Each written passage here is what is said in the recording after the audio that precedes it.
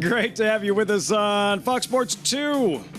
Live coverage from Oak Lawn Park in Aqueduct this afternoon. America's Day at the Races is always brought to you in part by America's Best Racing. For the love of the race, visit americasbestracing.net today. From the infield alongside multiple Grade 1 winning jockey Rajiv Mirage, I'm Laffit Pincay on the day after the day. Sensational Saturday of thoroughbred racing. Yesterday's Apple Blossom, the Count Fleet. Rajiv, we'll have a chance to recap all that in just a moment. But another 9-race program this afternoon. What are you looking forward to most?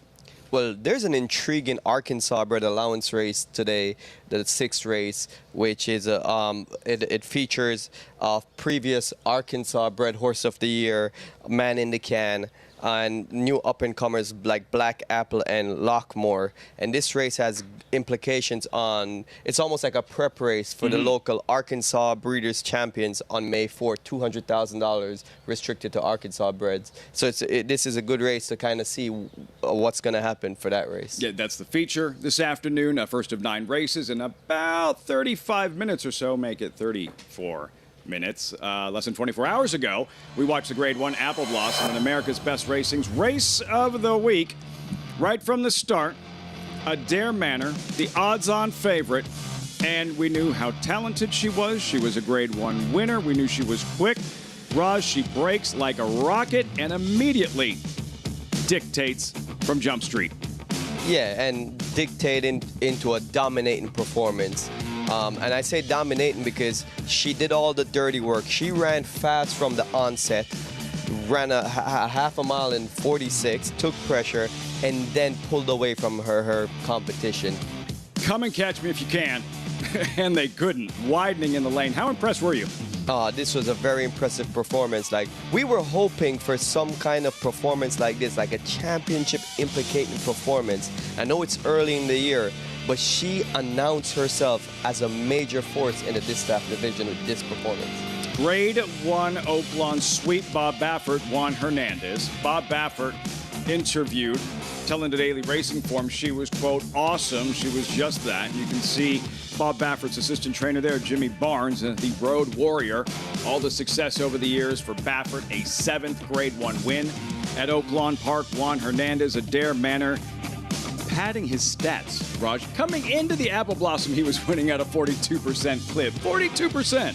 Yeah, and improving on those numbers. And like we talked about, Bob Baffert is targeting these big races. He's not coming here just to throw something against the wall. He brings horses here with live shots to win, and they perform when they come.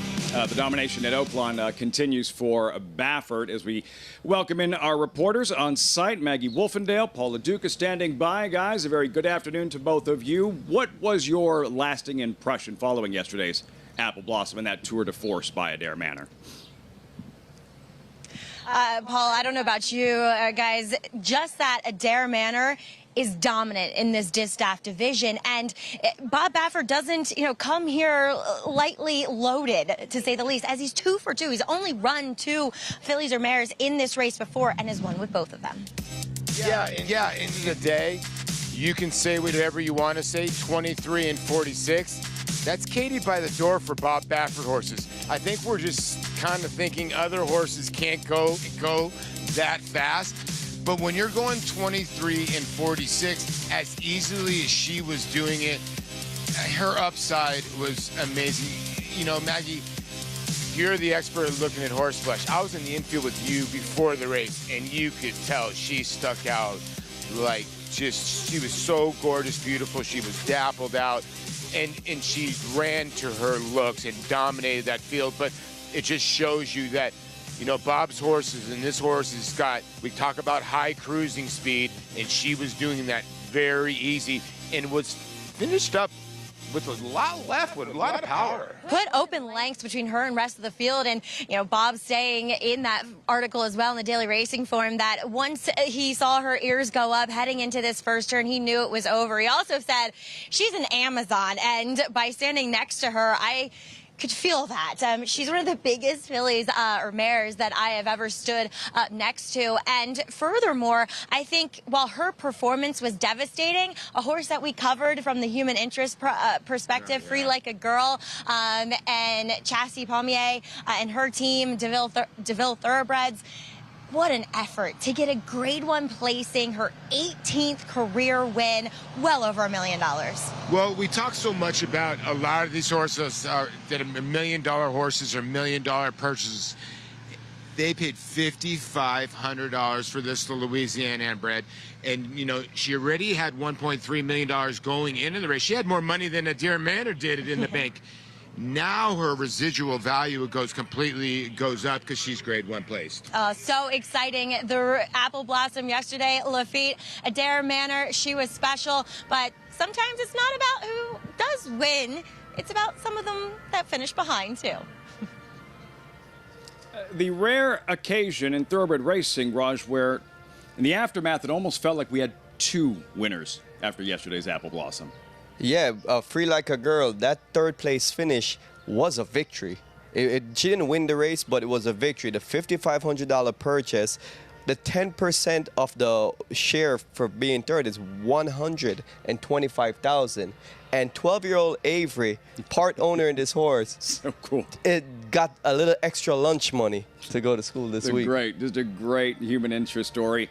Indeed, and a terrific race mare, the Louisiana bred Free Like a Girl. So as you can hear, we're getting set for the racing here at Oaklawn. We have a keep prep for a stakes race a little bit later on this afternoon as we welcome in Acacia Clement. Paul Vidarosa standing by in New York. What's going on, guys, at the Big A?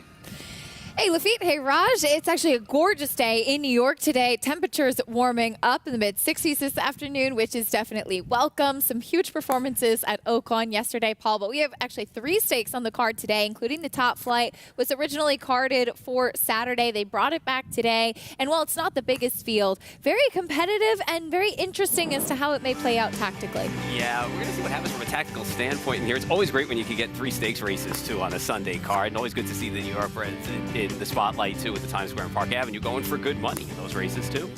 Absolutely, yeah, the New York Stallion Series there. So stallions based in the state of New York, having a great opportunity to highlight some horses that are by those local stallions. And here's a look at the field for the Top Flight. Early stakes action will be in race number 3 today. And Comparative, a horse that the crew over at Oaklawn well familiar with because that's where she's been recently. Won the Bayakoa 2 starts back. And while she was able to control a pretty easy pace on the front end, she was very game to dig in to hold on for the win late in the stretch. That's her calling card, right? I mean, that's what she does best. When she's good, she fights down the lane and she holds off other horses. And her job got a little bit easier when Hot and Sultry had problems to start in this race. However, Manny Franco, kudos to him. He's aggressive when he has to be. He put her on the front end and she fought. It was a big win for this horse who has a big pedigree.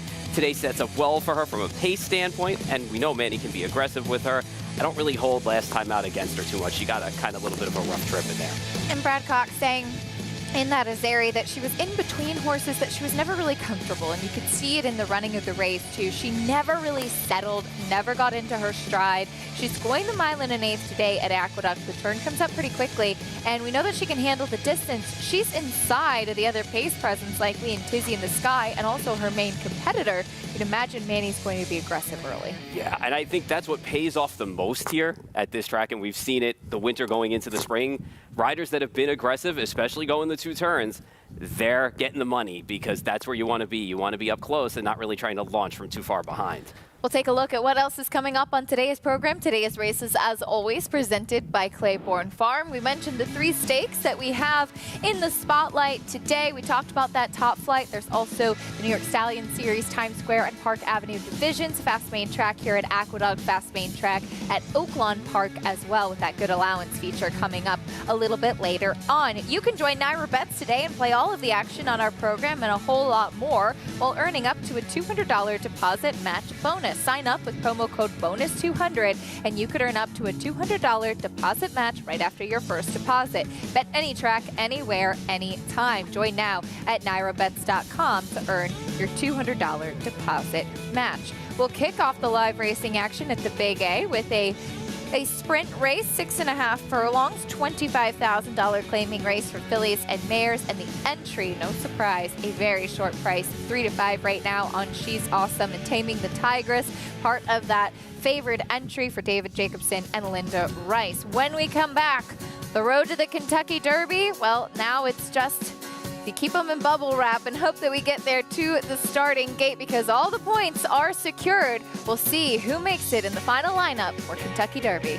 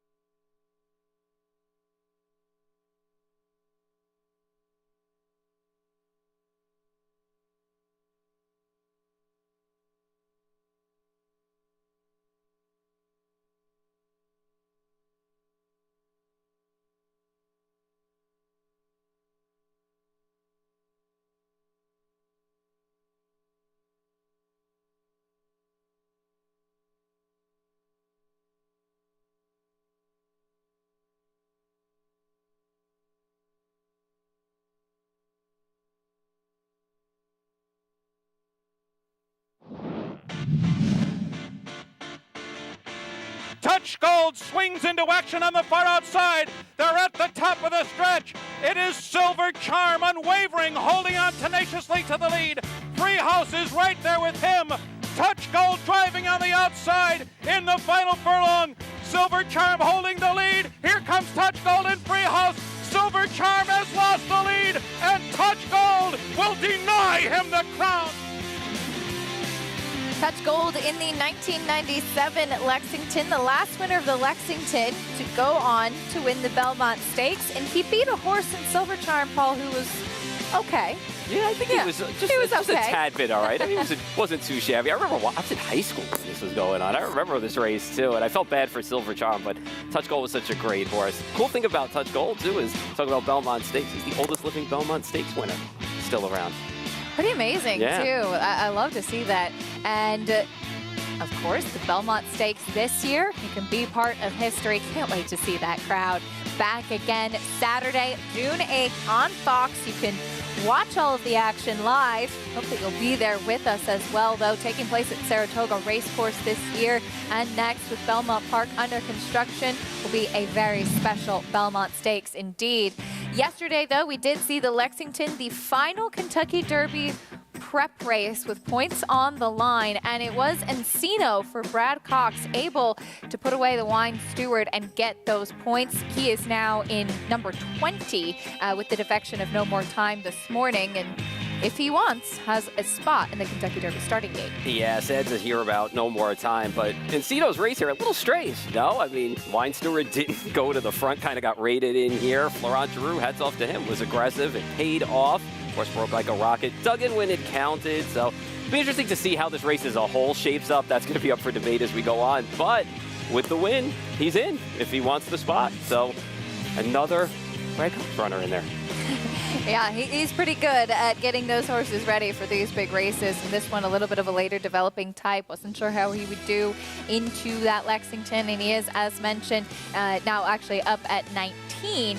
So if he wants to be Sierra Leone and Fierceness at the top of the list as far as the Kentucky Derby leaderboard presented by Spendthrift Farm is concerned. And we'll take a look at the opener at Aqueduct. Transitioning from our Kentucky Derby talk, don't worry, there'll be a lot more Kentucky Derby conversation over the next couple of weeks, getting ready for the first Saturday in May. Meeting the field, though, Paul, starting off with the David Jacobson train part of the entry, Taming the Tigress. So all the back class on this horse in here drops faced better. Sometimes you just don't know what to do with these Jacobson horses dropping down. Linda Rice trains She's Awesome. Yeah, drops and doesn't really, have a big advantage speed figure wise, but we'll see what happens in this race. Her slack time for the Cantermossi barn. Better effort last time out. Was under a ride, though, quite a bit from the start. Another drop in class for Violent Vixen. Last 2 wins for this horse has come right here at Aqueduct. Tactical Speed should play well in here. Layoff runner, Willful Desire. Dueled with a long shot before yielding. That was back in November. Comes off the layoff now for a new barn. First off the claim for Gustavo Rodriguez, as you mentioned, and another long shot to the outside. A bit of a quirky individual. Here's Ruffy's in Time. Yeah, he's a quirky little she's a quirky little horse, I should say, mare now. Drops has better races in the Figs. They've come on the off-going in the turf, though, so it's kind of tough to take in here. That's the field for the opener at Aqueduct. For more, as horses warm up on the track, we welcome in, for the first time today, Richard Migliori with us. Richie, what are you seeing from this favorite entry? Yeah, the first thing I'm looking for when I see horses taking this kind of money, 3 to 5 right now on the board, is there something I don't like? Is there a weakness? Is there some sort of a negative, comment I have? I can't come up with anything negative about either the one Taming the Tigress or the 1A She's Awesome. They look awesome. They're both dappled out, making really good impressions. I can't fault either one of them. As I also can't fault the 4, Violent Vixen, who will ultimately be my top selection, dropping in class and getting an apprentice aboard. Alicia Ruiz get a 5-pound break in the weight, so she gets in with 113, and kind of a makeover here with that drop and the blinkers off. But as good as the entry looked, she actually even took it a whole nother level up. I mean, just completely dappled out. And I like when a horse is in the paddock and they've got their head bowed and they kind of walk with that perpetual bow in their neck and just like all that energy coiled up, getting ready to be released. She really checked the boxes for me, Acacia. All right, Richie, thank you. Good news on Violent Vixen, as she had some things to prove today. As she dropped in for the 50,000 last time, chasing and just totally flat in that effort. And she was running before that against much tougher, as this is a race back in December when she finished second at Laurel Park. She drops again today, Paul, but I think Charlie Baker just saying, listen, I've got to do something else to get her to the winner's circle. Yeah, it was interesting when you look at her 2023, too. She was on the turf a few times. They protected her all year. She didn't run for that tag. And actually, her last really solid race, the race that we're looking at here, came without the blinkers as well. So I think today she's got tactical speed. It plays well in here with the drop. Her last 2 wins have come right here. They produced 80 and 81 Beyer speed figures. And she projects to get a good trip in here. And I'll take her over a 2 to 5 entry in here, especially after hearing Mig saying she looked really good down in the paddock. She's certainly logical on the additional drop in class. For even more on this field, we'll also welcome in Jonathan Kinchin here with us. JK, are you sticking with the entry or going elsewhere? Well, I don't want to stick with the entry. Entries are annoying. We've talked about it on this show a lot. You're forcing me to take 2 horses, but I only want 1. And unfortunately, the price is affected because people can't get enough of a buy one, get one free. And that's exactly what entries are. You buy She's Awesome, the 1A, and you get the one Taming the Tigress as well. I don't like Taming the Tigress. I like She's Awesome. I think she's a horse that's really going to appreciate the 6.5. I thought she ran extremely well last time. She's forward. She finishes her races. And you look, she was second and third going 6 furlongs prior to that. Her last 2 wins have gone at 6.5. Look, I know there's a huge difference in between 6 and 7 and how these races are run. But I think that the 6.5 is actually a very unique distance. I've talked about it very often. I feel like closers, horses that can finish, that extra half a furlong actually matters in those races when I think a lot of people think the bigger difference is between 6 and 7. I think She's Awesome is going to be extremely tough in here. Unfortunately, you can't really bet her to win because of the win price and the way the win price is going to go. But thank goodness, you look to the right there, you see that pick 5 pool is growing. You sure can single the 1 here to get started in this pick 5. A good tactic, JK, thank you. And then hopefully pick up some prices a little bit later on in the sequence with the early pick 5 kicking off here. You do have the Top Flight as part of that sequence, as well as the New York Stallion Series Times Square division for the 3-year-olds, which will be in race number 5. Looking forward to those New York Stallion Series races, again, for horses sired by New York Stallions. I think it's always a fun opportunity, Paul, to give a chance to highlight some of those stallions here in the state of New York. Yeah, 100%. And the program and the way that they've built it up now, the purses are excellent. It's always good to take a shot with the New York Stallion and get those New York breds and run them through the conditions here and in the stakes races too, if you can.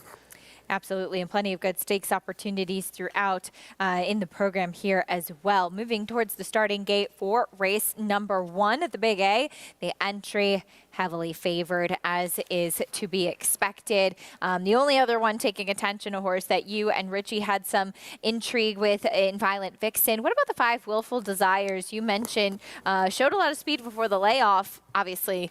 The break, going to be a question, is she ready in this spot? And the horse took money, too, at quite a bit of starts before going on that layoff. From a pace perspective, she has an advantage in here. She's probably the fastest out of this group and should be on the lead in here. Just question if she's going to need a race off the break. And Gustavo Rodriguez's numbers are not that great coming off of these kind of layoffs in here. But make no mistake, she's quick out of the gate. And if she gets out, she should be in front in here. See if she's ready to roll off the bench. Also some questions off the claim too. What is she going to do in the new barn? Though again, they picked her up back in November. So been waiting for this opportunity, and good to see her coming back and in a protected spot as well. Loading in for the opener. Good luck if you're playing the early pick 5. A nice pool growing here. 1-4 on the favorite entry. Chris Griffin has the call. Race 1 live at Aqueduct. She's Awesome. Rubies in time.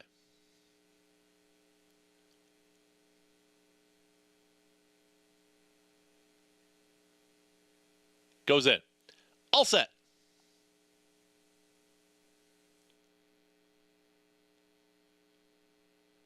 And they're off.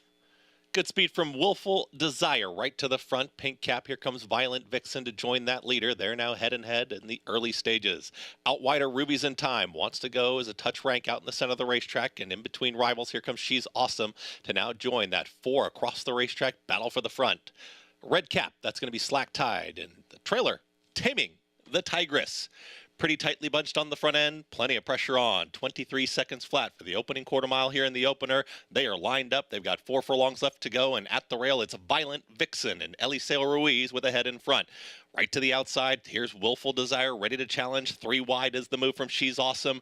Rubies in Time, trying to get more settled here. 4 wide rally as they get set to reach a quarter mile left to go. And now She's Awesome has taken command. It's She's Awesome. Hand ride right now as they reach the top of the stretch. Not going away, though, is Violent Vixen, who battles on towards the inside. It's She's Awesome trying to open up and is doing just that. She's Awesome is now a length and a half clear. It's She's Awesome trying to get away. Violent Vixen is very game towards the inside. Here comes the entry mate. Taming the Tigress is trying to catch She's Awesome, but She's Awesome is up by 2, and the favorite will oblige in the opener. It's all She's Awesome gets it done. She's Awesome over Violent Vixen, then Taming the Tigress, Rubies in Time, and Willful Desire in 1 minute 16 and 4. She's Awesome, part of the entry, dropping out of starter allowance company. She just was a bit better than what she faced today. Yeah, just too much for this group. And you can see Jose Lezcano just had her in great position, 3 wide. And they mixed it up a bit up front. All credit to the 4. Actually broke well and went straight to the top and held that rail position. But She's Awesome. Was awesome today. Got nice 3 wide trip in there and kicked on clear against this group. And obviously, clearly, the drop helped this horse today. She lived up to her name today. She's Awesome over Violent Vixen, who was aggressively handled early. A bit of a scramble early on in the race as well. 1A, 4, lane 1, and the 6 revision time at a big price, who was forwardly placed today. And she actually hung on to be right up there as well. But she's awesome. Always dangerous, Jose Loscano and Linda Rice. Yeah, that's a great team. They had a good winter together, don't you think? Yes, they did. Opening day of the spring meet, 5 wins together, and the momentum has not really slowed down. She's awesome. Pretty proud of herself on her way back to the winner's circle. Prices and more when we come back, and we'll continue reflecting all of the exciting stakes action from Oaklawn Park yesterday. Back-to-back wins in the Count Fleet for the uber impressive Skelly. He's certainly been getting a big fan club down at Oaklawn.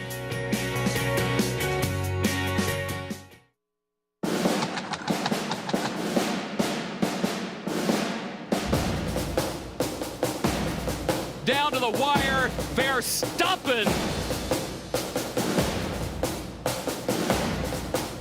Here's the finish. Ancient roll. War Bomber's won the King Edward.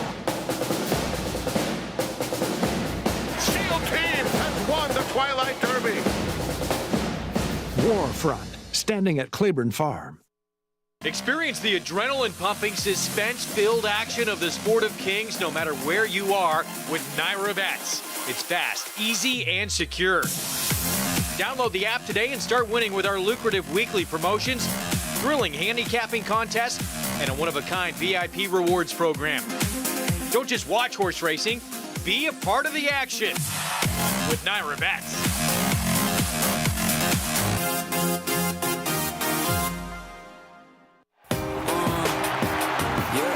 Charlatan is back, and he turns it on with 1/8 of a mile to go. Express Train moves into second. Nashville dropping out of it, and then Collusion Illusion. What a spectacular return for Charlatan, who will romp in the run-happy Malibu Stakes by 4.5 emphatic lengths. Charlatan, ultra impressive. It's a new day for a new king. Thoroughbred Racing is taking vital steps to make our sports safer.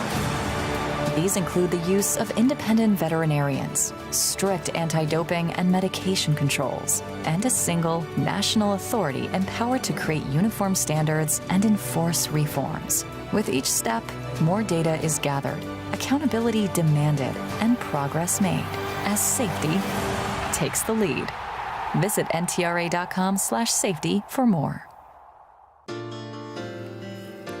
We're back on America's Day at the Races on this beautiful Sunday afternoon. Glad to have you with us here at Aqueduct. We saw the entry dominant in the first race of the day. She's awesome, living up to her name, and just finding her friends better than her competition today, Paul. Yeah, it looked good, too, doing it. Spent 3 wide basically all the way around and was in hand and still got the job done. And actually, in Violent Vixen's case, I'm not even so mad. If you're going to lose the best way. And Alicia Ruiz went right to the front with that horse and held his rail position there, and she ran a good race. Yeah, it was the right move for sure. Entry $2.60 winner, as we have another entry, unfortunately, in the next race, race 2, 8 to 5 on this one for Chad Brown and Virtual Reality and Pitch Clock. This is a nice allowance race for fillies and mares, 3-year-olds and up. But before we get to that, as we mentioned before the break, Skelly was one of the stars yesterday at Oaklawn Park. Lafitte, Raj, boy, he was impressive. Fast, fast, fast. We're in that tent, in case anyone was wondering. Skelly, though, yeah, who stole the show, much like a Dare Manor going wire to wire in the Apple Blossom. It was an afternoon where the superstars were doing superstar things. And for Skelly, not the way they drew it up at the chalkboard. No, Rajiv, a sluggish start getting out of the gate. Yeah, he stumbled a bit. He broke last, but he quickly recovered. And that's one of the greatest things about this horse. He's just so naturally fast. The jockey doesn't have to do too much on him to get him in gear. And he just does it well within himself. Cleared the field once he got his legs under him, and the race was over. It's only a question of how far. That sprinter who will give you a second move doesn't do everything on one breath. Even Steve Asmussen, nobody closer to this colt than his trainer naturally, and even he is taken aback and almost speechless, almost in disbelief at what Skelly goes out there and does, seemingly within himself, as fast as he runs. And with that performance yesterday, you see a fired up Ricardo Santana, Rajiv, his 7th count fleet, Asmussen's 6th count fleet. And for Skelly, he goes back-to-back, becoming the 5th horse to do so. Yeah, I mean, this team has been pretty much in control of this race. And this race has produced so many good horses over the years. And so these horses use the Count fleet into a good season overall. You look at that list, Matoli, Skelly, Maggie and Paul, a horse like Whitmore, who won the Count fleet 3 separate times. Might be time to bump this thing up from a grade 3 moving forward. Fair point, Lafitte. Rightfully so. You've seen so many really good sprinters that go on and have monster seasons throughout the year, Paul, win this race.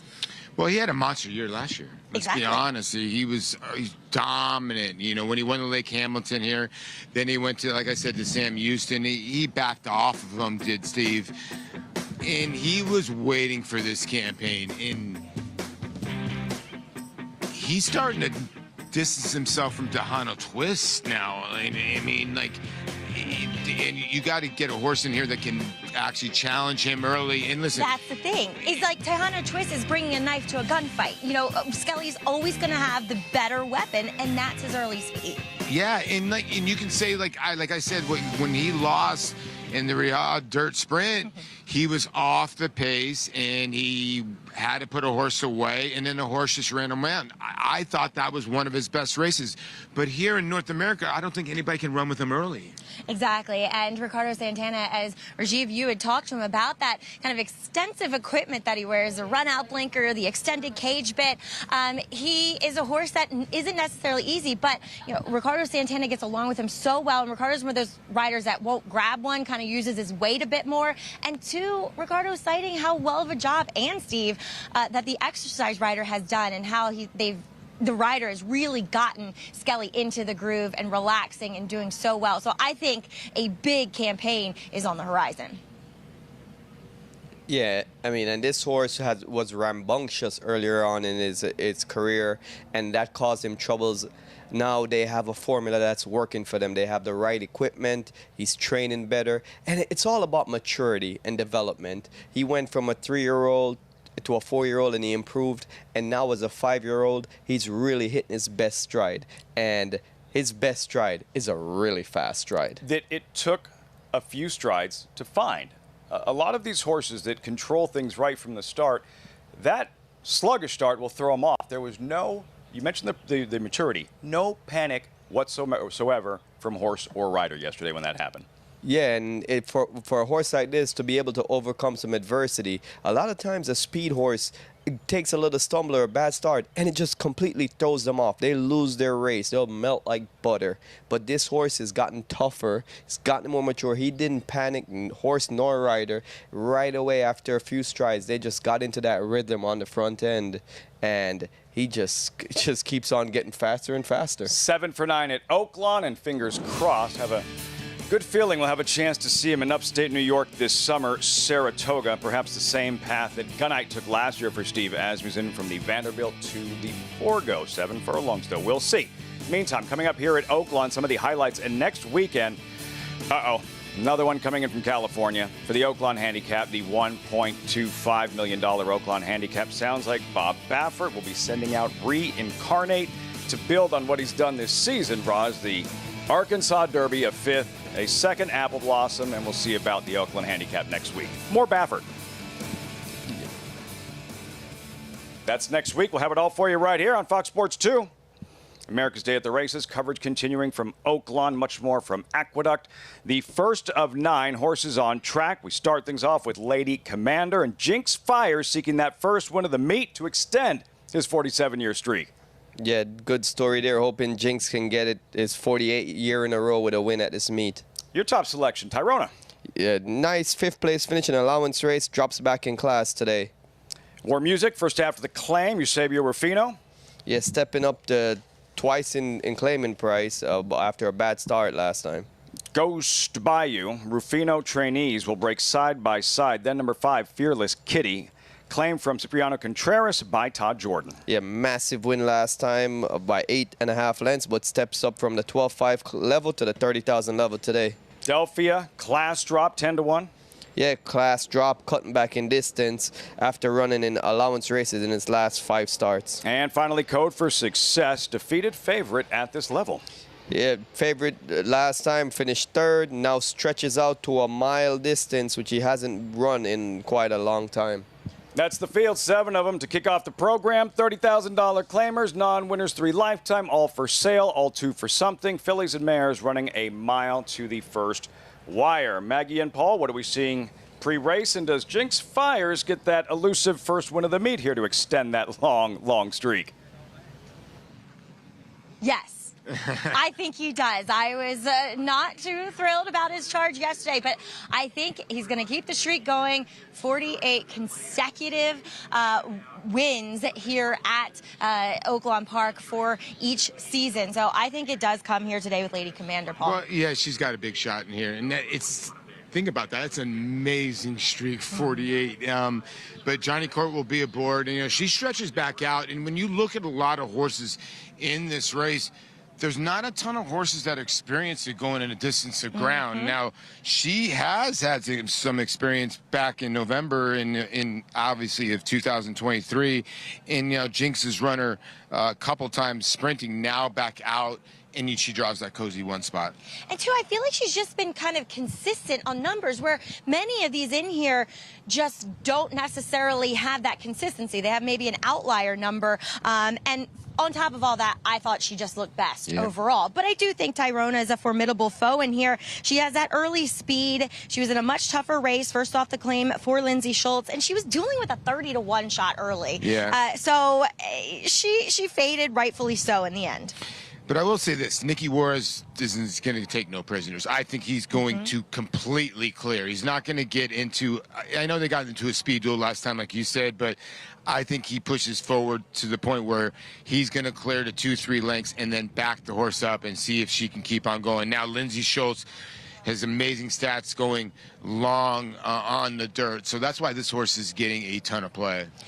She looked the part, too. Now, you found Fearless Christie a little bit interesting. Off the short turnaround, first off the claim here for Todd Jordan. Well, the only thing about this filly is she's the most experienced horse around 2 turns. Like I said, if you look at the 3, the 4, even the 1 and the 2, and even the 7. You look at the 7, Code for Success, who's 2-1 as well. 2 races around 2 turns with no placing. So the 5 is the most accomplished horse around 2 turns. So that's why I think she's the best value at 6-1. But Lafitte, that big race coming on a sloppy track last time out. We are fast today. Fast track here indeed. Let's see if Jinx Fires with number 1 Lady Commander, looking for a win at Oaklawn for a 48th consecutive season. It's post time. Running at Oaklawn Park. Ghost Bayou gets the first call of the day, is on the lead. Fearless Christie takes back to second early. Code for Success strides level with Fearless Christie to be a joint second. Tyrona inside of that pair into the turn. War Music, the gray horse, is next with Delphia. And the trailer is Lady Commander getting off the rail into about the 3 path to get out on the outside around the clubhouse turn here. Ghost Bayou is the leader at 3/4 of a length. Code for Success in the second spot. Fearless Christie third, along with Tyrona. They're side by side. Delphia nice and relaxed in the 5th position. 3 lengths off the lead. A length to Lady Commander, a little bit eager on the outside. Is moving up level with Delphia, and War Music drops to the back of the pack. And she's racing alone, 7 behind. Down the back stretch they go. 24-1 that first opening quarter mile.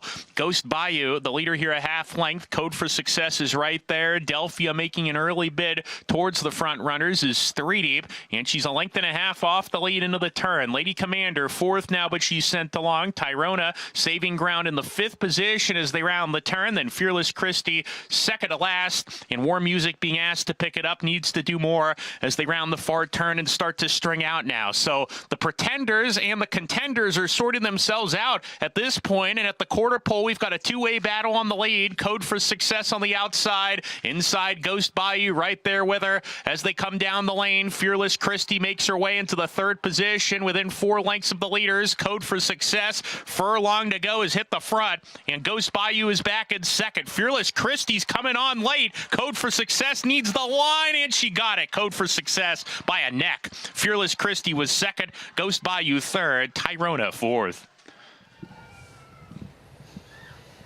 Things got very interesting late, while Fearless Kitty, you see on the gallop out, not able to get up in time. Fortunately for Code for Success, Raj, they were running to the first wire. Yeah, the race was won on the run into the first turn. When Rafael Bejarano aboard the 7 Code for Success, he was able to set up shop just outside the pace setters. And we talk about this in this short run stretch in the 1 flat mile races. You need to be in position coming off the turn. What happens with the favorite number 2, Tyrona? Tyrona had a rough trip going into the first turn. It was boxed in. Nick was trying to get a position, but he started running up on top of heels, and he was in kind of a sticky situation here. That looked like her own doing, like she just wasn't comfortable inside of there. Yeah, she got a bit keen. He was trying to get her settled, but because the pace was slow, she has a faster pace than what was in front of her. She was running off behind horses, and he wasn't able to get her regulated and comfortable. Not a fun feeling for a rider. No, it could be scary there. If you run up too close, you can potentially clip heels, which is stepping on the horse's leg in front of you, and that's the most situation where you can actually fall off the horse. It's dicey. Tyrona, the favorite, defeated. Jinx Fires, the mare he trains, Lady Commander, trying to extend that streak. She was wide out in the center of the racetrack and really never threatened. Opening the door for Code for Success. And Rafael Bejarano, Chris Hartman strike in the opener. 7, 5, 4, 2. Results when we return. Plus Javier Castellano.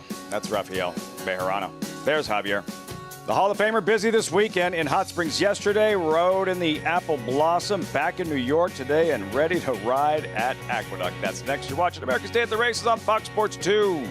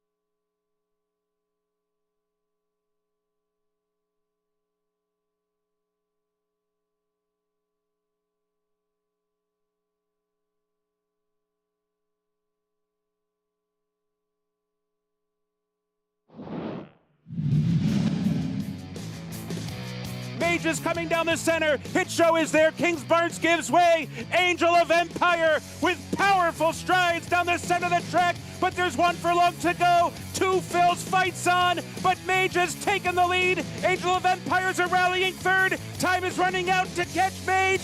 Mage digs down deep, urged onto the wire to win the Derby.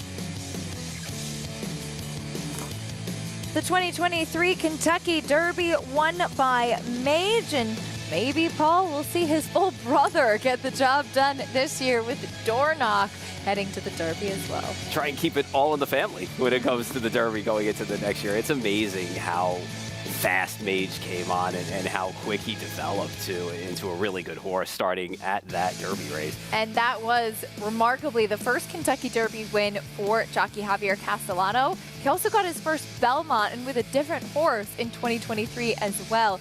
He had 7 Grade 1 victories in the last calendar year, also picking up a record 7th Travers. It's crazy to think, too, and I had mentioned it last year on some shows, that it was the resurgence, and I didn't want to use that word, resurgence, of Javier Castellano, because he's ridden well for so many years, but just some years you get the horses, things fall into place, and you're just at the top of your game, and he was in 2023 with a lot of those big races. When the money was on the line and the big races were there, Javier showed up.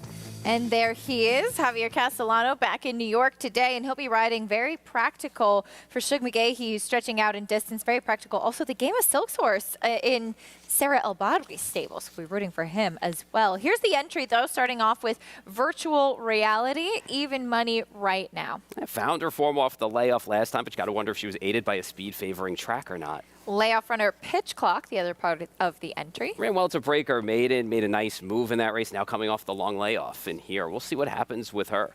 Here's Sweet Mystery cutting back in distance. I like this horse. Things got a little bit tight last time out when hustled for position. I think the one-turn mile is going to hit her right between the eyes in here. I love the turn back for her. She's been very consistent as well. On her toes, there's Mongolian Panther. I guess the question is, does she want the mile distance? But she's run all right form against some decent horses, so we'll see what she does at a price. She's 7-1 right now. There's another price, a very consistent mare, Risk Free. Yeah, loves those second place finishes, but finally got that maiden win back in January. I was happy for her. Against winners so far, she's been back to risk free things.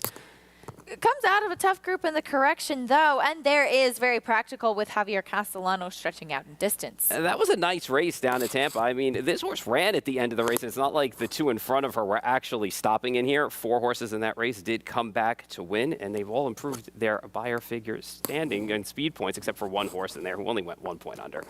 That does include Camera, the 3rd place finisher that day, who we saw win and break her maiden here in New York the other afternoon. For more on the horses on the track, let's check in with Richie. Yeah, first things, Keisha, we got a little bit of a change in the weather here. We had the warm air coming from the north with that cooler air coming off of Jamaica Bay, and we've got some rain going on, supposed to stop in about 7 minutes. So I don't think it's any major event, but we're getting a little bit of a bay effect rain, if you will. Entry looks fantastic. Virtual Reality and the 1A Pitch Clock, can't fault either of them. Virtual Reality certainly with a little more recency. She's had to get a little bit heated up here in the paddock, and even as she went off on the gallop, going to be interested to see how she walks to the gate. But out of the two, I actually prefer the 1A Pitch Clock. She's coming off the layoff. She doesn't have the same recency, but you know, it's a Chad Brown runner. They're usually that's not a factor, you know, layoffs, and she looks fantastic. A big, really strong filly by Commissioner. The 2-horse, she's my top selection, Sweet Mystery. I agree with you guys about the turn back. I think Amandate's just stretching her a little bit to her outer limits. She does have 2 wins at the distance out of her 3 lifetime wins. Does have to work out a trip from the rail. Not always the handiest away from the gate. So, you know, just something we keep an eye on. And I would be remiss not to talk about the 5 Risk Free. Here's a filly that's earned $321,000 with 1 win, 10 seconds. She's honest, she's hickory, she shows up, she likes to run with horses, maybe not so much by horses, but this is the best I've ever seen her look, and she's adorable type. She ran 14 times last year, her 5th start this year, and her coat is the best I've ever seen it. Hydrated look to her, dappled out, and carrying very good weight. Richie, thank you. Risk Free, the biggest price on the board. And while, yeah, it's hard to trust her sometimes as a win candidate, she's one that you could potentially look at and say she's the biggest price. Why couldn't she grab a share in here? She often shows up in these kinds of efforts to grab a piece. Yeah, fill out your exacta with a 13-to-1 shot. I can think of worse things to do than that. Listen, I'm impressed with the weather that Mig gave out. Richie missed his calling as a meteorologist. Yeah, I'm telling you, he can step up here. He's going to give Jim Cantore a run for his money out there. Next thing, we're going to see Mig out in the Hurricanes and toughing it out. Mig's tough enough to do that. He's tough as nails. He could do that. Yeah. I love it. 13-to-1 on risk free. As far as the entry is concerned, Richie giving high marks to Pitch Clock, who she did win nicely with an 82 Beyer speed figure, but that was back at June in Belmont. We haven't seen her since then. So there's always a question of where has she been? What are we going to get from her today? But of course, with the barn, you do expect him to be ready off the bench. Yeah, usually Chad Brown does have these horses ready to fire and sending the horse a mile as well. And in this race here, I mean, she ran well in here, all things considered, and she was the favorite that day. And it's not like horses like Stunningly and Portage ran poorly after that. They ran well in subsequent starts after that. I guess the layoff is the bit of a concern. It always gives pause when you're taking that much time off, but Chad's always got them ready to come back in here. And from a pace standpoint, I guess a horse like Virtual Reality is going to be up there and cutting the pace somewhat. So take Target as your entry mate in there and see what happens. I wouldn't expect this horse to be too far behind, though. Virtual Reality, though, she does have a bit of the recency. Jonathan Kinchin still with us. JK, what do you make of her? Yeah, I mean, look, this has been a nice little start with a couple of entries to get started here on a Sunday. I wonder how many people played the all-one pick 3 to get started. The 1 looks tough in the next race as well. Look, I think both of these horses are live, different than the last entry we saw a little bit earlier. I only thought that one of those horses was live, the winner. These both could win. I'm going to side ultimately with Virtual Reality just to kind of pick the one that I like the most. This horse is tactical, has some speed, isn't drawn in the 1 hole, is drawn in the 4, in the middle of the field, so should be able to pop away from there. I just thought that this one looked extremely likely. However, Pitch Clock is another one that makes a lot of sense. I think some people will fall for the 6, very practical. I've never been one who makes the assumption that a closing sprinter wants to go longer. I think even more often it's the opposite. Closing sprinters want to go shorter. It kind of intensifies their run, intensifies their late kick, and when you stretch them out a little bit further, it dulls that late kick. And I feel like that's who very practical the 6 horse might be in here. Didn't run particularly fast from a speed figure standpoint last time. Also got a big setup last time. That's why I ended up with the entry here, the 1 and the 1A, but the 1 will be my official top pick. And also, Acacia, you're right. I think Mig would be good at anything he did. Talented fella. He's so versatile. I agree, Jonathan. Thank you. There is Sweet Mystery. Paul, I know you had some interest in her, as did Richie. Yeah, you know, I just take a look at the last race. I just think a 1 1/8 is just asking a lot for her. And things got a little bit tight when they got into the first turn. Trevor hustled her for position in that race. I think the cutback to the mile is going to suit this horse fine. Just hope for a good break from the rail position. Makes the switch today to Dylan Davis. Dill's been riding lights out, as we know. So maybe just get some position in here and be forward as opposed to having to be a little bit further back from that 1 hole that horse is breaking from. Yeah, and usual jockey Trevor McCarthy should be noticed riding Pitch Clock. I would imagine the appeal of riding for Chad Brown always going to be one that you don't pass up, and so a very, very fine replacement with Dylan Davis. But she is a little bit of a quirky type of mare, but he can be aggressive and has been very decisive in his rides. We'll see how it plays out with race number 2 going to the gate here at Aqueduct. Chris Griffin has the call.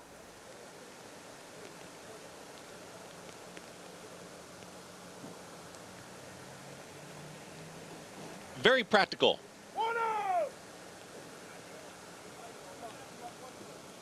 Is in. All set. And they're off.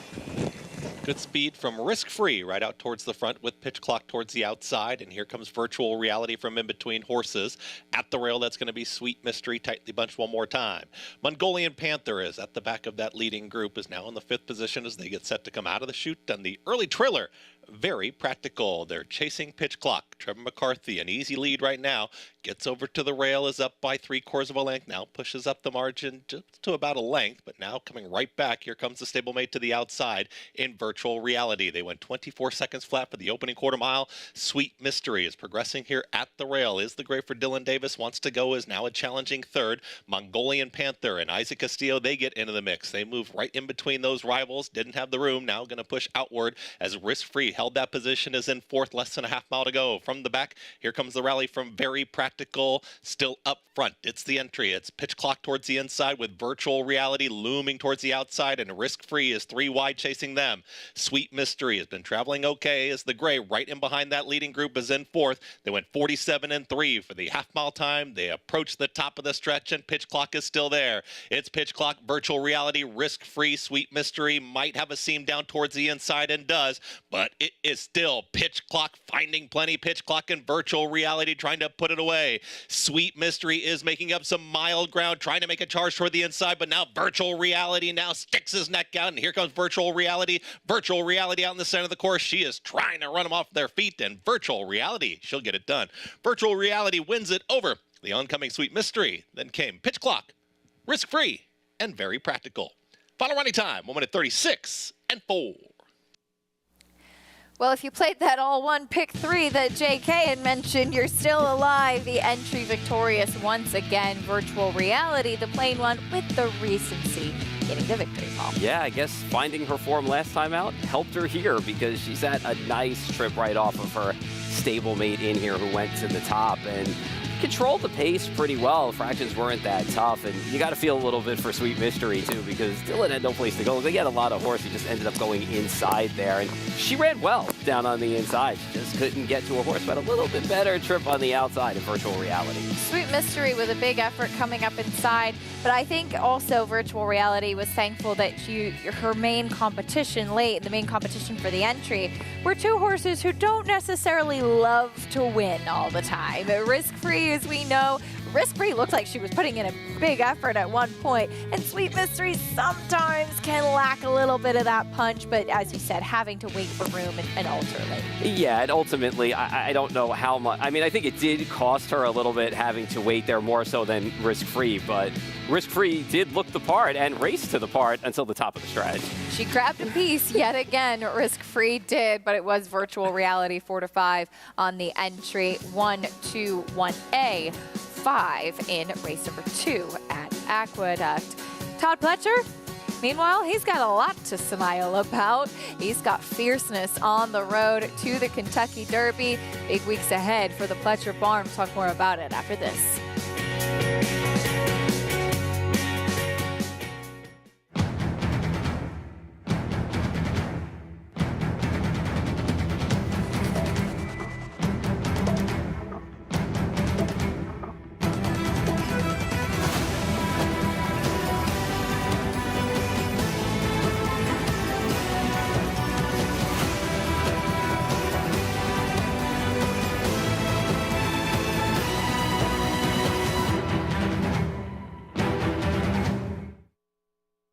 The Cross Country Pick 5 combines the best racing from New York with top races from around the country in one bet. Find it in your track menu and play every race day. Races are posted weekly at NYRA.com/crosscountry. General admission tickets are on sale now for the Belmont Stakes Racing Festival at Saratoga, June 6th through 9th. Admission is just $10 on Thursday as well as on Sunday for this historic event. Visit BelmontStakes.com/tickets today. And they're off in the Curlin, Florida Derby.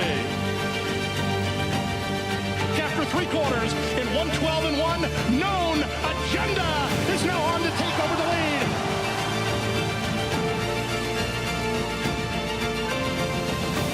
It's Known Agenda for St. Elias Stable. Florida Derby winner, Known Agenda. Racetrack Television Network brings you every race, from every track, on every screen, every day. With monthly packages starting as low as $5, RTN gives you great value and access to more live HD streaming and race replays than anyone. Visit RTN.tv today to sign up and watch on almost any device, including Roku and Amazon Fire. RTN has packages that start at $5 per month.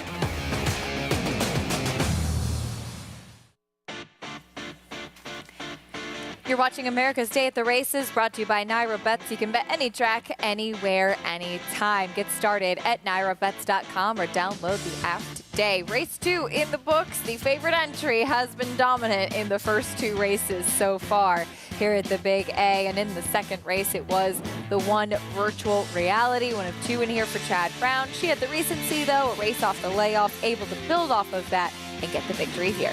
Yes, had a good trip behind her entry mate who set the pace. And as you said before we went to break, a couple of horses taking runs at her there that sometimes just are a little camera shy in Sweet Mystery and Risk Free. But you know what? This was a good effort for this horse because there was a little question as well. The last race was on a muddy track, so you wonder that figure if it was a little high because the fast track races prior to that were nothing really to speak of. So it's good to see that this horse built off on that last race and that figure. Has taken a step forward, coming back now as a 4-year-old $3.70 winner over Sweet Mystery, who picks up another second place finish. Stakes action coming up in race number 3, the Top Flight, originally planned for Saturday. They brought it back as an extra for Sunday, able to get an additional horse in there, Towhead joining the group for the Top Flight. And so we're glad to have it here on Sunday's card. A mile and an eighth on the main track, 4-year-olds and up, Phileas and Mares, and does seem to be on paper and on the board a race between the likes of Comparative and Tizzy in the Sky.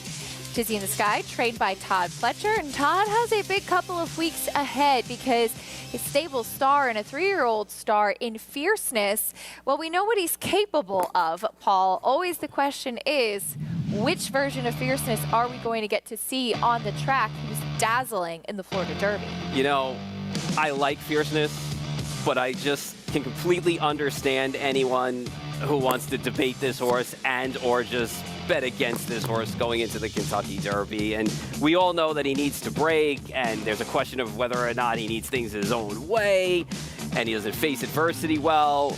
Personally speaking, I like horses that have gotten a little punch in the face during some of these prep races, overcame their adversity a little bit. But it's important to note, when you look at all of the horses, from a talent standpoint, he may be the most talented horse in the field. Doesn't mean he's necessarily going to win, because you have to get lucky to win the Derby. Nobody gives anybody a break in there. I wouldn't even give my mother a break in the Kentucky Derby, to be honest with you, if I had a chance to win. But it's something to, you know, recognize, and it matters here that he is a very talented horse, and if his mind is right and he breaks well, he's going to be tough in here. It's just, what kind of price are you going to take on him in a 20-horse field, and will these things happen? Yeah, the question is, will he be able to overcome any trouble that he is bound to find with 19 other horses running with him? Todd Fletcher certainly knows how to win the Kentucky Derby. One of Mike Rapoli looking for his first, and not get to run in the Derby with Forte last year. Back in a similar situation with the 2-year-old champ and Florida Derby winner in Fierceness, who is second on the Kentucky Derby leaderboard presented by Spendthrift Farm. The leader of that points group, though, is Sierra Leone, winner of the Bluegrass, who has a totally opposite running style to Fierceness. And will be interesting to see how all of the trips play out, as that is always a big conversation for the Derby. Yeah, and you know, it's going to depend on your post position draw. It's going to depend on how well you break from the starting gate there, if you're going to get bumped, if you're going to get knocked around, how far back you're going to be early, the charge into the first turn. There's a lot of long shots you can like in here, too. But I think a couple of those horses do stand out. Fierceness stands out, and Sierra Leone stands out. And, you know, when you get past those two, then it's dealer's choice. It's really who you like, where they line up for the big day. I'm a Just Steel guy. I like Just Steel a little bit at a price, too. We'll see what we can do with him when the draw happens. Speaking of Todd Fletcher, though, he will be looking ahead with Fierceness, but he has a chance to win a stake coming up. Tizzy in the Sky for the Fletcher barn, actually highlighted as the even money favorite right now over Comparative, the 84th running of the Top Flight. When we come back, we'll see if Tizzy in the Sky can pick up the first stakes victory of her career.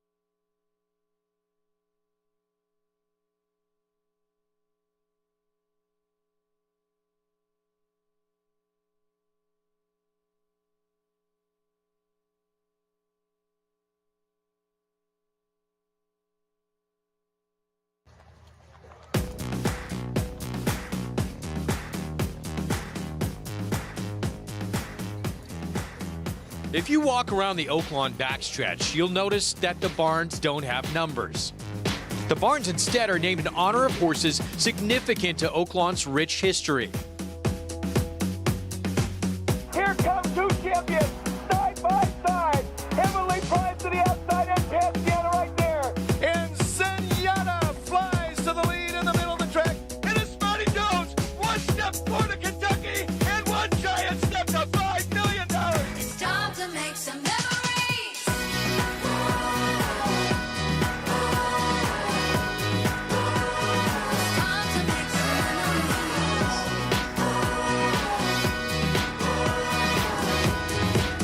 American Pharoah, breathtaking in a mesmerizing performance.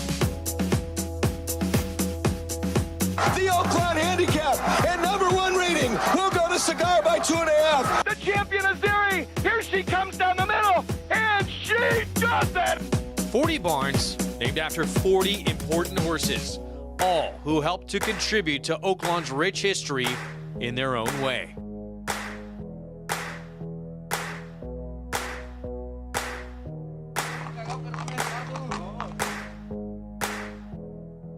Curlin is going to decimate this field, winning the Arkansas Derby by 9 lengths.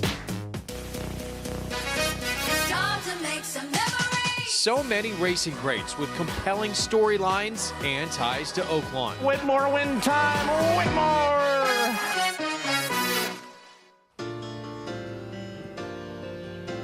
The superstars, legends, Hall of Famers who've graced these grounds. Welcome back to Oaklawn Park.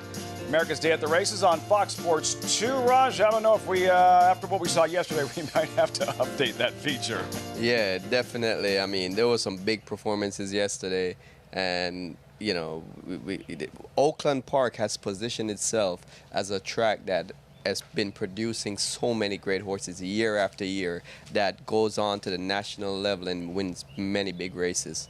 Perfect segue from Hot Springs towards the Kentucky Derby, and how productive that particular trail has been, and how productive will it be this year. And some of the marquee winners we've seen this meet. Unfortunately, we won't have a chance to see Muth in the Arkansas Derby, in the Kentucky Derby. We would think the Preakness, Adair Manor, sensational yesterday afternoon. And at the bottom of the screen, you see Catching Freedom on New Year's Day in that smashing win in the Smarty Jones.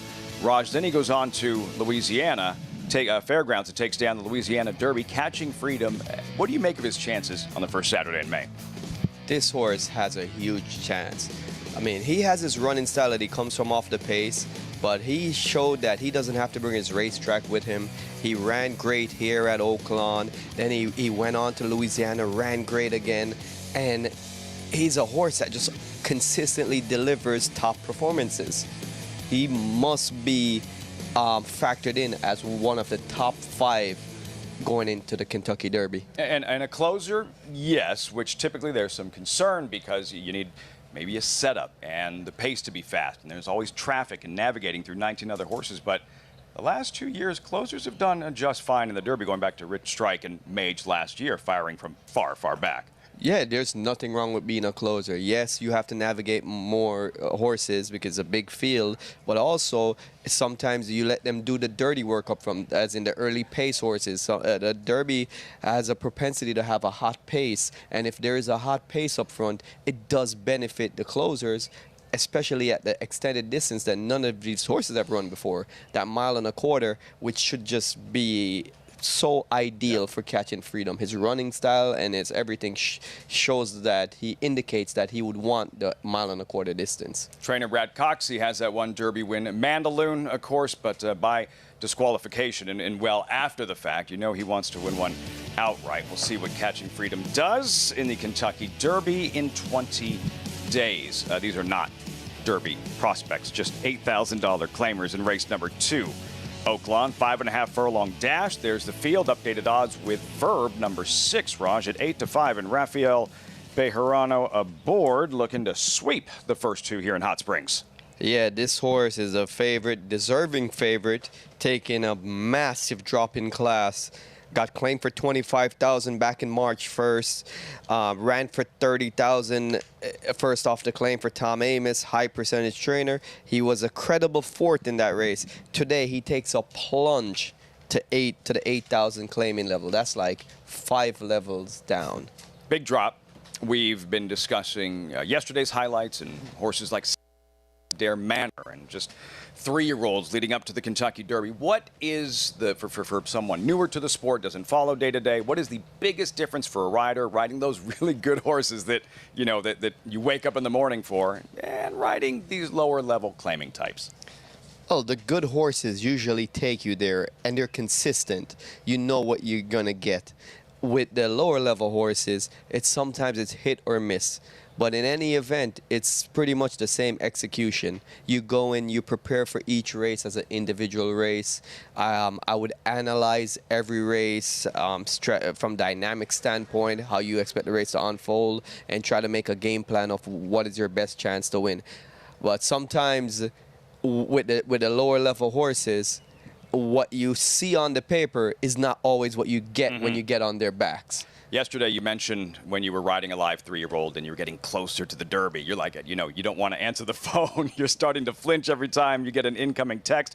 Put the horse in bubble wrap. What about the jockey? Would you prefer to ride in less races in those couple of weeks leading up to the Derby or leading up to a major horse racing event? You would prefer to. It's a double-edged sword because you would want to also bubble wrap yourself as best as you can. Because imagine losing a Derby mount because you have an accident in a low-level claimer. However, it just doesn't work like that. You still have to protect your business and you can't turn down opportunities to ride daily. So that'll come back and hurt you in the end. That will come back and hurt you. So it's a double-edged sword. I think you should be more careful when you're getting closer and closer to Derby, especially with the cheaper races. At the gate for the second at Oaklawn Post time, here's Matt Dinneman. Kitten, those odds could change, but that's where we sit as Wildfire makes his way to the outside post. We're ready to go. And they're off. Blue and his crew caught him in a good line. Drill's Little Man sent for speed. Verb is out there, very alert today. And Verb has a head lead on Drill's Little Man. Here comes on the inside Mystery Man to be part of the action. Mystery Man inside. Drill's Little Man's right there. Verb 3 deep. Whooping J farther out, easing off the speed. Isn't quick enough to go with those front runners into the turn. He's 4 wide. Wildfire parked 5 deep into the turn. Racing alone in 5th, 4 behind. A length and a half to Rhea. Palace Kitten. 3rd last. Pull My Chain sent along, dropping back. DeSoto's War joins him as they round the turn and approach the top of the lane. Mystery Man on the lead here with Verb, who's 3 wide on the scene. And Drill's Little Man, the first one out of that trio to blink. He's dropping out. Verb takes the lead at the top of the lane. Mystery Man moving with him. Drill's Little Man ducking to the inside but weakens. Palace Kitten is coming on. And Wildfire, they're moving quickly after Verb, who needs the line badly, but he's getting tired now. Here comes Palace Kitten between horses to take command. Palace Kitten goes on to score. Wildfire's second over Verb, who tired in the final furlong. Got 3rd, though, and Mystery Man checked in 4th. What a meet. Leading rider, Christian Torres strikes Palace Kitten. Your top selection, Raj, 5-2, rallying in between horses. Yeah, I mean, Verb, the favorite, taking that big plunge in class, was on the lead, had a good trip, but it was a suspicious drop in class. And Palace Kitten just came with that nice, powerful stretch run.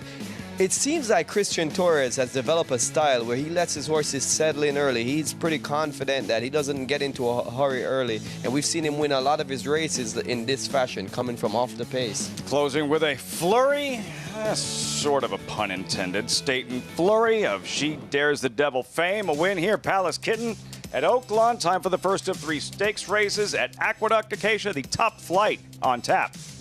Looking forward to it, Lafitte, and a little bit of a surprise. The opposite of the morning line. It's actually Tizzy in the Sky who's favored at the moment over Comparative, but this is a historic race. For more, Richie, give us a little bit of a background on this Top Flight. Yeah, Top Flight, named for the great race mare Top Flight, was champion 2-year-old filly in 1931 and champion 3-year-old filly in 1932. She beat the boys twice as a 2-year-old in the Saratoga Special in the Futurity and won races like the Coaching Club American Oaks, the Acorn, the Alabama. Campaigned by C.V. Whitney, who is married to Mary Lou Whitney. She ran in those Eaton blue and brown colors, and it's so nice to see John Hendrickson continuing on with that legacy with the Mary Lou Whitney colors. And look at the names of some of these horses that have won this race. It is a venerable who's who of thoroughbred racing, and one of my all-time favorites, a horse that I fell in when I first came around, Weya, getting it done. And she was as effective, if not more effective, on the turf as well, Acacia. This is the 84th running of the Top Flight. Richie, thank you. He's giving us the weather. He's giving us history lessons. The MIG is doing it all today. Paul will meet the field, starting off with the comparative. So if you go back to the Bayakoa, you know, she ran really well, and she's got a good inside post here. So I think today she can be a little bit more forward. She's got a big rebound potential here. Towhead trying to turn things around. Yeah, chased Bustin Bay last time before fading late. Has to improve to beat this kind of group, I think. Is going to stretch back out to 2 turns for what that is worth. Now your favorite still Tizzy in the Sky for the Fletcher Barn. Plenty of success here at Aqueduct. Does have early speed, which does play well here. Trying to bounce back, too, from the effort in the Royal Delta.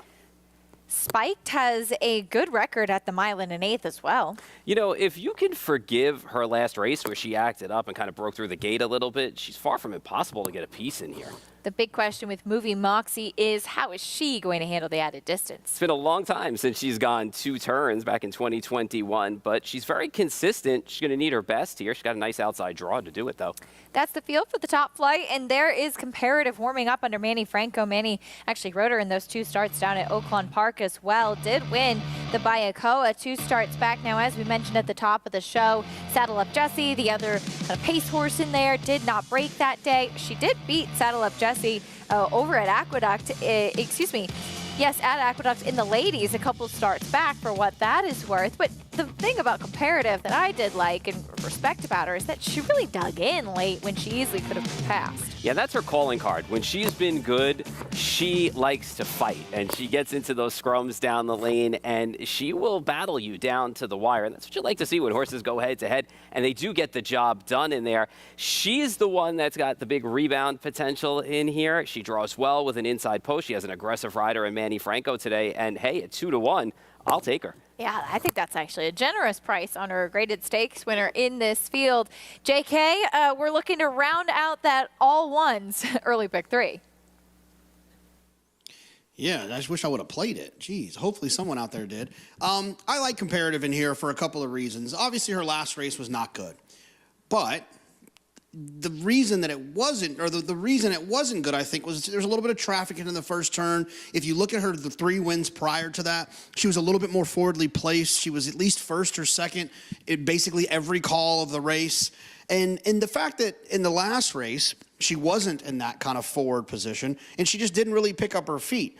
But the 3 races prior to her last race, all 3 of those performances can win this race.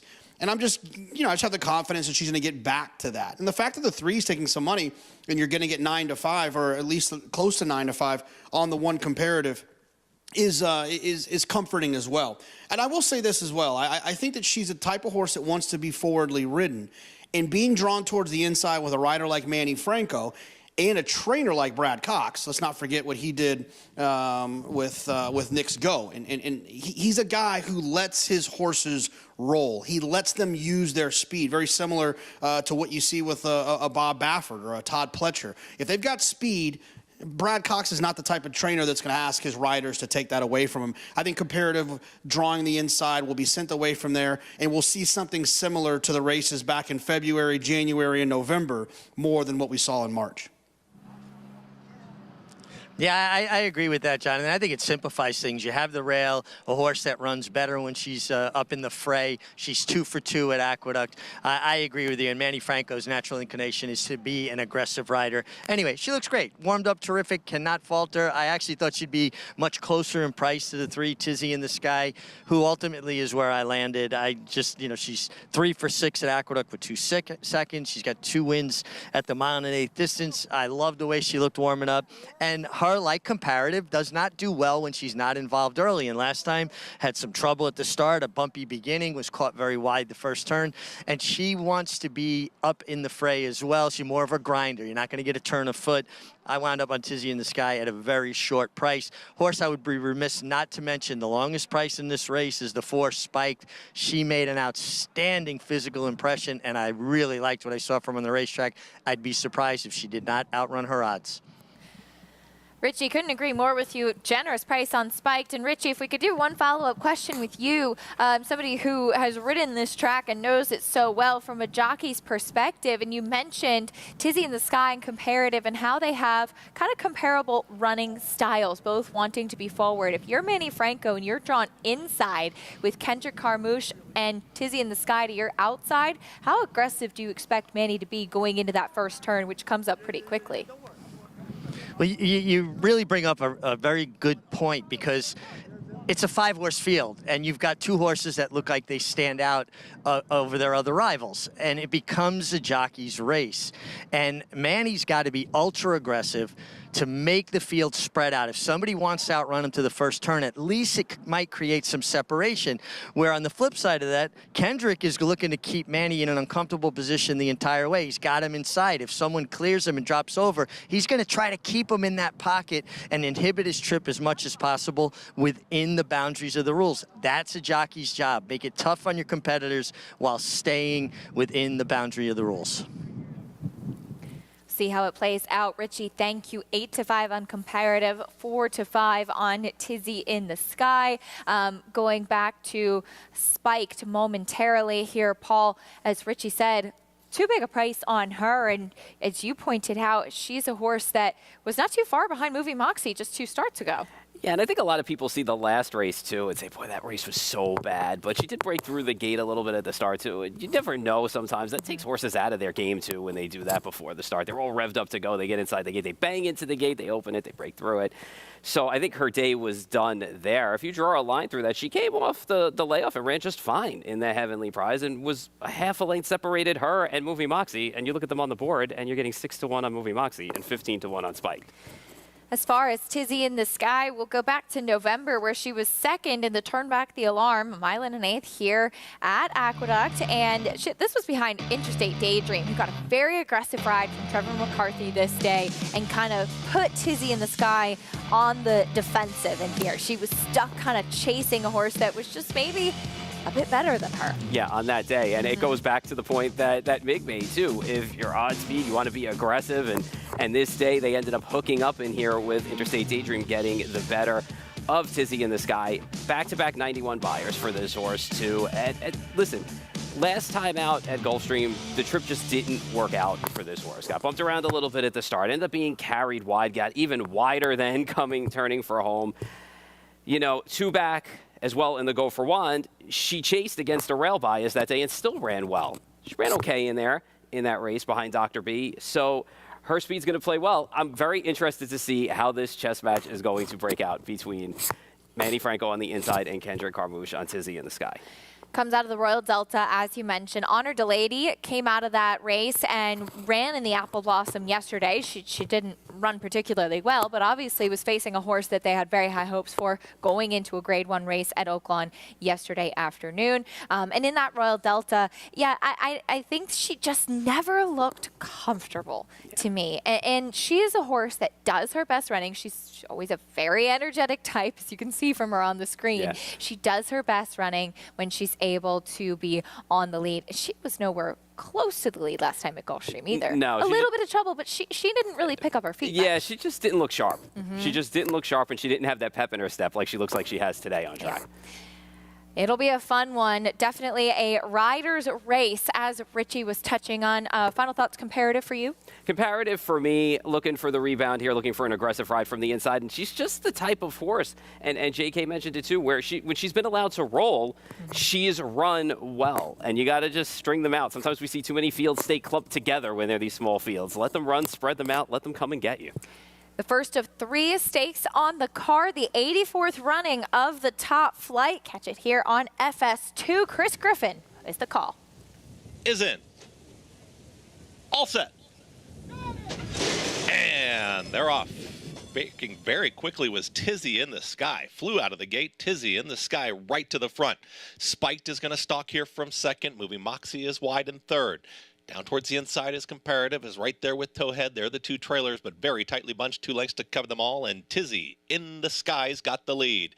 Tizzy in the Sky, an easy lead right now. It's mild pressure from Spike, still wide as Moving Moxie. It's going to be 3 wide as they get set to move to the backstretch. Comparative with the ground-saving trip. Manny Franco there in the 4th spot. Towhead is the trailer, now 3 off the lead. 25 seconds flat for the opening quarter mile. It's all 4 to 5 on Tizzy in the Sky. She's doing it her own way.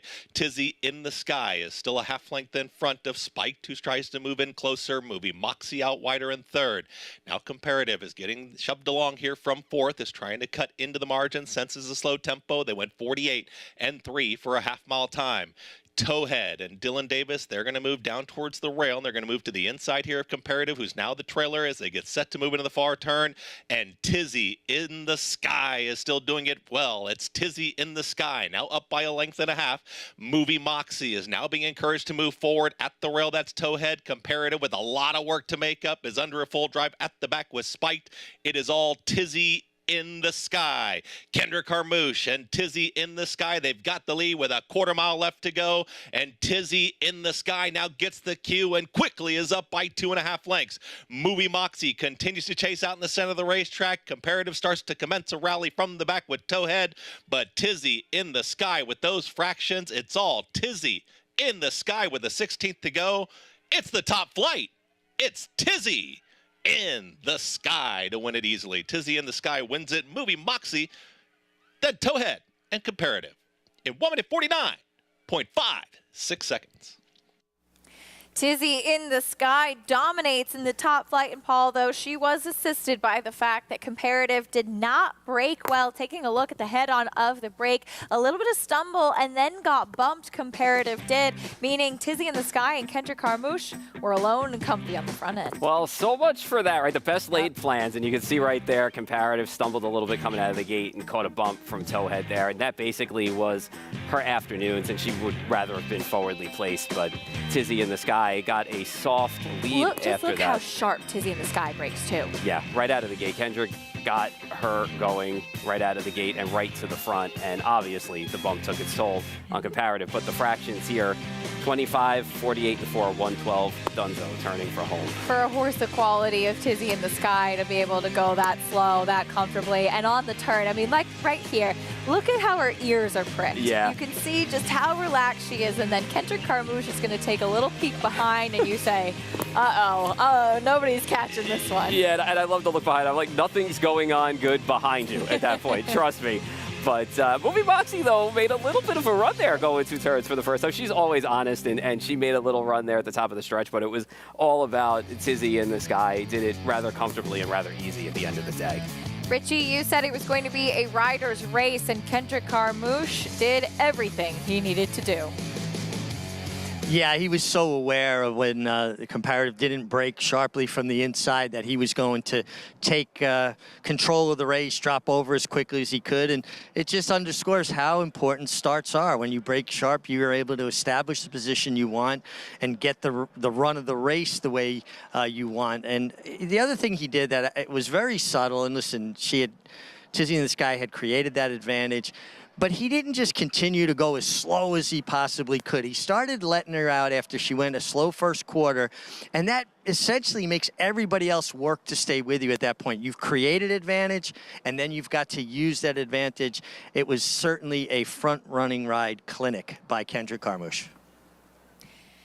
He put on a good show today in the top flight. Richie, thank you. Tizzy in the Sky takes them gate to wire and picks up the first stakes victory of her career. Nice effort. Bring you prices and more when we come back. Stay with us on America's Day at the Races.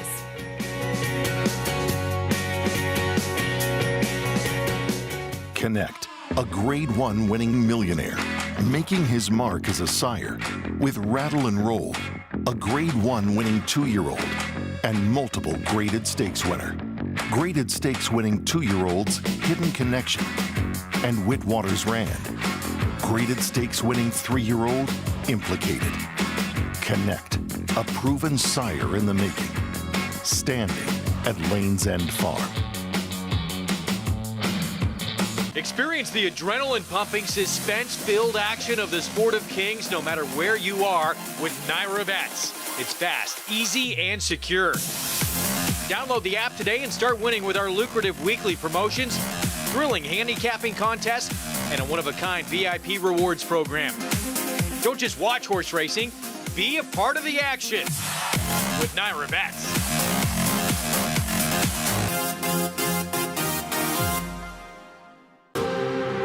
But it's all Pinehurst. Grade 1 winner at 2. Very impressive in the runaway Delmar Futurity. Graded stakes winner at 3. Pinehurst so gutsy. The highest earning son of Twirling Candy. Pinehurst lasted home to win it for the United States. Bred on the same cross as Gunrunner.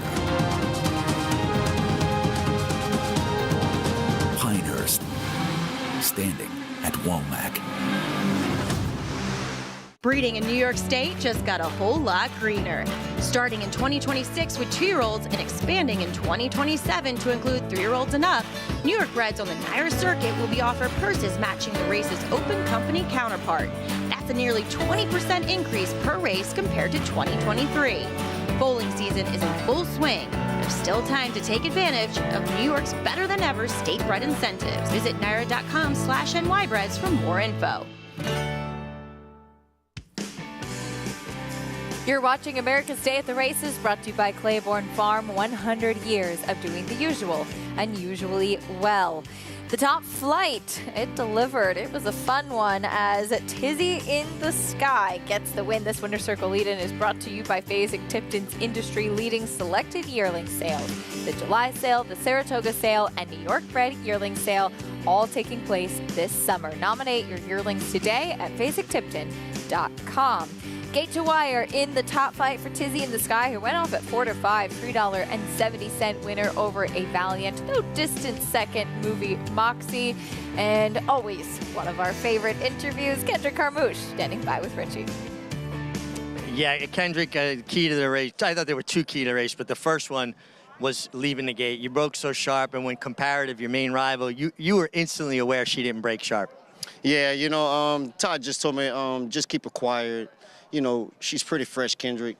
Do what you think best, you know. And, man, my horse was sitting in the gate so good, and she left that running. Once I took a peek inside and saw this horse miss a step, the race was over going into the first turn. She was already on cruise control. She done it all. I was along for the ride, Richie. Well, you rode the best horse, but the second thing I thought you did that was critical, and to me, the art of riding a horse on the lead is you establish that soft first fraction. So you've already created your advantage, but then you started letting her kind of edge out and make everybody work to stay with you. Can you just talk a little bit about that kind of strategy? When you feel like your horse go that slow that early, and you feel him underneath you, I'm the person that knows how fast I'm going, so I want my horse to kick it into like a little high cruising speed, you know, make them run for the next half a mile. And by the time they get to me, I get him back to me. And then she pricked the ears again and relax. And, you know, you can see at the half a mile before I got to the half, I slow her right back down. She switched. I let her roll again. The race was over. I mean, it's just things you got to know when you're out there. Tactics to win your races. These are some of the things that win your races. It's not. Sometimes it can be at the gate. Sometimes it can be the half. Sometimes it can be the 3/4. But if you know how fast you're going and know how fast they're going in front of you, your job is very easy. Well, you make it look easy. I don't think it's as easy as he's making it out to be, but for me, it's a lot of fun to watch. I really appreciate world-class riding. That's world-class riding. And those subtle little breathers he gives around the turn, the ears come up, you got trouble getting by him then. Louisiana, baby. That's how we do it. Louisiana in the house. So we love to hear from Kendrick Carmouche, and Richie is absolutely right. And from one top rider talking to another is always fun. And you can see how much Mig appreciates what Kendrick does, and I think all of us do, because sometimes he kind of gets the reputation of being a front-end speed rider, but he's able to ride well closers. It's just that he is such a tremendous judge of pace. Yeah, Kendrick does the little things well, like he mentioned there, knowing when to let that horse go a little bit, knowing when to back it down a little bit as well. One of the top riders on this circuit. It's been fun over the years to watch Kendrick grow as a rider. And you always love to see his interaction with all the fans Yes. here as well. Yeah. Big $1 million smile on. Congratulations to Kendrick Carmouche and Tizzy in the Sky taking the top flight. A couple of more stakes still to come. Here is one that we haven't talked about yet. Coming up a little bit later in race number 8, the New York Stallion Series Park Avenue Division. And this one, it just so happens that they're all New York breds in here, but technically you can have a horse bred in another state just as long as they're by a New York stallion. A great opportunity to highlight the great breeding programs here, including Central Banker, who's been a mainstay as a New York stallion. He's the sire of Sunday Girl, who broke our maiden impressively. And you know what was cool about this race, Acacia, was she overcame some of that trouble that she had too. She took that little bump at the start and doesn't necessarily need the lead either to win, not only in this race, but, you know, the race that we're looking at too as well. And it's going to be a jump up in class, a good spot to face winners for the first time for her. She's going to get the seasoning test, as they like to call it, in here. But she's coming out of a key race, too. I mean, when you look at that race, I think it was 7 horses came out of that race to improve their buyer speed figures, or 6 out of the 7 came back, excuse me, I think, to better their buyer speed figures. And at the end of the day, she's got an outside post, and she doesn't necessarily need the lead. So I think it's a really good spot for her to test the waters today. Katie Some good money. Katie Davis going to stay aboard once again. Yeah, $200,000 purse. A great opportunity for these New York sired fillies. And Sunday Girl, second-time starter for Dave Duggan. That'll be a fun one coming up a little bit later on. We have those 2 divisions of the New York Stallion Series. Well, we've been talking about world-class riders, and it's a perfect segue into another one. Christian Torres has been having the meet of his career down at Oaklawn Park. More on his story after this.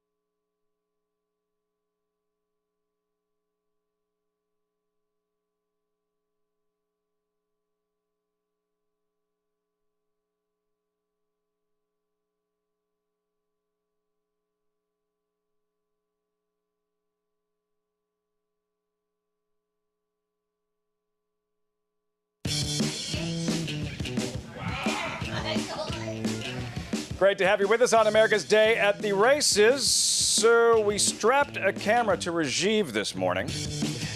The stroll from his hotel room to the... You late or something, man? Yeah. What a nice view in this hotel room. Oh, there I am at the casino table, rolling away my paycheck. You're getting paid? And right there into the paddock. From the casino into the paddock here at Oaklawn Park. Makes it rather convenient, right? Yeah, everything is all in one place, right? We got a hotel, restaurants. Some of the best restaurants in Arkansas is right here in this hotel. Must visit. Yeah. Must visit. Put it on your horse racing bucket list. As for this third race, this $40,000 claimer coming up. 6 furlong sophomore fillies, while ready for trouble. The favorite at 6-5. Number 7, Miss Sapin, ridden by jockey Christian Torres. So this worked out nicely. Torres having won the second race at Oaklawn Park, now trying to go back-to-back. Christian Torres, who is a current leading rider at Oaklawn Park, and as good as he is a jockey, that's not always what he wanted to do.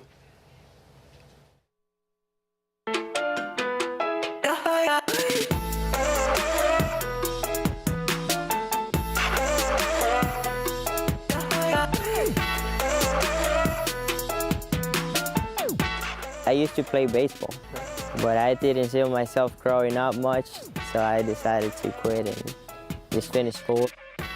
Growing up in Puerto Rico, Christian Torres would watch television with his grandpa and cousins, which would eventually influence what sport he'd pursue. I decided to be a jockey when I was, I can say like 10 years old, because I grew up around horses and animals in Puerto Rico. And I grew up watching races with my grandfathers, and they used to take me to the racetrack too. I fell in love with it.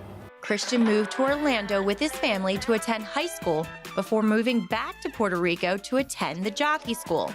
But I was in the exercise rider program. I wasn't like in the jockeys. They have the exercise rider and jockeys program. Unfortunately, Hurricane Maria complicated those plans. And I entered the exercise riders program each year.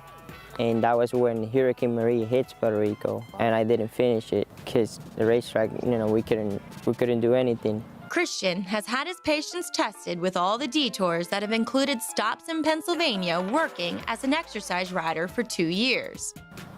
Yeah, it's been a rough trip, but it's been worth it. He'd win his first race in April of 2019 at Gulfstream Park. 2 months later, Christian's grandparents and cousins visiting from Puerto Rico watched him win in the United States for the first time, wearing t-shirts with his picture on the front and "Our Champion" written on the back. Torres closed out 2022 with a bang. And now, returning to the Larry Snyder Winner's Circle, jockey Christian Torres. He was the leading rider in 2 states, Arkansas and Oklahoma, helping him win Jockey of the Week honors. We've watched this guy for a little while, and like I said, good young kid and good attitude. He's got a bright future ahead of him. On December 17th, Torres rode at Oaklawn during the day, and that night he won a stakes race on the closing day at Remington to wrap up his first riding title. Flew to Oklahoma, rode over there at night, came back the same night. It was really tough, but it was worth it. We got 2 wins here, 1 win over there. I love everything. I love the atmospheres. I love the track. I love the people. Since the first day that I got here, I just fell in love, and I love it. Oaklawn's 22 and 23 meet will especially be memorable for Christian and his longtime girlfriend, Valerie. They were married on Valentine's Day in Hot Springs with their daughter, Ainoa, by their side. With everything that is happening now, I'm just very blessed.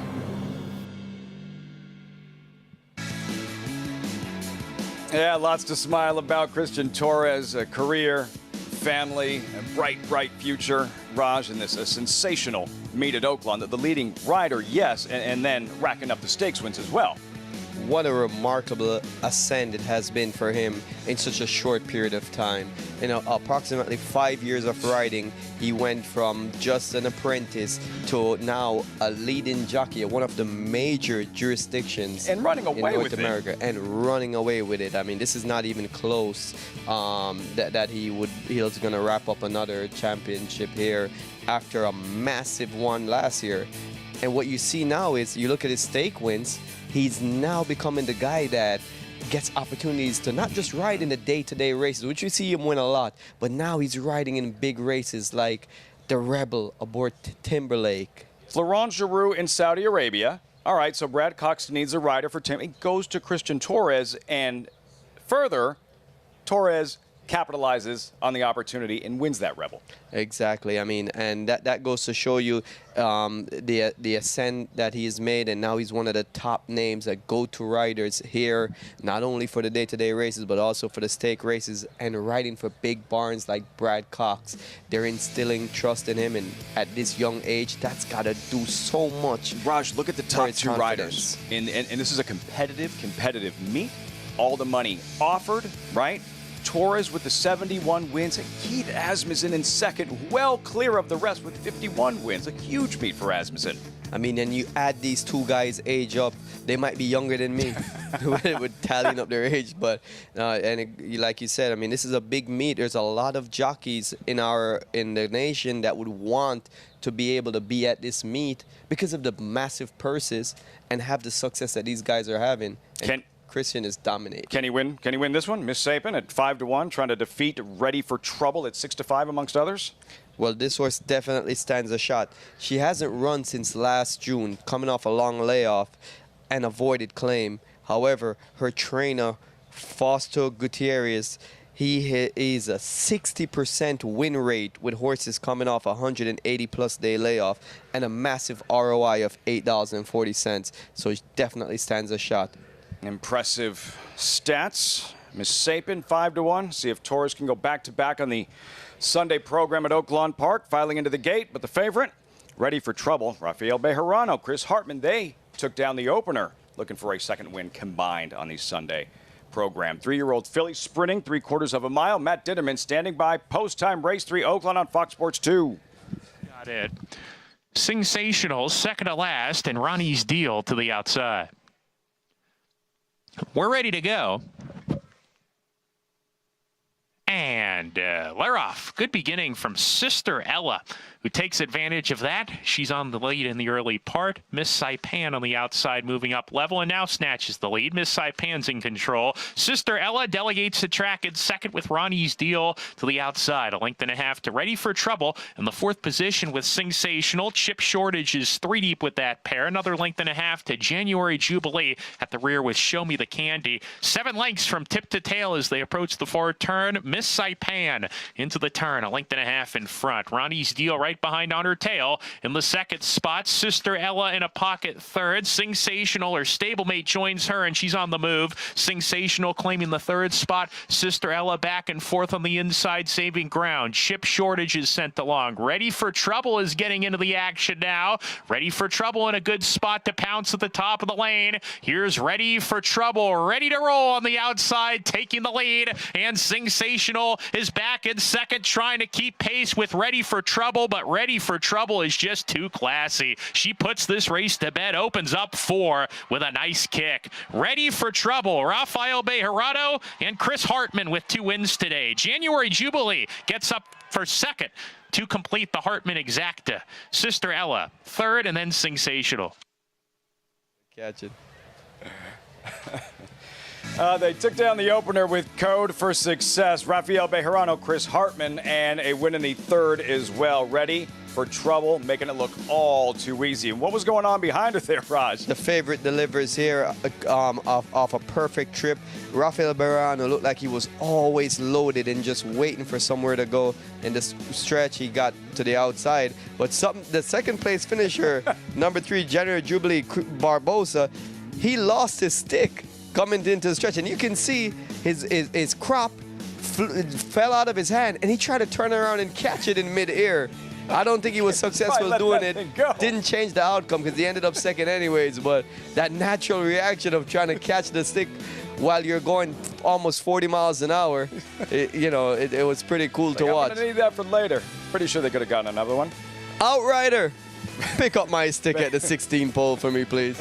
All riders here, they have their crops and ready to go. Riders up Acacia at Aqueduct. Over there at Oaklawn Lafayette, we've got a New York bred maiden special weight coming up in the 4th at Aqueduct. We'll kick off the post-parade, Paul, with Troubled Luck. She's had her opportunities here. Now she's got to go the mile. There's some others that are appealing in here just based on her body of work.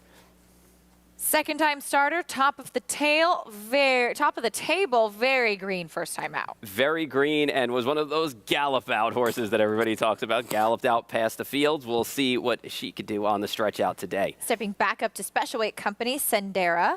I think she ran out of steam in her debut go in the mile, but I think the drop helped last time. We'll see on the rise back up and the stretch back out to a mile what she does. Another second-time starter. Turn up the music. I like her. I'm going to do that on my way home, by the way. Turn up the music in the car. You can sing along if you want, but she looks like a miler to me. We'll talk about her in a little bit. Book of Wisdom making her first start for Linda Rice. 5 for 22 off the trainer switch with maidens the last 5 years for Linda in here. She's just gone backwards, though, in form after those first 3 starts. Call her bluff. She ran well 2 back. Can she get back to that race? I wonder if she can, because last time out, she tried to close on a track that was kind to speed. Her better efforts do put her in the equation here, but she's had 9 chances already, too. Maybe start number 22 is the lucky one for She's a Natural. I don't know. We've had some winners that have gone this route the winter here at Aqueduct, but I don't know. It's hard to see her improving now, but it was a better effort last time. I'll give her that. This race is just crying out for a first-time starter. Maybe it's Island Fox. Yeah, dangerous fresh face in here for what it's worth. Christoph's 8 for 49 with first-time starters. Dirt routing, and the Dam was a stakes winner on the turf, but one on dirt and sin, too. Happy's Smile will try to potentially use some speed from the outside. So Lane Luzzy just has one job. Be aggressive here with this horse and get out to the front for my man Paul Barrow. They do good work, even upstate. Good family. 9-1. Pick 6 kicking off here. For more on these New York bred maidens, let's head down to another New York bred, Richie McLeory. I am a New York bred just 8 miles from here, actually. I really like the 2 top of the table. You guys talked about it. Very green, first time, sloppy track. Young horse trying to handle kickback, all that after ducking in. I talk about young horses flowing to empty space. And I am a gallop out person. I believe that horses show that they still have something in the tank when they have the energy to gallop out strongly and aggressively, and their stride doesn't deteriorate on the gallop out. Now, she still has to show she wants to go a mile. Sometimes the gallop out doesn't show that, but I do think it shows that she still had run last time. And I think just with natural improvement from first start to second, and she just looks a lot more focused today, like the race really clued her in from a mental standpoint. Physically, she looks like she'll be able to stay the mile. Of course, she's got to prove it now. The 4, turn up the music. I do think that the race going a mile first time should set her up extremely well here. And what are we looking for in situations like this? We don't want horses that are overexposed, that have had too many chances. And then we have questions with the lone first-time starter here, because it's a tough distance to debut at. So here are 2 horses that, showed some ability. They showed some run in their debuts. And, now they have those races under their belt. The 8, Island Fox, she looks fantastic. She's still sporting her Florida tan. She spent the winter down in Christophe Comant's Florida base at Payson Park Training Center. And I love the series of 5 furlong workouts coming in here. She's got 5 consecutive 5 furlong workouts. That speaks to putting a lot of foundation in a horse. You would count on more stamina there. Payson Park isn't as fast as a lot of other racetracks. It's not as slow as it used to be, but I do think it's a track that builds a great deal of stamina. And the 9, Happy Smile. She's by Claiborne Farm Stallion, run Happy out of a Dixie Brass mare. Dixie Brass won the Met Mile for trainer Dennis Bryder in very impressive fashion as a 3-year-old. This horse looks outstanding, and I think if this horse gets to make an easy lead and control things, could be tough to reel in, just really making a nice impression. But I'm going to try the 2, top of the table. Richie, thank you. Happy Smile, 10-1. Like you said, Paul Lane Luzzy with 1 job, and maybe the speed will be the key for this filly from the outside. But there's always questions. You never know what you're going to get from a first-time starter or some of those second-time starters Richie talked on who could be a little bit more professional today. Yeah, one second-time starter that I'm really interested in is the 4, turn up the music in here. When you look at the race that she came out of, they ran 1, 2, 3, 4 around the track the entire way. Speed was good on March 7th that day. Now gets a fast track for what it's worth. George Weaver's 4 for 29 with second-time starters, going a route of ground on the dirt. 3 for 13 with maidens with 9 in the money. I think this horse should be fit off of that race. When you look at her, miles well within her range. And in that first start, despite the fact that they ran 1, 2, 3, 4 on the track, she was in a good spot early, just ran evenly to the wire. First-time starter taking all the money. Jonathan, your thoughts on race 4? Yeah, look, I'm going to just elaborate a little bit on what Richie had mentioned about the gallop out. I am a gallop out guy. And the reason that I am is because it makes sense if you think about it, right? It's a horse who's trying to figure out what their job is and what racing is like for them. And a lot of times, early parts of the race, maybe there's some things that are happening they're just a little confused about. But it's all about energy. That's what I think when I look at speed figures, I look at pace figures, when I look at trips, when we look at pace, everything is about energy and how much energy and how much these horses have in their tank and how they can distribute that energy. And for me, when a horse gallops out huge, it's an indicator that there's still a bunch of energy present. Sure, they should have done the running in the middle of the race when it mattered, when you get paid for it. But I think the indications that at the end of the race, there's still energy there. There's still some gas in that tank. I think it can help you feel comfortable that the talent level that was displayed might actually be a little bit higher. And so I just think that when you're trying to use as many clues as possible to understand who has talent and who doesn't, especially with these lightly raced horses, I think gallop outs are a perfect way to try to gauge some of that. I like the 2 in here. The first was taking a lot of money, the 8, but I'm going to go with the horse who's run once and has shown some talent. I'll take the 2. JK, thank you. 9-2 right now on top of the table, who will need to show some improvement second time out. But Richie and Jonathan talked about a couple of the reasons why we can expect that she should. And oftentimes you will see them take a step forward in their second starts. Now they kind of know what to expect. Yeah, and she faced a bit of adversity, too, in that debut race, ducking in, then was steady, then was green. And, yeah, she did put it together as they got past the wire with the finish and then also galloping out in here. Listen, this is a race where you can go plenty of different ways, and the first-time starter is 2-1 just because I think that horse is just a dangerous new face in here. Yeah, this is a race that some of the horses that have run quite a few times, you know what they are. The Troubled Luck, the Book of Wisdom, She's a Natural. You know what to expect from them. They've all had quite a few starts, and this is a race where you feel like you want to take one that just doesn't have maybe as many excuses. Yeah, without a doubt. And you're also looking for horses that are going to be a little bit more forward in here and not be launching from too far back, and that brings you to the horse you like in the 9. Yes, I did the handicapping show today. I'm really just hoping that it's a speed play, that Lane Leslie goes to the front and can just run away from these. One job. Do not disappoint Acacia. Don't let her down. All right, make sure you She's break and you get to the top. Yeah. One job with Happy Smile, daughter of Run Happy. See if she can get the job done. For what it's worth, the only time I'd ever been in the paddock for her was on her debut when I wrote "Wants More Distance," and she was very green, and I think maybe just taking a little bit of time. So she gets to go the mile for the first time today, and is 11-1. Good luck if you're playing the pick 6. It kicks off here as well. First time starter Island Fox, 2-1, still taking the attention. New York bred maidens coming up in the 4th here at Aqueduct. Then we're back into stakes company for the New York Stallion Series Times Square division in the 5th coming up. Chris Griffin has the call live at Aqueduct.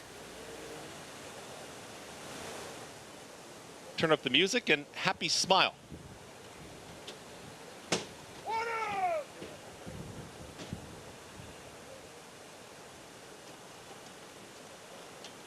Is in. All set. And they're off. Good speed from in between horses from Book of Wisdom. Right out to the front, it's Book of Wisdom. Call Her Bluff is in the early mix and tightly at the rail. Here comes Troubled Luck and top of the table. They travel as a pair. And now Troubled Luck and Jose Gomez, they've got the lead. They're up by a half length. Taken back now is top of the table to the far outside. Happy Smile is going to join the leader and now puts a nose in front, way out in the far outside. Happy Smile and Troubled Luck. They bandy back and forth. Top of the table is well settled in 3rd. At the rail, here comes Turn Up the Music, is now a challenging 4th. Tight hold here on Call Her Bluff is progressing out in the center of the racetrack. They went 23.41 for the opening quarter mile. It's another 2.5 lengths back to Book of Wisdom, who did break with the leaders, is towards the tail end of the field with Sendera. Also trying to rally on is Island Fox, and the trailer, She's a Natural. Still tightly bunched on the front end. Having to check out of there was Turn Up the Music. Something happened there. Approaching the half-mile pole is back there mid-pack. 46-4 for the half-mile time, and here comes the charge from Happy Smile. Happy Smile to the outside of Troubled Luck. In tight here at the rail, that's top of the table, who's been in behind those leaders, is right there in 3rd looking for a seam. Call Her Bluff is out wider, is under a full drive. The rest with some running to do. Troubled Luck, the big long shot's got the lead. Will top of the table find some room, is trying to muscle on through, making it tight there. Happy Smile, grandstand side, it's Call Her Bluff. Top of the table now is in the clear, and here comes top of the table. Call Her Bluff to the outside. Top of the table to the inside. Down to these two now as they approach the final 16th.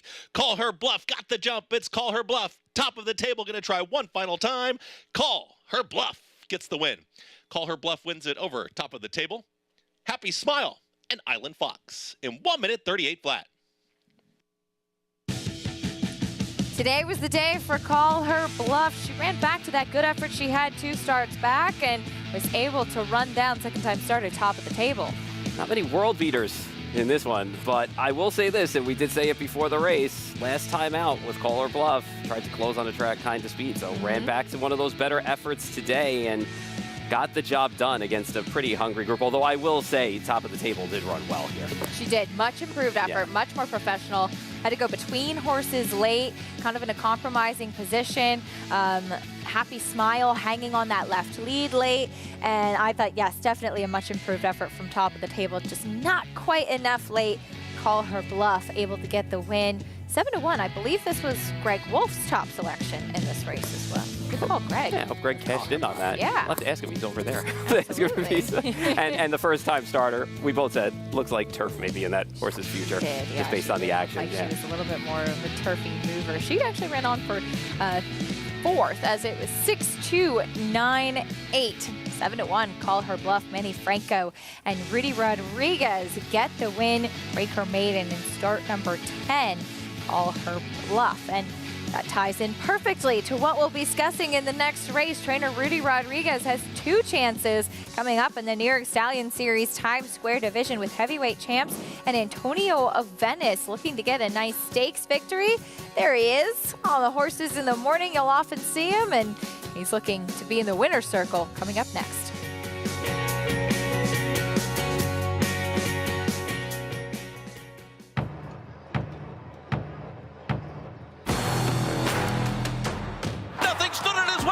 War of Will won the Preakness!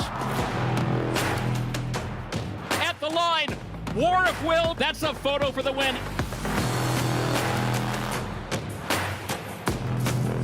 Hey, 650,000. War of Will, standing at Claiborne Farm. It's America's original sport. And no one covers it better than America'sBestRacing.net. From the sport to the lifestyle, the best races, horses, and destination venues, cocktails, gambling, fashion, and more. America'sBestRacing.net is a sport for you.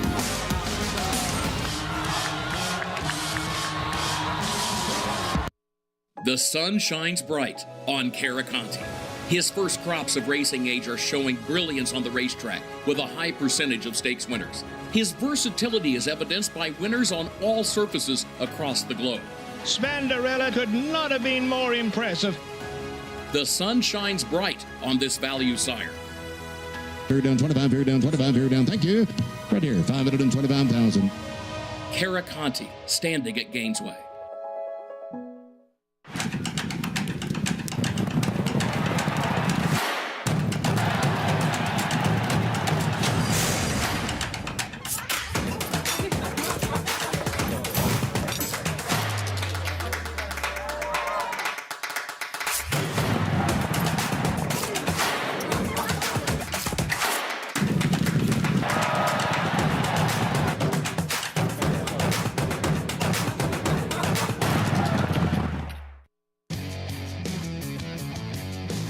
We're back on America's Day at the Races, brought to you by America's Best Racing. For the love of the race, visit americasbestracing.net. Today in race number 4.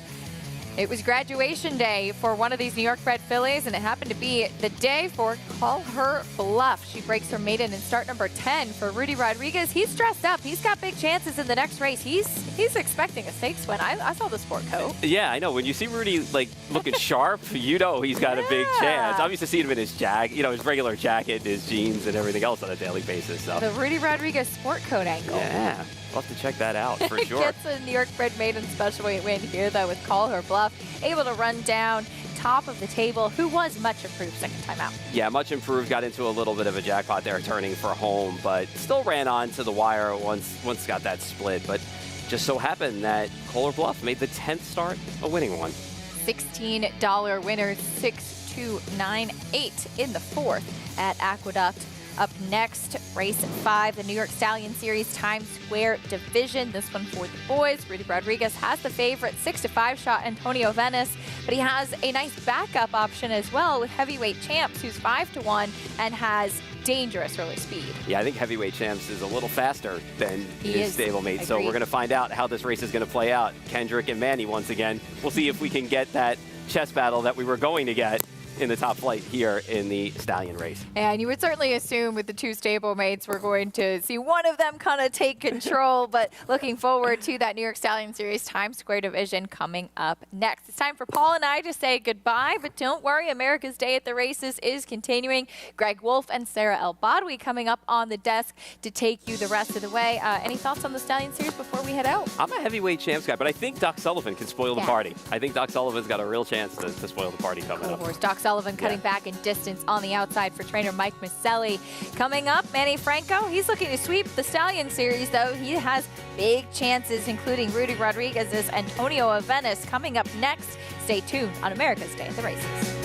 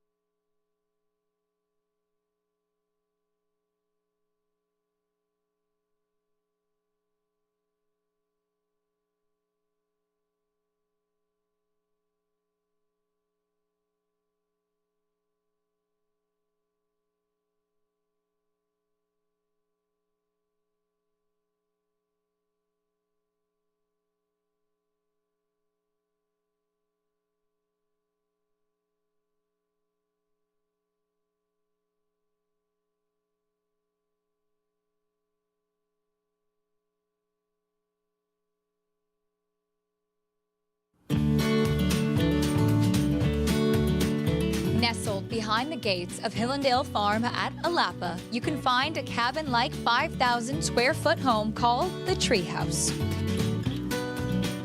It's a new one-of-a-kind getaway destination located in the heart of horse country. The home offers hewn beams, flooring made from lumber harvested from Maker's Mark's original rickhouse. A room with vintage horse saddles, the collection includes one that belonged to the king of rock and roll himself, Elvis Presley. You can enjoy a drink or a meal on the back screened porch or one of 4 decks that overlook the tranquil Stoner Creek. Upon request, reservations can be purchased to experience an inside look of a working thoroughbred farm with a tour of Hillendale. The Treehouse now offers a unique place to stay on the grounds that house the famed Kentucky Stallion Station and Thoroughbred Nursery of Hillendale at Alapa. Back with you on our continuing live coverage, America's Day at the Races on this Sunday afternoon, brought to you in part by Hillendale at Alapa. Thanks for being with us. New crew on the desk, Greg Wolf, Sarah El-Badwi. We will take you the rest of the way here from New York as we get set for the late pick 5 coming up. Earlier on in the day, we had early stakes action in that top flight And Comparative did not go good for her from the get-go. It was Tizzy in the Sky able to grab the lead up front. And once she was able to secure that front-running position very comfortably and her main rival wasn't really a factor on the front end, you kind of knew that this race was going to be over for her. Comparative not really able to make much of a dent in the later stages of this race. And this is just a horse that's been in solid form prior to this race and is able to start this year off with a big win in this effort. She had the 2 fastest figures of anybody in this field coming in, but that was when she was forwardly placed last year. And now it looks like she's kind of gotten back to that, broke a lot better than she had in her last couple of starts, able to seize command early under Kendrick Carmouche and a gate-to-wire win for the 4th win of her career in 11 tries. Todd Pletcher, Kim Dawn Racing, and Kendrick team up for the win, and the public seemed to think this was what was going to play out. They did. I mean, I think they realized that this was a horse that maybe had a little bit more speed than her main rival, Comparative, towards the inside. It was close in the wagering, but once Comparative didn't break, I mean, this race was completely over. So Tizzy in the Sky back in the winner's circle, and the top flight, couple more stakes races coming up, New York Stallion Series races, and that will be a race that kicks off our late pick 5. We will see Antonio of Venice back in action, opens up as a short price right now at 6-5. More on that race when we come back, and much more coming up from Oaklawn as well. Get set for their 4th race next out in Hot Springs. What a meet it's been for Kenny McPeak. He swept Oaks and Derby Preps on Southwest Day. In the fantasy, showed he might have the filly to beat on that first Friday in May, and he's got a major contender here coming up in the 4th.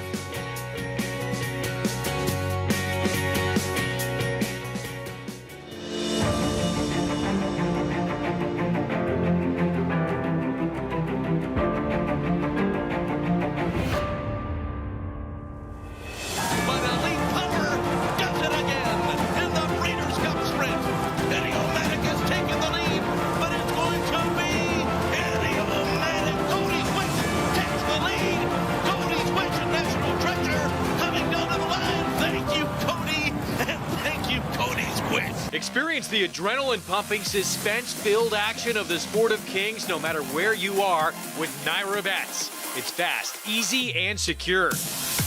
Download the app today and start winning with our lucrative weekly promotions, thrilling handicapping contests, and a one-of-a-kind VIP rewards program. Don't just watch horse racing, be a part of the action with Naira Bets.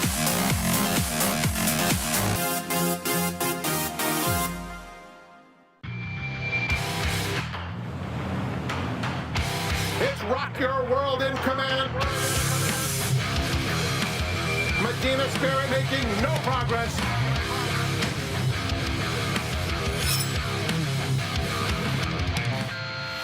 And it's going to be Rock Your World to take them all the way in the Santa Anita Derby. He's undefeated and wins by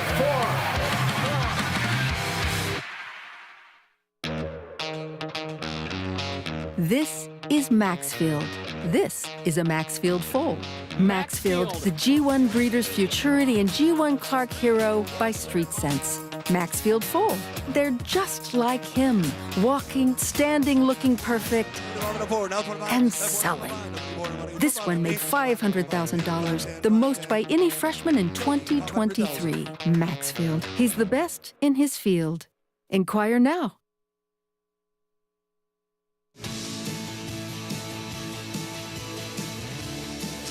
Welcome back to America's Day at the Races. I'm Paul Duga, taking over the seat here for Laffit Pincay. And to the left of me, Rajiv Mirage. We're going to go through the post-parade race number 4 here. 50-cent pick 3 will start here. Don't forget, there's 9 races on the card today, so if you want to get involved in that late pick 5, hopefully you're still alive in the early pick 5. That will start in race number 5. And Rajiv, we'll start this off with Lindsay Hebert and Andres Cambrai sending out Pami his bet. Yeah, it didn't show much sprinting last time. Stretches out to a mile today for its second start. Timothy Martin in line runner for Carlos Barbosa.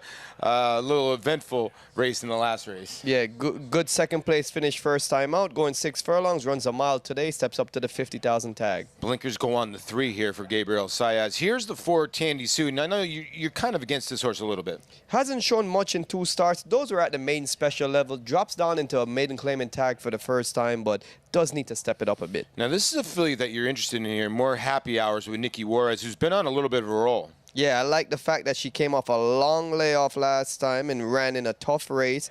Didn't show much, but drops in class and stretches out. I think it's a good formula for some improvement. Another one here for Timothy Martin, where Rocco Bowen will get Lasix for the first time, the 6 here. First time running on dirt as well, and stretching out to the 2 turns. The 7 is Union Dame, Carlos Santamaria, and Rafael Bejarano. Rafael already has 2 wins on the card. This one puts blinkers on and drops in from a maiden special to a maiden claimer. And then 7, Natty Patty on the outside for Kenny McPeak. This is an interesting horse considering she'd been running at Charlestown and Saratoga, the short race. I would think she's going to be the horse in front, right, Rajiv? Yeah, well, this West Virginia bred has shown speed sprinting. She's never run at this distance before. But usually when you show speed sprinting like that, you'd expect that going long, she should be the clear-cut pace setter. Well, we'll go down to our 3rd member of our crew, Maggie Wolfendale. And Maggie, does the 8 look like she's on her toes and she's going to want to take this race from gate to wire?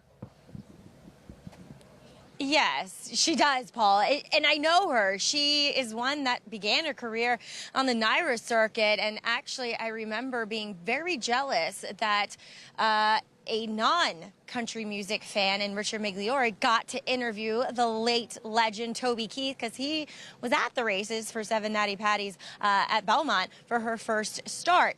She hasn't changed much, though, from 2 to 3, and she's still kind of the same nervous type of runner that she was as a 2-year-old. And for me, that just does not equate to a horse being successful going long, and she's going to have to try to display that speed from the far outside post here. So I'm a bit against her, especially at a short price. As we'll check in with number 2, Line Runner.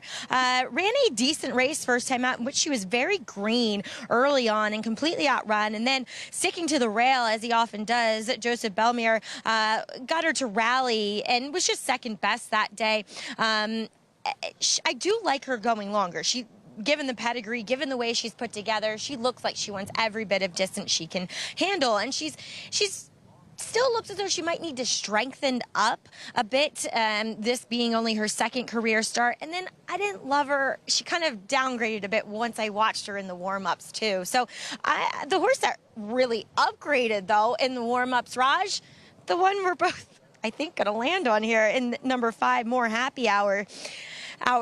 Lord, I wish we had more of those. Very tough race, I thought, coming back off of that 14-month layoff. And was really kind of on edge that day, really revved up. And a lot of times with those horses, they need to get that start to kind of expend that energy, get back in the rhythm of racing. And she has. She's so much more relaxed today. I don't see why she can't handle this mile distance. And she just looks fitter. I think she's really, really intriguing. As number 6, Run for Home, has pedigree to handle the dirt. Looks like a dirt horse. Just wish there was a little bit more development of her. She might need to have this race just to kind of strengthen up a bit. And Union Dame, she's going to get on a fast track for the first time and try 2 turns for the first time. And she drops back into a maiden claimer, in which last time we saw her running a distant 3rd in, but beaten by a horse in Evie Zonkor, who returned to win her next start with a 76. She'll apply a shortcut cheater blinker today. Union Dame, 2nd off this trainer change. And she's another one, Paulie, that's built to go long. Yeah, this is a wide open betting board, Rajiv. I mean, you got horses between 6 to 1, and obviously 2 horses that are the outliers are the 1 and 3. You're going to land on the 5 in here, More Happy Hours? Yeah, I mean, and Maggie just validated what I was hoping she would say.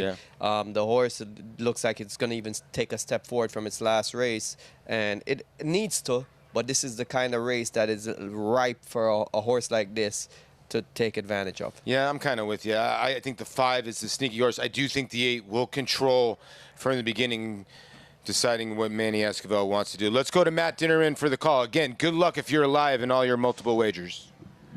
And they're off.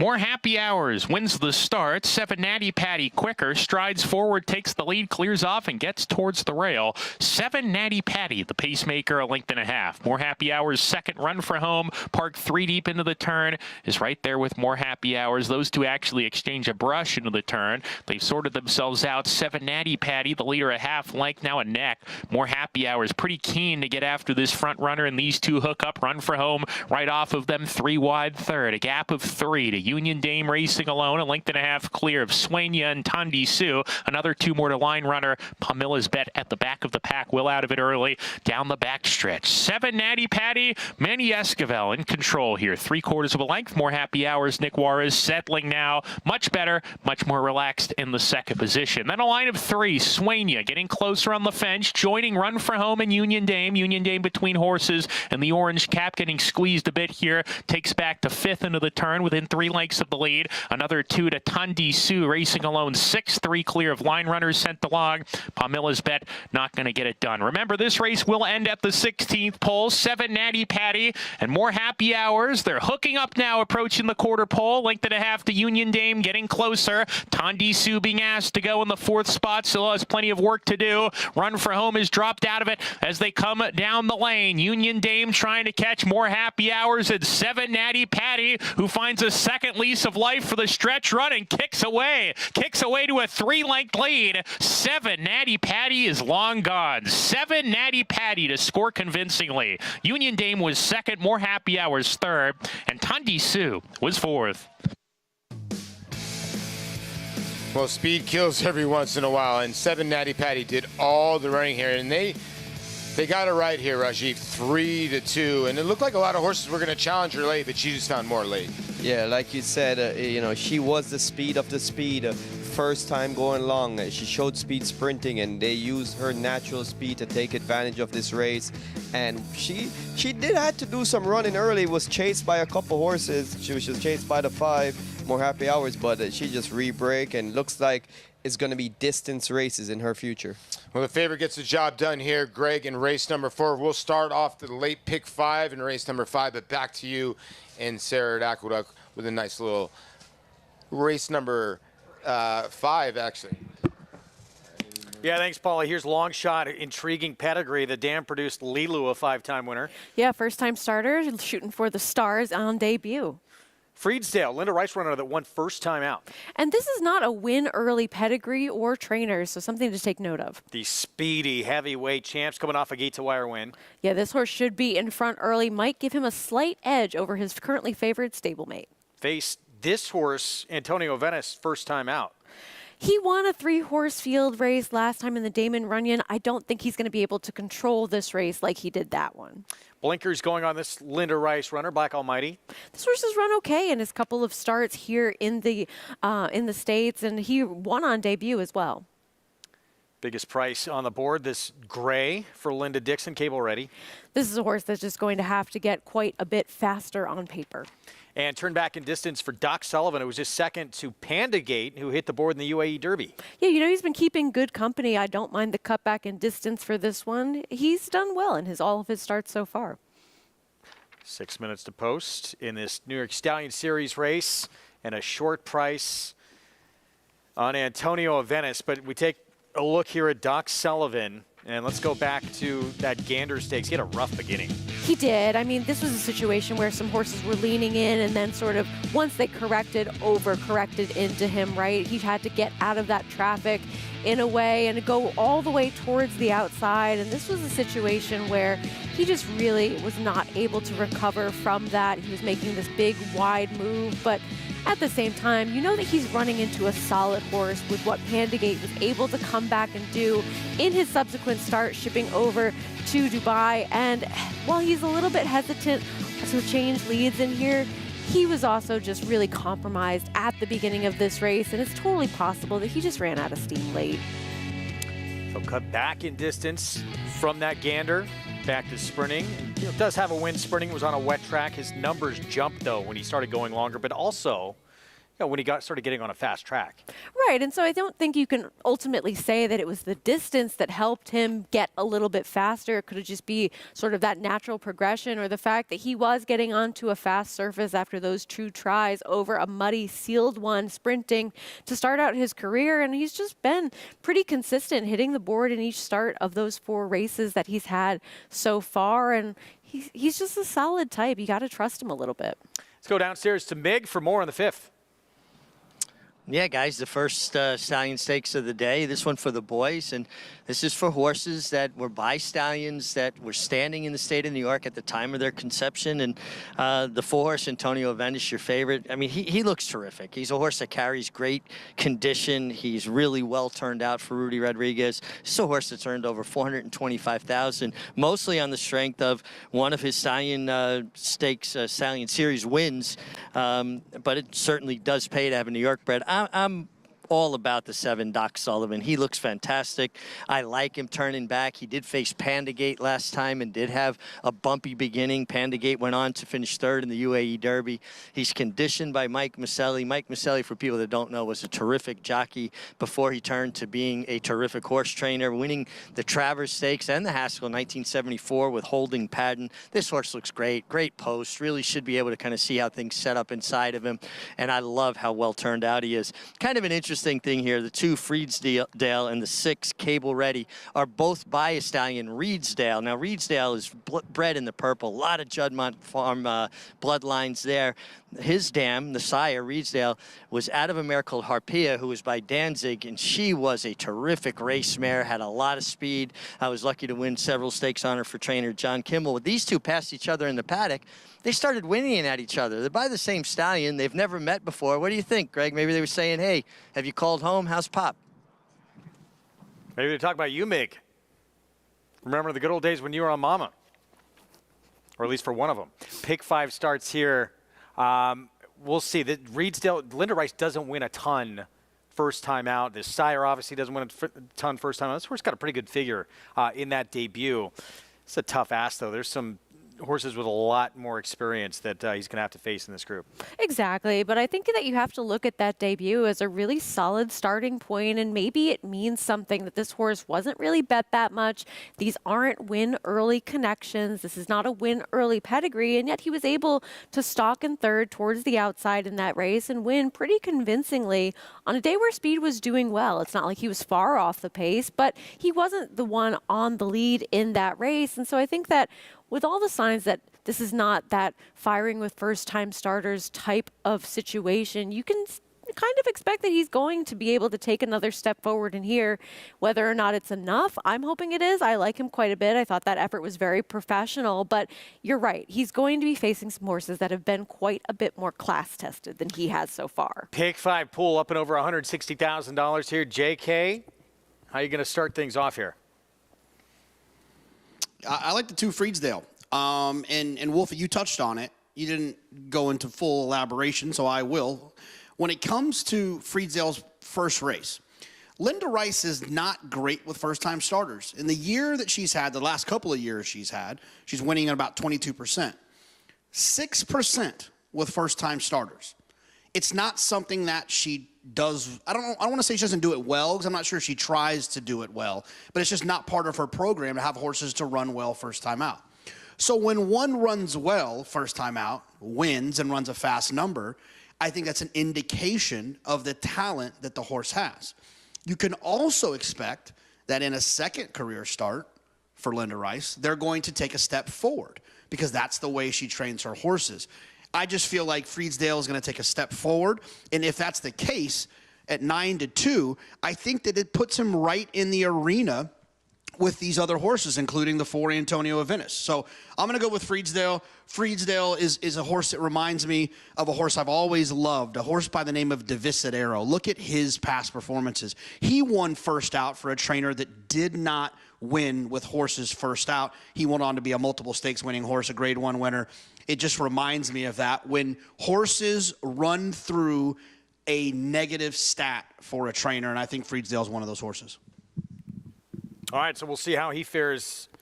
Start number 2, first try against winners. Obviously gets a lot tougher here. And 4-1, surprising to see. Well, maybe not. I mean, it's Linda Rice, but I thought heavyweight champs would take a little more money here. I did too, and don't you expect him to be the horse that's controlling things early on in this race? Should be in front. Yeah, and especially with that speed advantage that he should have in here. I am also a little bit surprised that he is the 4th choice currently in the wagering. 5-1. We're talking about the 3, heavyweight champs. Kendrick Carmouche, you can certainly believe he expects to be controlling on the front end in this spot. The horse we showed you in that Gander Stakes Runner up to Panda Gate, Doc Sullivan, 2-1 second choice from that outside post. Late pick 5. The pick 5 starts here. Just shy of $200,000. There we go in that pool. 7-5 favorite, Antonio of Venice with Manny Franco for Rudy Rodriguez. Let's go to Chris Griffin.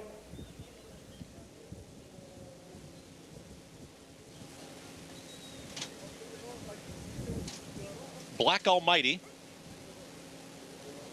Cable ready.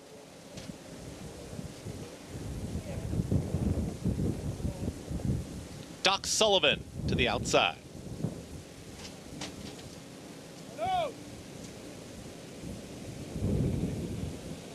And in. All set for the Times Square division of the New York Stallion Stakes. And they're off. Good speed from Antonio of Venice, but there's heavyweight champs, and heavyweight champs wants to challenge, and now these two hook up and they move swiftly. It's going to be heavyweight champs with a neck in front to the outside. Antonio of Venice, they're 1-2.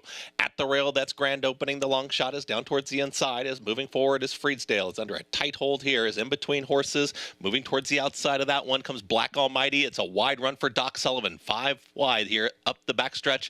The one at the back, the trailer, is Cable Ready. 22 seconds flat for the opening quarter mile, and still in front it's Heavyweight Champs. Heavyweight Champs has got a nose in front, but here comes Antonio of Venice back for more. They are now head and head well into the far turn. Doc Sullivan still wide, looking for room as Freedsdale. Jose Lescano, brown cap, is in the 2-path under a full drive grand opening. Still there is Black Almighty, far back. It's Cable Ready. Get in the queue now. It's Antonio of Venice, and Antonio of Venice kicks away. Antonio of Venice, Doc Sullivan is chasing, but Antonio of Venice is just opening up here, is now up by 2. 3 widening lengths inside the final furlong. Just a touch green there, but now Antonio of Venice straightens up, is inside the final 16th, and by the late sire, the Stallion Lauban, it's Antonio of Venice to win the Times Square division. Finishing second there was Doc Sullivan, then came grand opening and Freedsdale in 1 minute 15.32 seconds. The only 3-time winner in the field adds a 4th here. Antonio of Venice goes off as the favorite. Rudy Rodriguez, Manny Franco. Well, the money was right here. Heavyweight Champs did not break all that quickly, but he was still able to secure the front end, and he backed out of there at the top of the stretch with Antonio of Venice just sitting very chilly, just cruising right up to him, able to get the next victory in his career. And how about that first-time starter at a huge price, rounding out your trifecta, ran pretty well. I had to think that they actually were in a maiden race they scratched out of to choose this spot. There's some ability there. Yeah, and able to hang on for third at a big number, 4-7-1-2. But it's Antonio of Venice dominant in this Times Square division. New York Stallion Stakes as a 6-5 favorite. Son of Lauban, now 3 for 4 at Aqueduct. He made pretty easy work of this group. He did. I mean, he was sitting in the right kind of position. You can see him just getting a little bit green in the stretch there, swapping leads back and forth, but he was always pretty comfortably in front in the later stages of this race. And I mean, he just has so much experience, so much winning experience in comparison to the rest of this field. Michael Pirio, Rudy Rodriguez owns part of this one as well. Biscus Stables, your winning owners. Antonio of Venice continuing to produce on the racetrack. It's New York bred. Picks up this Times Square division as the 6-5 favorite to kick off the late pick 5 on our Sunday card. Prices when we come back. We'll look back to Saturday when we return from a break. Bob Baffert taking 2 of the biggest prizes in Hot Springs this meet. Arkansas Derby with Muth, and now the Apple Blossom, Adair Manor Gate to wire for the win on Saturday.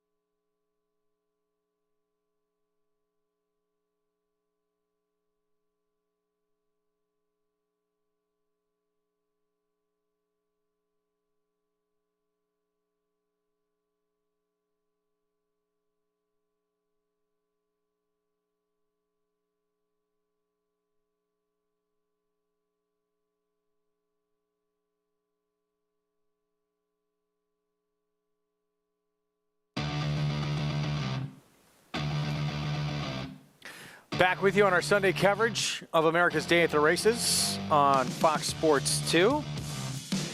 And a late Pick 5 underway. Times Square Division, New York Stallion Stakes goes to Antonio of Venice. And a 3-win afternoon already just through the first 5 races for Manny Franco. Yeah, pretty incredible. He's not giving up anything in this chase for the jockey's title so far. And Rudy Rodriguez, you know when he dresses up for the occasion that he's expecting a pretty big effort. He got that today. 6-5 favorite kicks off the sequence. Let's go downstairs to Mig. Thanks, Greg. Winning conditioner, Rudy Rodriguez. And this horse, Antonio Venice, has just been a gem of consistency. He shows up and runs every time, doesn't he, Rudy? Since he win the race, the 500,000 race, he just keep improving. If you watch my watch the other day, he worked in Belmont 112. So he just put in the morning what she's putting him in the morning, she's bringing him to the afternoon, and we just blessed. I tell Michael Imperio the other day when he breathes, I say, wow, man, I don't know what this horse is coming up through, but this is in a different league right now. Well, Rudy, you've managed him so well, and you've taken advantage of all these New York bred races, but as much ability as he showed and as fast as he ran today, at some point, I would imagine you're going to try Open Company. You know, we got a lot of New York breds coming up, maybe stretching out with the New York breds, but, you know, we're going to enjoy this race right now, and hopefully he keep improving. All right, Rudy, go get the trophy. Congratulations. Thank you so much. Guys, this horse just looks bigger and stronger every time I see him. Another big effort from Antonio Venice. That was impressive to watch. New York bred he's taken some of the huge purses for these New York breds. He showed up on the big races. I mean, he's been well spotted throughout his career early on so far. They've known where to put him to be successful, and they did it again today. I got to take another peek back. Was it 115-1, I think, for the 6.5? Maybe. I got to see it again. My eyes, I think it was. Wow. Second off the track record. That was moving pretty good. Not too bad. Big effort from Antonio of Venice. So now 4 wins, 9 starts, as mentioned, 3 for 4 at Aqueduct. And yeah, Rudy Rodriguez, sounds like what he saw in the morning, he was expecting this. Maybe even better to come. Late Pick 4 next. 1-turn mile. And a $12,000 claiming race coming up. Group 18 right now, taking plenty of support from the outside. Rob Atras first off the claim, claiming off our buddy Tom Amoss and getting back to dirt. Yeah, this is a horse that has been facing better on this surface in the past. Now returning to the dirt for new connections. We'll see if he can get back to some of those races that he had once run previously around late 2023. Big day Saturday, obviously in Hot Springs. If you saw our coverage, Grade 1 Apple Blossom, important race in that Distaff division, early Grade 1 in the year, and Adair Manor just taking it to this field from the outset.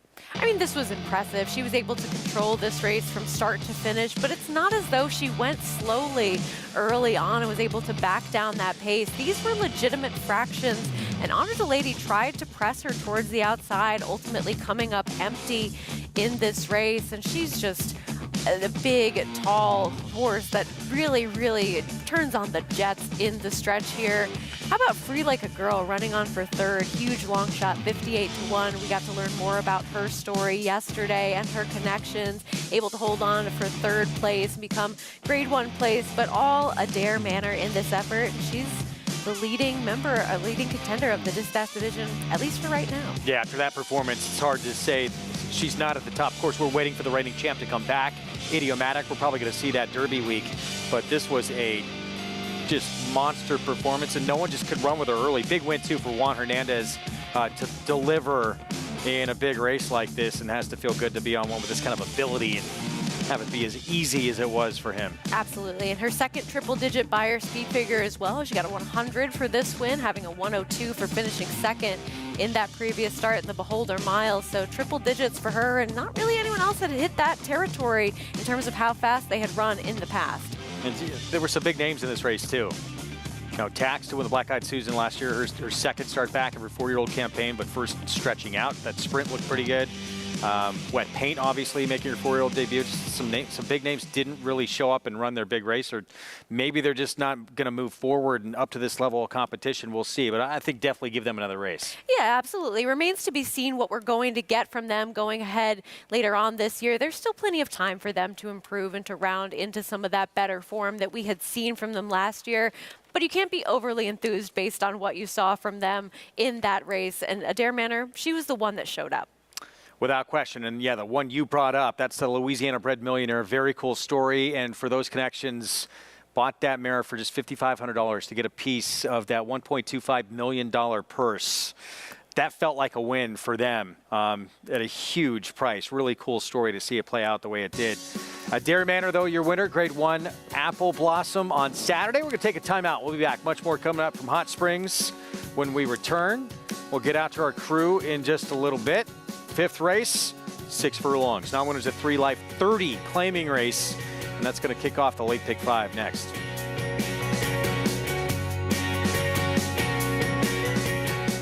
Volatile in front as they pass the 16th pole.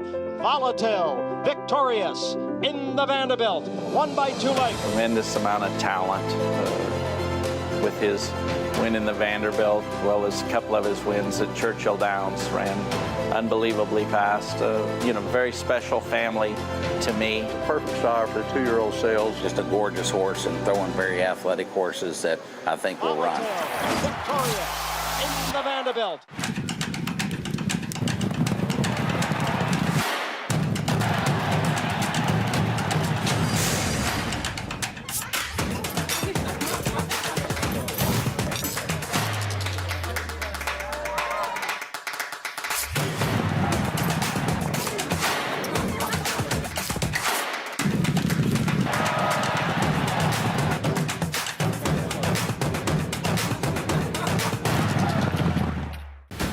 He's a running son of a gun. Papa Cap now has the advantage. A graded stakes winning 2-year-old. Grade 1 Breeders' Cup Juvenile runner-up at 2. Multiple Grade 1 placings at 3. Finished in the top 4 in 11 out of 12 starts. And from here on in, it's just a matter of how far. Papa Cap, an easy winner of the best pal. Papa Cap, standing at Walmack. Racetrack Television Network brings you every race, from every track, on every screen, every day. With monthly packages starting as low as $5, RTN gives you great value and access to more live HD streaming and race replays than anyone. Visit RTN.tv today to sign up and watch on almost any device, including Roku and Amazon Fire. RTN has packages that start at $5 per month.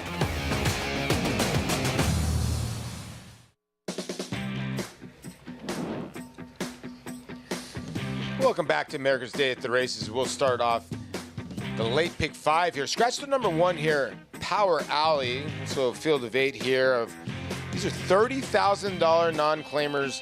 Have never won 3 races lifetime. So this is the condition here. We'll start with the 2 here, Midnight Majesty. A little gray here for Rocco Bowen and Kim Poole. Yeah, this one has been breaking slowly in his last 2. We'll be hoping to get a better break today and be a part of the pace early. Husker Butch off the claim for Cipriano Contreras. Here's the 4, Spitesville for C.R. Trout. Yeah, cutting back in distance and taking a significant drop in class. Crocodile Tears. I know you're interested in this horse a little bit, Raj. Yeah, he's coming off a long layoff. He has a lot of speed. And the trainer, Wade Rorick, he wins at a high clip with these kind of layoffs. He really does. And how about this? You got Shea Stewart sending out Absolute Chaos. 51-1 to end the card yesterday, 6-5 today. Here's the 7, Cactus for Jade Cunningham. Yeah, the blinkers come on today, which makes me think that they're going to want to have this one a bit more close to the early place. I think that's an overlay. Jade's a very good trainer. She's sharp. Ronnie Craven sends out Balsa. And here's the 9, Indulge for Lindsey Schultz, another sharp trainer that ran a really good race, 2 back. Yeah, a horse that is knocking at the door, Indulges. Has a good outside post. His best chances is if there's a hot pace up front, he's be able to capitalize on that with a late running kick in the stretch. Yeah, you're right in here. You know, when you look at the 6 in here, Absolute Chaos, the horse has been was off for a long time and has come back with 3 straight races, has not caught a fast track, Raj. So But when you look back at the other races before, his back class towers over this field. A horse that's 0 for 5 on wet tracks, it happened to be his last 5 races were Right. all wet tracks. You throw out that wet track form and you go to a dry track like he has today, then he looks really good in this race. Well, Maggie, does he stick out kind of on form, or does he stick out in looks too as well? Perfect marriage, Paulie. As I think we missed the bachelor party last night when it comes to trainer Shea Stewart and the big upset that he caused in the last race, because now you're getting 7 to 5 on his charge in here. But absolute chaos. Yeah, he looks best on paper. He looks best in the flesh too. He looks just sensational overall. Now 4th off of that extended layoff and 3rd time out here for the barn. So liking everything I'm seeing from your favorite. As we'll move on to number 8, Balsa. I just wanted to point out this guy. He did not run well over a wet track last time, though arguably his best race came on a wet track when he broke his maiden at Indiana. But again, you know, wet tracks can vary when you're going from track to track. He looks really good. It's a horse that I saw way back when he began his career. I'm going back nearly 2 years ago. He's definitely developed into much more of an athlete now as a 4-year-old, which I appreciate, but he wears some significant equipment. As I mentioned, it's been a long time since I see him, so I don't know if he normally wears this, but he has a Houghton bit with a burr, so that rubber disc that's placed on the outside of the bit, and so therefore when the rider pulls on the left rein, that tightens up and just makes it a bit uncomfortable in a horse's mouth, so they're not as prone to want to take a hold and go and get out. Taking a look at the horse coming off the layoff, love the name, Crocodile Tears. He's number 5 in here, as we haven't seen him, well, A, at this racetrack, and B, since August at Canterbury. He's quick, and he, I thought, could play out to be the speed of the speed. And next to Absolute Chaos, this is the next best looking horse. And considering the time away from the track, JKs will bring you in here, he looks awfully fit. So I'm definitely on the positive end of the spectrum when it comes to this speedy son of Good Samaritan. Yeah, I mean, thanks, Max. I think a lot of times when you look at these types of horses at this level, one of the weapons that I really look for is speed. And I think that if you can, it's one of the biggest kind of equalizers, I would say, in these races where, you know, a horse might be a little bit better overall, or might be dropping in class, or might get a nice setup.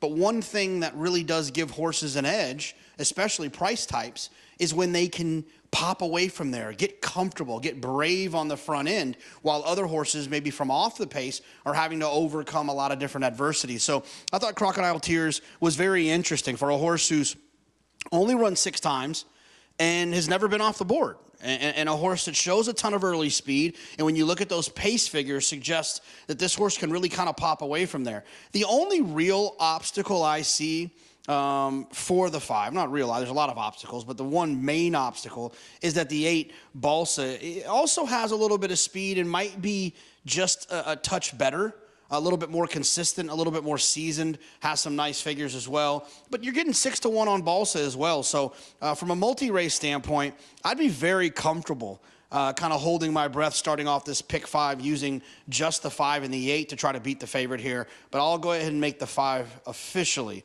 my top pick.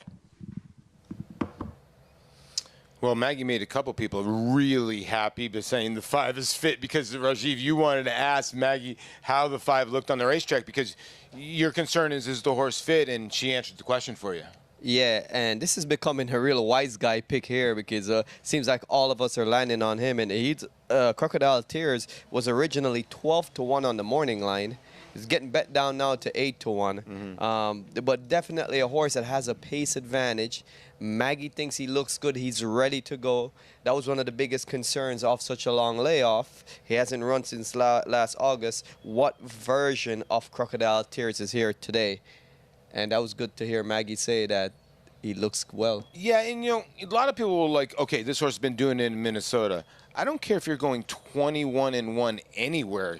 This horse has gone 21-2 going on the turf, Rajiv. 21-3 last time. So there's no denying. And he's probably going to be really, really fresh for his 4-year-old debut as well. Yeah, and I will say this, from our vantage point, we can only really see it on the TV, he looks like he's on his toes. The one thing is he might be getting a little hot. Sometimes when you see that lather between the legs and he's flashing his tail, you can tell he's sharp. Hopefully he doesn't get too hot. The horse that really caught my eye on the TV is the other one that Maggie mentioned, Balsa. This horse is really looking good.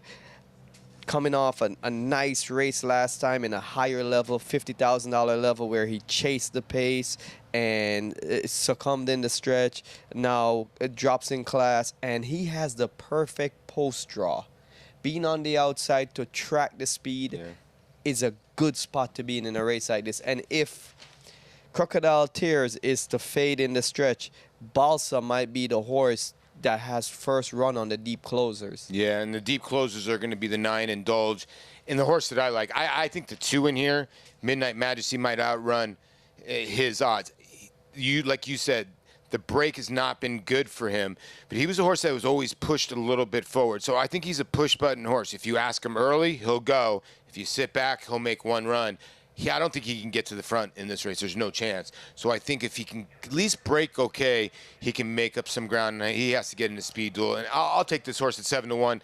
I do think the 6 can maybe stay on the 5. That would be your other worry in here. Absolute Chaos. He's just going to have to put the 5 away. Yeah, and Absolute Chaos, I believe is a deserving favorite. But if you didn't go to the wedding of Sean Stewart last night at 50-1, it's hard to go now for the 6-5 shot. But if I'm Rocco Bourne and I'm riding Midnight Majesty, the number 2 in here, the one thing I'm thinking about, get out the gate. Yeah. Get out the gate. I have to get this horse to break well, because this race, for him, his chances are either going to be won or lost at the start. Well, good luck to close out your pick 5s and to start your late pick 5 here at Oaklawn Park. Let's go to track announcer Matt Dinnerman for the call of race number 5. Here's Indulge coming up to the gate. We're ready to go.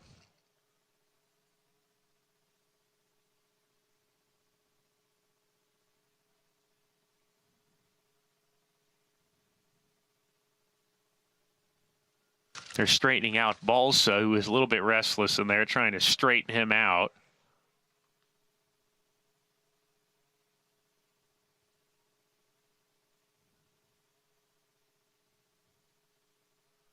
The riders hopped off Balsa. Christian Torres.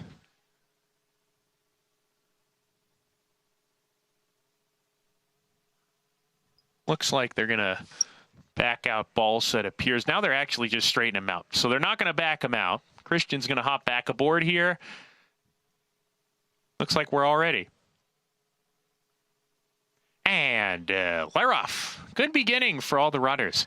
Absolute Chaos, he's going to the front here, has a narrow lead. Cactus is moving up to apply the heat. Those two get acquainted on the lead. Midnight Majesty setting up shop right off the pace. The gray horse down on the inside. Crocodile Tears is making up ground in the 2-path. Midnight Majesty easing off of him and a little bit tight. Midnight Majesty on the fence takes back to be within 2 lengths of the lead. A length further back to Balsa. He's running in the 5th position. 2.5 more to Spitesville and Husker Butch. Indulge is at the back of the pack, has been out sprinted early as they round the far turn. The top 2 still going at it. Absolute Chaos inside of Cactus. They're right together and they're a neck apart. Absolute Chaos with a head lead coming to the top of the lane. Midnight Majesty in the 3rd position. He's shaken up. Balsa gets a tap on the shoulder to get into it. Swings 4 deep for the stretch drive as they come down the lane. Absolute Chaos, he's not stopping. Absolute Chaos, a length and a half clear now. Cactus struggling in 2nd. Midnight Majesty right behind him, down on the rail, furlong to go. Absolute Chaos drifts to the center of the track, tries to sprint to the wire now. He's still in front. Absolute Chaos, Midnight Majesty 2nd.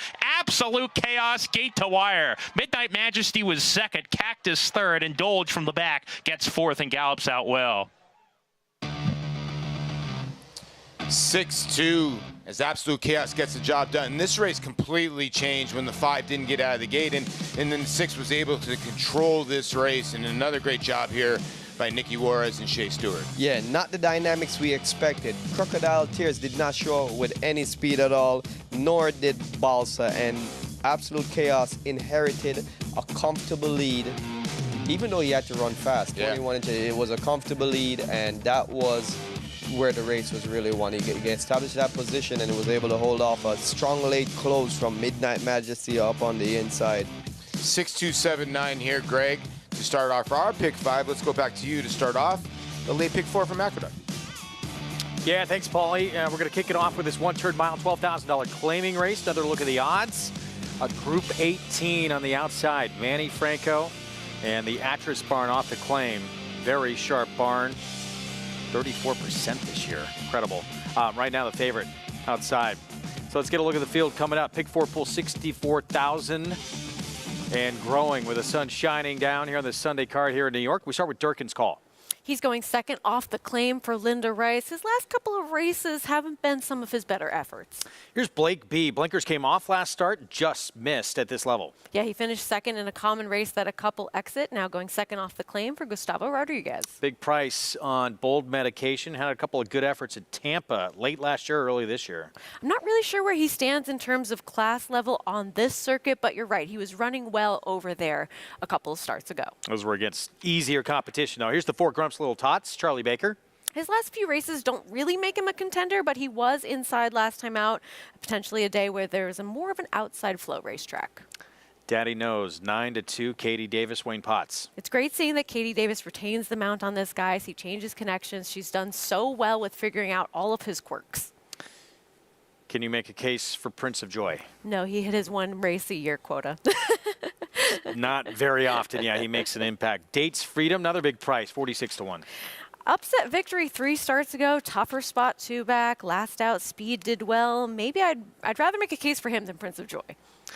Nobody rides for free, big price, but has been effective against Blake B before, who's 3-1. He is taking a slight class drop as well. Here's the 10, the favorite, Group 18. Rob Atras off the claim. Yes, as we said, going first off the claim for Atras, returning to dirt. It's a limited sample size for him making that move, but positive ROI. There's the 8, Sam Camacho Jr.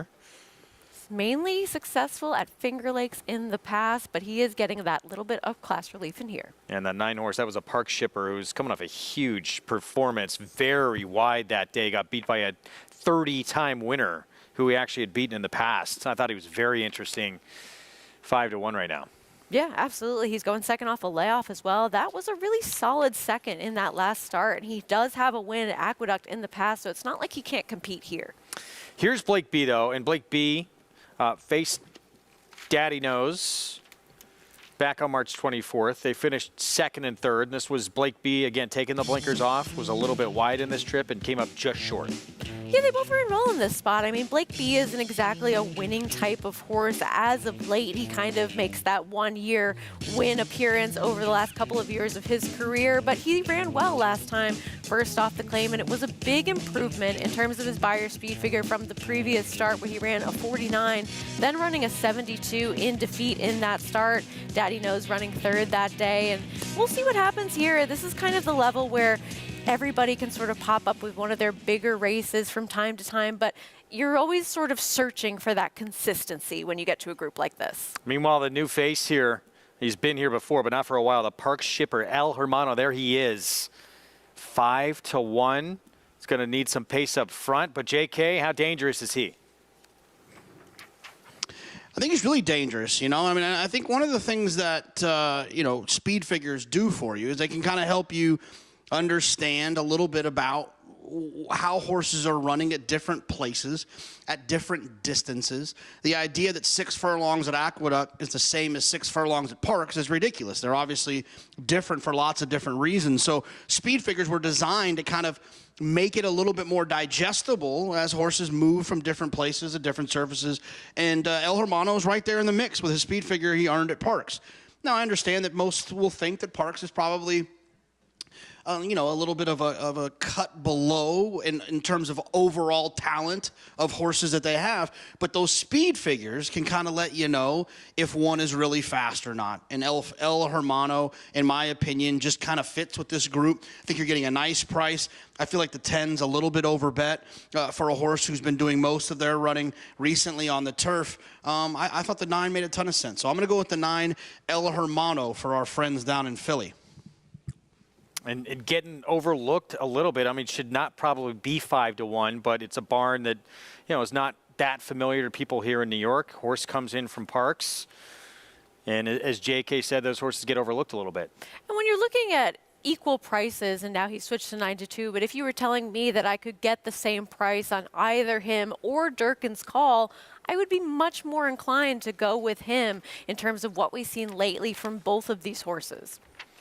I mean, El Hermano, the figure he got thoroughgraph-wise in that race last time out, no one comes close to him. No one comes close. Can he repeat it again here? Again, you know, different track. He was extremely wide that day. And we'll see. And that was, you know, his first start back of the year. If he can improve off that a little bit, it's been a really consistent horse in his career. He has been, and he's faced tougher company in the past as well in regards to where he's been spotted. And it's not as though that return effort was necessarily a step in the wrong direction. It just kind of showed that he was coming back in decent form and possibly going to take another step forward, second off the bench in here. There are a lot of things to like about him. I think that the number 10 just kind of outclasses this field based on what he's done in the past. We'll see if he can get back to some of those races that he had once run as he switches to a very high percentage outfit. But I wouldn't blame anyone for having some interest in either the 2, 9, or 10 in this spot and what is kind of a wide open race after that. Pick 4 pool approaching 100,000. Now we're up and over that number as you get another look at that Park Shipper. So there he is. Andrew Wolfson will be aboard. An 11-time winner here. And that race he ran, off the bench, coming back as an 8-year-old, one of the matching best figures he's ever run in his career. So if he can improve off that, going to be dangerous. But he will need a little pace help up front. Is there that pace to give him a little to run into here today? You know, Timeform US certainly thinks that there is. Horses like Daddy Knows, as well as the number 10 towards the outside, now switching barns in Group 18, do seem like those forwardly placed types that maybe if they hook up early, it can help set up for a horse like El Hermano. We know that Daddy Knows does his best running when he's forwardly placed, and since Katie Davis has gotten back aboard, that's sort of what they've gone back to with this horse, a horse who does have those little quirks, can lug in a bit, can be a difficult type to ride, but she has really figured him out well and has been able to mitigate the fact that those little things that he does have on his performance on the racetrack. So maybe he's another horse to throw in the mix, one worth considering in this spot, because you know at least he gets along with his rider and he's going to have some forward position. Here, look at this pick 4 sequence too. If you can get there, probably want coverage in that last race seems like the most competitive race.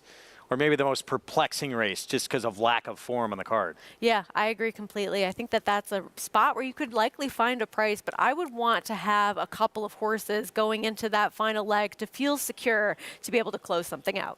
More than a couple. Yeah, maybe all of them. See what happens. Pick 4 starts here. Kendrick Carmouche stepping in with the 1 Durkin's Call from the rail. There's Jose Lezcano. Blake B again just missed at this level without equipment change. Those blinkers came off last start. We'll see if he can do one better than last time out. Get the 6th win of his career coming up. Favorite remains this 10, Group 18. And he has shown sprint speed in the past. Can he be the one on the engine here with Manny Franco looking for his 4th win on this Sunday card? Let's go upstairs. Chris Griffin, the call with the 6th from Aqueduct. Nobody rides for free.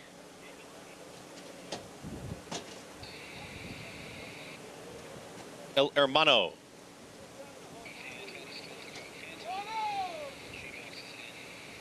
Group 18 is in. All set.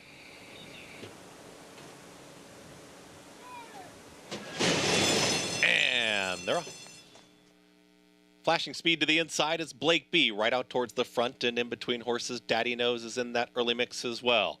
Joining them is Prince of Joy, and Prince of Joy is trying to challenge, but it's Daddy Knows and Katie Davis in the center of the racetrack, and they are now up by 3/4 of a length. Group 18 is going to stalk from second. They're well out there on the far outside of the racetrack, but Daddy knows what he likes to do, and Daddy Knows is still up by a half length. Down towards the inside, here's Blake B. is ready to challenge 22-4 for that opening quarter mile. Group 18 is now in behind them, has got a big gap here, is in the third position, is 2 in front of Prince of Joy. Up on the far outside, Nobody Rides for Free. Green cap, that's El Hermano, is making up some ground from 7th, is about to challenge Dates Freedom for that spot. From the back, Durkin's Call commences a rally, and the trailer is Bold Medication. 3 across the racetrack. They went 45-1 for the half-mile time. Blake B is right there with Group 18, who now found that seaman. Group 18 is ahead in front. Daddy Knows, though, is still looming up on the outside here, and now Daddy Knows is put a nose in front. Those 3 across the racetrack. Just having to steady there was Durkin's Call. Had some momentum from the back there with El Hermano. They're now 4th and 5th. They reached the top of the stretch. They went 109-1 for 3/4, and 3 of them across the racetrack. It's Daddy Knows trying to put away Group 18. Same can be said for Blake B. And here comes Durkin's Call with every stride. They're approaching the 16th pole. It's Daddy Knows. Daddy Knows is now kicking away, is up by a length and a half. Daddy Knows only has to deal with one more. It's Durkin's Call, but Daddy Knows gets the victory. Daddy Knows over Durkin's Call, who's in a photo with Blake B and Group 18 in 1 minute 35-4. Daddy Knows, Katie Davis, Wayne Potts, Bella Blue Racing Stable, the 9th win for this 8-year-old. Do you think the track's playing a little bit fast today? Yeah, we've seen some very quick times today, as witnessed too in that Times Square Division New York Stallion Stakes as well. This is a quick race for this level and some fast splits to go along with it for the pace to hold together as well as it did. I know Durkin's Call was making up some ground late, but he was really the only one making a dent in this race, as everybody else that was forward kind of stayed in that forward position, and Daddy Knows was able to get the victory in here with Katie Davis aboard, and they just have a good relationship. Katie Davis, Wayne Potts, the victory here, 7-2 to start this pick 4 off. And yeah, 135-4 for this level. Extremely quick. Saw a track that was, I wouldn't say flirting with the track record, but not that far off it back in the 5th. But Daddy Knows ready to go today.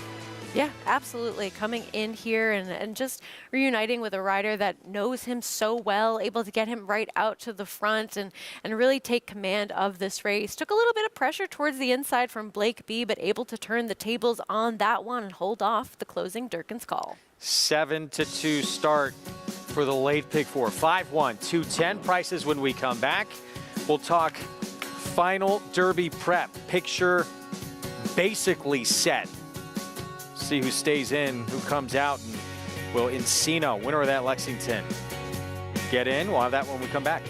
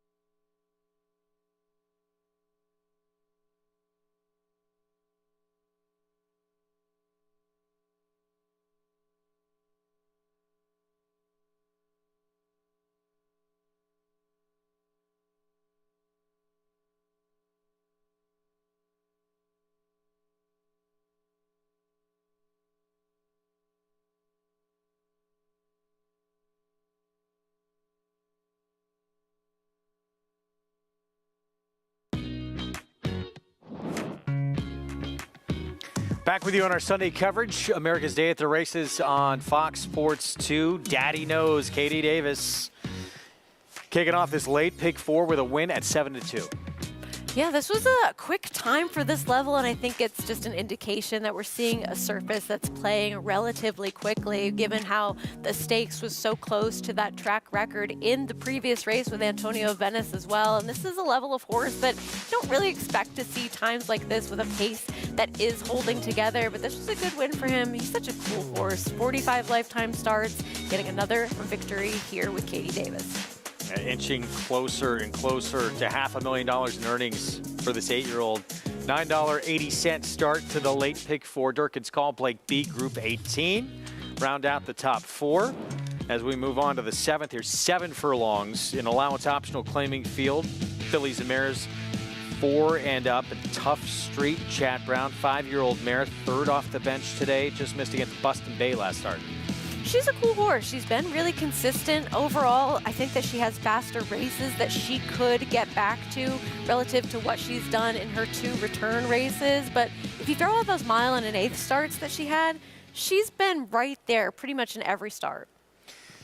Final Derby prep completed on Saturday. That was a Lexington, and they're really, what we thought really going in, there's only 1 or 2 horses who'll be able to make an impact and get in there, and Encino, one of them, first time on a dirt track for Brad Cox. And Florent Giroux said this horse surprised him, broke like a shot, went to the front, and able to go gate to wire for the win. And this is a jockey not taking anything away from the speed that their horse was showing them. We all kind of expected the Wine Stored from the inside to be that forwardly placed type.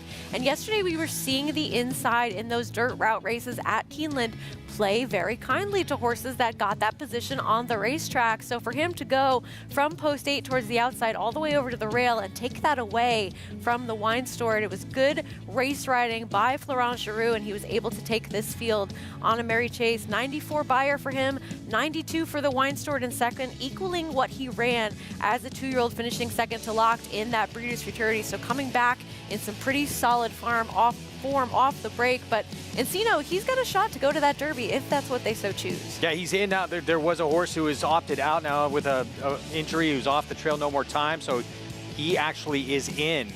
And we're still waiting to see what's going to happen to Deterministic, if he's going to opt out. Guys endlessly may choose the American Turf over the Kentucky Derby. So there still may be some jockeying for position and a couple of horses who may get in. What do you guys think of Encino's performance? Answered a few questions. Handling the dirt, we know he's sharp, having rattled off 3 straight. Kind of had things his own way right from Jump Street. No, he did, and he broke very sharply, like they were saying, like Flo said, it surprised him a little bit. But at the end of the day, when you start realizing if you leave a Brad Cox runner or a Bob Baffert runner on the front end, I don't care how fast they're going to be tough to catch, and that's what ended up happening. And we always thought, Hades had a chance to get in. I think he's a horse that's just a little bit behind, and then Liberal Arts is a horse. I think, being a son of Arrogate, he was the other horse that could have got in, and I think he just needs to grow up a little bit more mentally. But this is a horse that's going forward. Brad's got 2 horses now with Just a Touch and Encino that are, the other kind of horses in there that are getting in, but they're talented and lightly raced. And still, there's so much can change between now and the first Saturday in May. We had several defections the last week and a half before last year's Kentucky Derby. But this is what it looks like right now. And as they were mentioning in New York with Sarah and Greg about the points, and as far as Encino winning that Lexington now with 40, 19th, with no more time having defected. Again, and we'll see how much this changes, Paul, over the next 3 weeks. Yeah, and when you look at this, it's just really, it's top heavy. I mean, you cannot argue with the number 1, number 2, and number 3. Sierra Leone, Fierceness, and Catching Freedom. I honestly think they'll be your first, second, and third choice. If I was going to go outside of the box, I do think Endless Ease is very, very talented. And sometimes turf horses will take towards Churchill Downs. If I'm going down the list, if they draw the rain turtle, you better put in Mystic Dan. Yeah, His best Mind That Bird impersonation we saw in the Southwest. Have you found your horse? Have you settled on the Derby horse? It's really going to be tough because I think the post position obviously is a giant part of this. When you have, like Sierra Leone, looking at Lucky was the best horse in the Derby, drew the one hole. You don't want it. Now, if Sierra Leone draws the one hole, it's a different ball game. If Fierceness draws the one hole, different ball game because he's going to have to get used a little bit earlier. So we still got to get to the draw. But I'll tell you, the way this is playing out, I don't think Dornoch can hang with Fierceness. They're going to have to run with him. But again, I think a lot of people realize, a lot of Baffert's horses went to the front end. American Pharoah was about 6th or 7th in that race and had to come from off the pace. So Fierceness might have to deal with a little bit of adversity. Another chance for Rapoli, Pletcher, at Forte last year, the favorite, who withdrew, defected the morning of the Kentucky Derby. They're back with Fierceness, so impressive in the Florida Derby. Anticipated favorite for the 150th Kentucky Derby in less than 3 weeks. Meantime, here at Oaklawn, getting ready for this cross-country Pick 5 sequence, a good one. Getting started with this upcoming 6th race at Oaklawn. They're on the track. An important race here.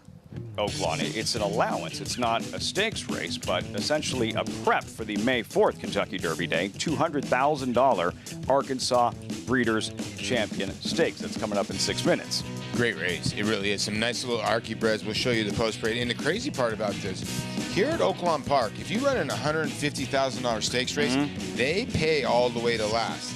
You actually, if you're a jockey, make more money if you win this Arkansas bred race. Is that crazy or what? $141,000 on the line. Arkansas Breds, dinner at Crumpy's, 2 for $34 lifetime, both wins at Oaklawn. Well, listen, Black Apple's 5-2, and dinner at Crumpy's just missed by a nose to her. Fleet Sky, daylight winner at 53-1 last out. I think this horse is dangerous at 18-1. Lockmore, sharp win in the slot March 22nd. Yeah, a lot was to be said. He was going to try the 2 turns for the first time. He's a big boy, and he passed the test, and that's why he's 6-5. Stuck in snow, 12th start. Luis Quinones aboard every time. He's been behind the Fleet Sky. He didn't run that bad last time. Now he's going to stretch back out. Cybertown, 25-1, 7-length winner last out first after the claim. Yeah, he did win by 7. You get Ramon Vasquez aboard. Black Apple, ironically named Razor Sharp. He's almost white.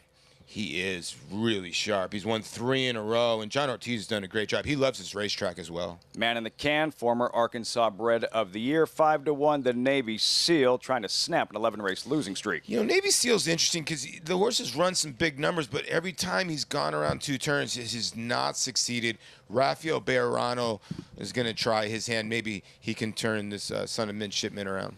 Cross country, Pick 5 starts here. 5 minutes out, make it 4 minutes till this 6th race. Potential prep for the Arkansas Breeders' Champion Stakes, the first Saturday in May at Oaklawn. That's next.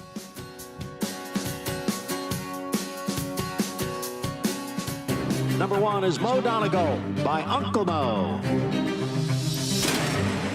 And they're off in the Remsen. As they come on for the finish, and it's going to be tight here in the Remsen.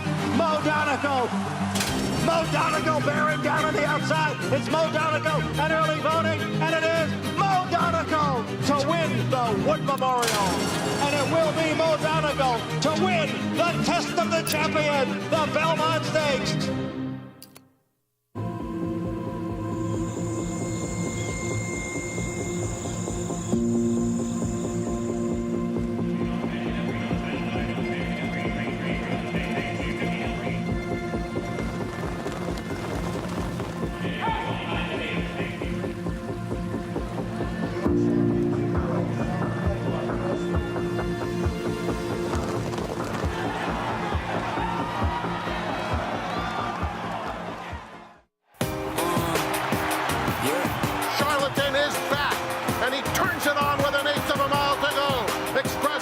Into second. Nashville dropping out of it, and then Collusion Illusion. What a spectacular return for Charlatan, who will romp in the run-happy Malibu Stakes by 4.5 emphatic lengths.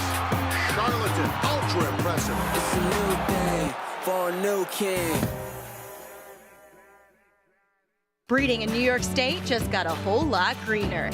Starting in 2026 with 2-year-olds and expanding in 2027 to include 3-year-olds and up, New York breds on the NYRA circuit will be offered purses matching the race's open company counterpart. That's a nearly 20% increase per race compared to 2023. Bowling season is in full swing. There's still time to take advantage of New York's better than ever statewide incentives. Visit naira.com/nybreads for more info.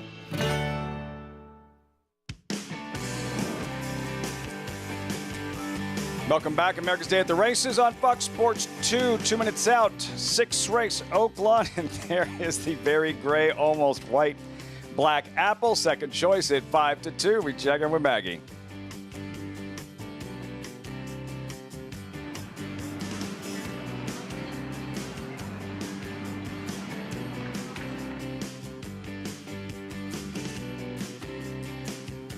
Issues, Paulie, and I blame you. Yeah, I'm sorry. We'll reconnect with Maggie as soon as possible. Maggie is the hardest working woman here right now at Oaklawn, and technical difficulties come along with it. But I'll tell you what, I'm sure Maggie's going to say, man, Black Apple looks great. And here's the thing, 3 in a row, good track, sloppy track, muddy track. 2 races were in Arkansas bred races. One was a starter allowance race. This horse is in really good form. And look at this one. Gonna meet Dinner at Crumpy's again. This is the last time they met, March 9th in the mud, starter allowance. Paulie, and what a finish. These two slugging it out to the wire. Yeah, that's why I had mentioned, like, the difference between the prices of Dinner at Crumpy's and Black Apple. Listen, 14-1 to 3-1. I get it. Dinner at Crumpy's since then, came back to lose to Lockmore, who's your 4-5 favorite, but now gets an inside draw. Let's try this again. Back to Maggie. Take 2.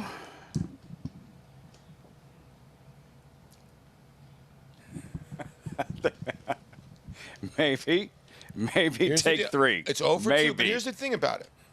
I always used to tell myself, you still got 2 or 3 more at bats. You can go 3 for 5, and boom, you're hitting That's 600, right? That's So, right. Yeah, it happens. Yes. We have 3 more races after this. However, as they near post time, you have Lockmore, who is the odds-on favorite. His most recent, that was Dinner at Crumpy's in that one as well. Starter allowance, March 22nd in the mud, Lockmore.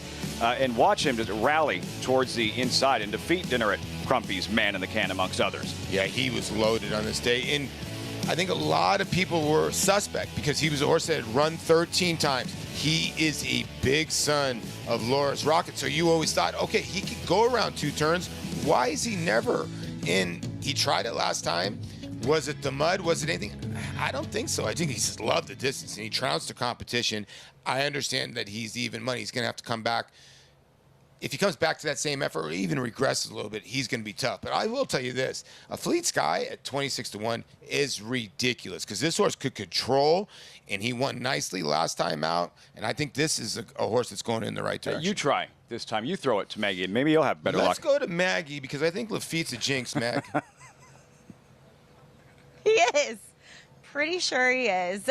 I have no idea what's happening because the mic, sometimes it just doesn't have a good day. I understand. It happens to the best of us. So we'll take a look at Black Apple. He looks sensational.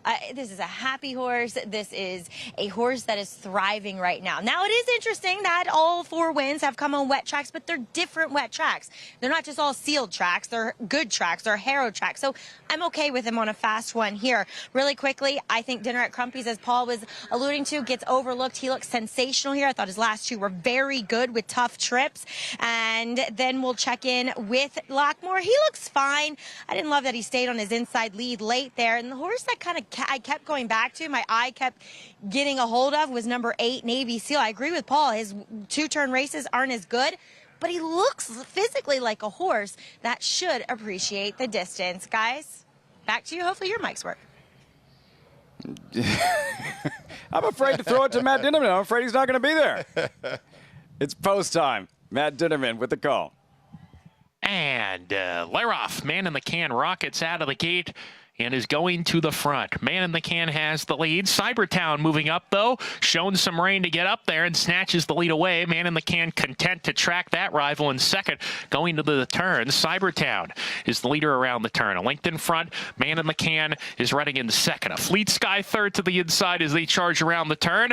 And then Lockmore, the favorite. He's in the 4th position with Navy Seal. They're side by side. Dinner at Crumpy's is next on the fence. Stuck in Snow is second to last. Black Apple, the gray, at the back of the field, asked to pass them all and make up about 8 or 9 lengths in the final 5 furlongs. Cybertown, the leader at 47-1, carving out the fractions. A length and 3/4 ahead. Man in the Can running in second. A Fleet Sky to the inside. A length and 1/4 to Lockmore in the 4th position. Navy Seal 5th now, nickeled along just a little bit, being joined by Dinner at Crumpy's. That pair's 6 off the lead with a half mile to go. Another 2 lengths back to Stuck in the Snow. Black Apple joining him. He's on the rail now as they hit the 4-turn run. Cybertown, 3 furlongs to go. A length and a half in front, and second Man in the Can is chasing. Lockmore appears to be going well, Lockmore. He's on the outside. Christian Torres hasn't let him loose yet, and he's moving up ominously 3 wide. Man in the Can's going to try to get the jump on Lockmore. On the inside, Cybertown fighting,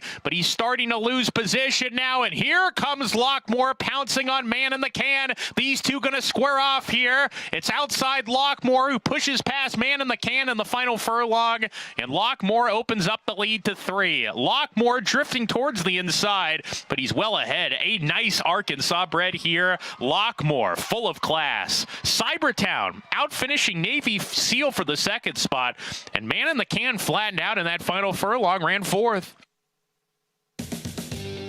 That lead swapping thing remains an issue. His ability is not a problem. Lockmore, impressive in victory in the 6th at Oaklawn, and a 2nd win for leading rider Christian Torres. Yeah, he's found himself a new home going around 2 turns. And when you can do this against Arkansas breds, you're going to start winning a lot of money. And how about the 5 here?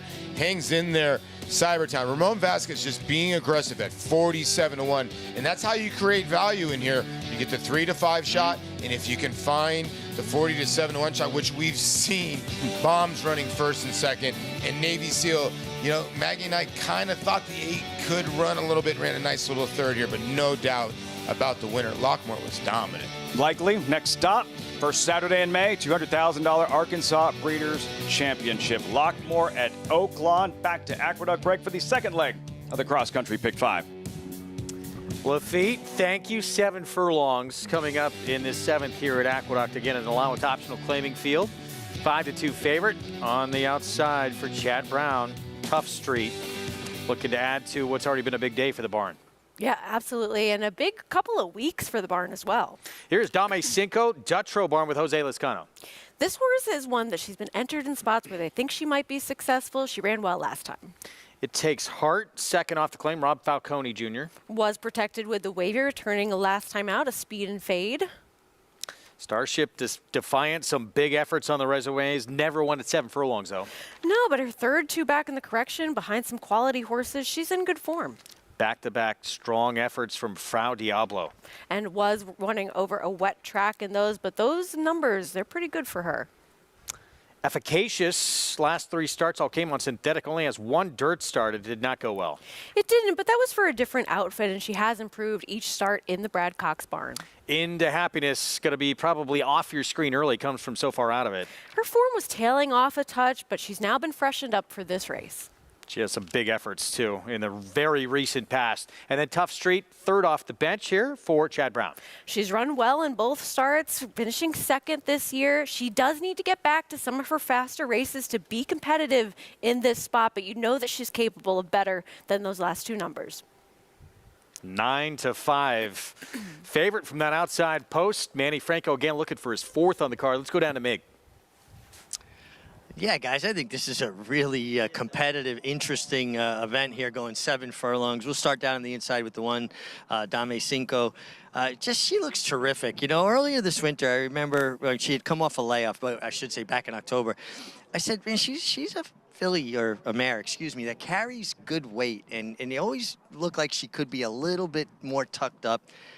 This is the best I've ever seen her look. Her coat is just absolutely resplendent, hydrated. We got dapples, and she looks that kind of tucked up. She's going to be my top selection because she's run races good enough to win here.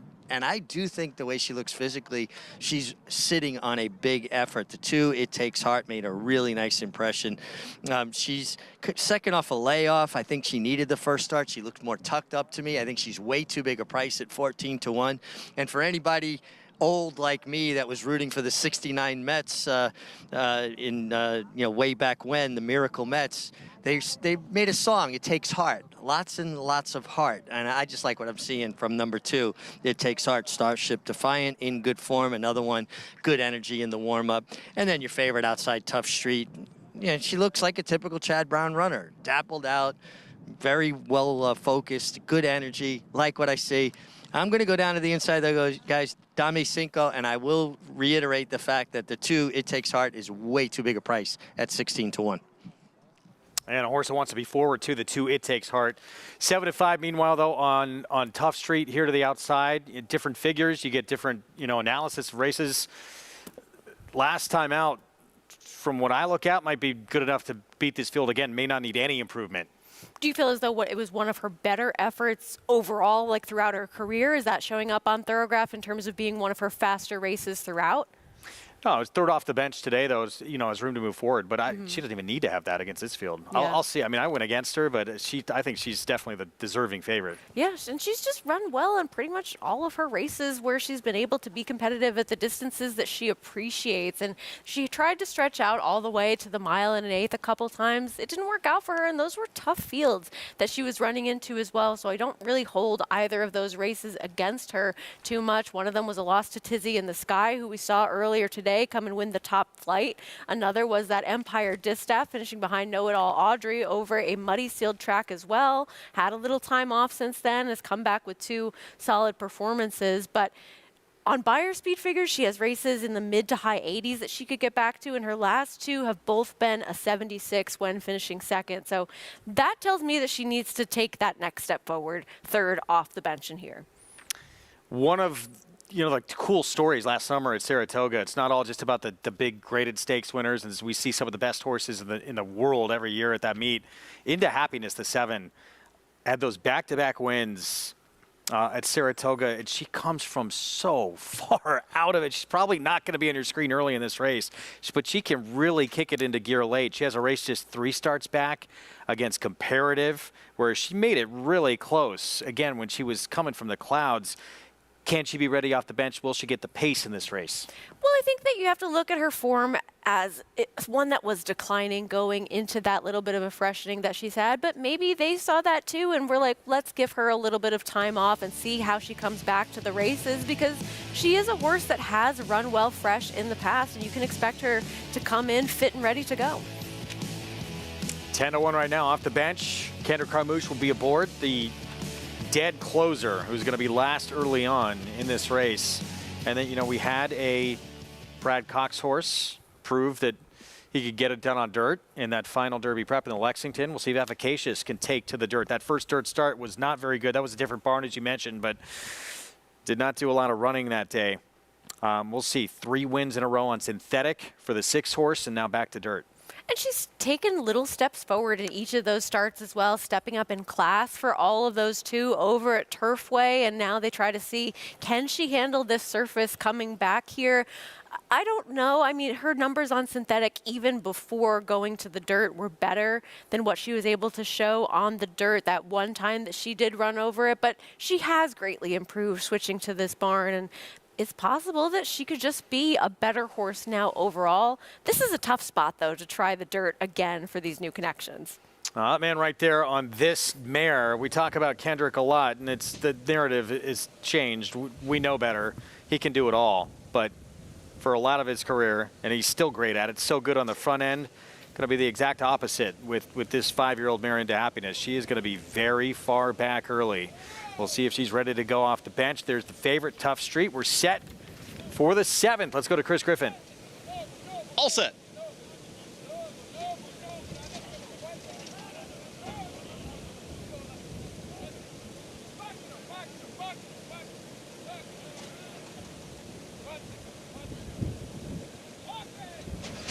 And they're off. Very slow start there for It Takes Heart and also Into Happiness. They were both off slowly.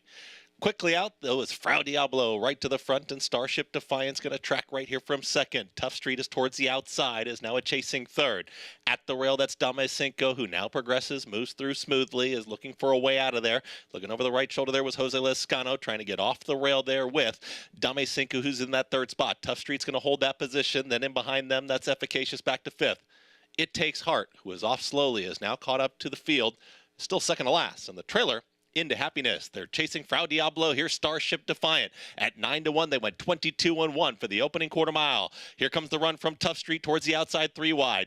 Dame Cinco is in behind horses in the 4th spot, now being encouraged to move forward. Efficacious has got to do better there from that spot with It Takes Heart. They're towards the back end of the field. The trailer is Into Happiness, 44-3 for the half-mile time, and they still duke it out up front, and Frau Diablo is still there. It's Frau Diablo and Starship Defiant. They're still 1-2. Tough Street is trying to catch them both, is now up on the grandstand side, trying to straighten up. Frau Diablo, Starship Defiant from in between horses, a final furlong, and now Tough Street. Manny Franco looking for another one on the afternoon, and Tough Street is up by a length and a half. It's all Tough Street.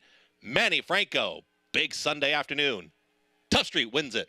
Frau Diablo their second, Starship Defiant, and Dame Cinco in 1 minute 22.63 seconds.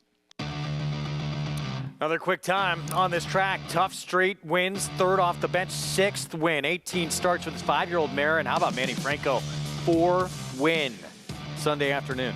He's on a roll right now. I mean, he's putting horses in the right position to be effective. You knew coming in that this one was going to be one of his live mounts on the card, of course. And I think that the way this track is playing and how the times are going, this will be a fast number for her coming back. Manny's still got another mount coming up on a major player in the next race. See if he can make it 5. Gets it done here on the 6-5 favorite. And Tough Street 122-3 for the 7/8 here to collect that 6th career win. It's just nice to see her back in the winner's circle after 2 second-place finishes to start off of this year. And now maybe they can try those stakes waters again at the State Bred Company, maybe see what they have available to them. And I think that this is a race that has to be pretty encouraging. She sat and stalked and was able to seal the deal. 8-4, 3-1, 6-5 favorite, Tough Street. Here in the 7th, Silks of Michael Dubb. Manny Franco with a 4-win Sunday. Winning for Chad Brown here in the 7th to run down that speedster. Ran pretty good here to defeat Frau Diablo. Yeah, I thought so as well. Really took command. Dylan Davis was aggressive with this one. And I think she showed that it wasn't just the wet track over her last couple of starts that helped move her up. She's just gotten a bit better.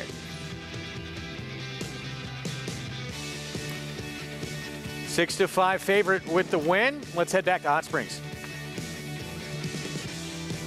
Massive afternoon. Manny Franco racking up win after win after win, 5 total for the leading rider at Oaklawn. 2 victories. Christian Torres, Paulie, and Lockmore, as you had pointed out, took a while to stretch him out, but now that they have, this is where he's been most effective. Yeah, you got to give the conditioner Bruce Stricken really applaud him because, you know, he started this horse on the turf. The horse had run a couple races and didn't work out. Ran actually a decent 3rd, and then just this horse has just gotten better and better and better. And then, you know, at the age 5, he decided, you know what? Okay, this is the time. We're going to go around 2 turns and see what happens. And he's passed the test both times. I mean, he beat a good field last time, and he beat this field pretty handily today. Black Apple some issues early. Cybertown, big effort to complete the exact at 47-1. Lockmore in the 6th yesterday. Fired up Ricardo Santana, make it 7 total in the Count Fleet, Oaklawn's most prestigious sprint. Back-to-back. Skelly, brilliant speed, just too fast to catch. We'll recap when we come back.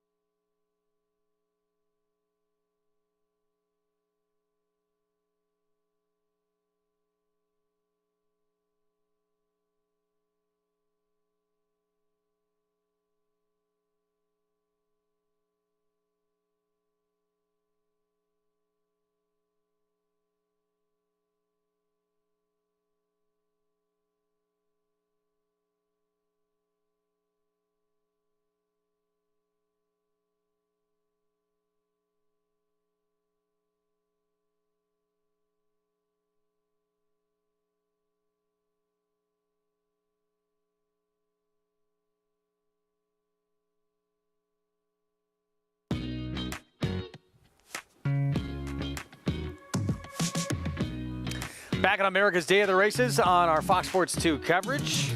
More stakes action ahead. You can play all the action with Naira Bets. Bet any track, anywhere, anytime.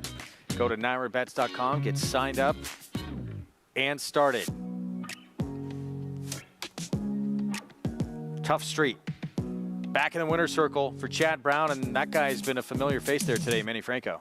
Yeah, absolutely, and plenty of a live mount coming up in the next race as well with Sohana for the Brad Cox barn. But this was a nice ride by Manny Franco, just sitting and stalking the two pace setters, Starship Defiant as well as Frau Diablo, and was able to run right on by them and really show her class. She's a horse that's been so consistent at these shorter distances, either sprinting or going the mile, and now third off the bench is able to take that next step forward and get herself into the winner's circle. 13 of her 18 lifetime starts. She's been first or second, 6 wins now. Not a bad resume for Tough Street. And wins this one pretty easily. $4.60 for the victory to roll right on by Frau Diablo and Starship Defiant. As we move into more New York Stallion Stakes, let's take a look at the cross-country Pick 5 follow-along. Fairly formful, very formful so far with a couple of favorites. Yeah, if you're alive, you're hoping that you have a couple of long shots included later on in those latter 3 races to hopefully add a little bit more value to that sequence. As we know, it only takes one. Up next, this 8 6.5 furlongs, 3-year-old fillies get their turn in the Park Avenue division of New York Stallion Stakes. And Sunday Girl, very professional looking debut, overcoming some adversity at the start. She got bumped around a little bit and was dominant. She was, and this was a race where she was facing a couple of horses that had had a lot of opportunities to get themselves their first victory, but the way that she did everything so professionally in that race and the number that she earned, a 66 Beyer speed figure, you have to just imagine that this is the next logical step for a horse that's shown a lot of promise already in her very young career.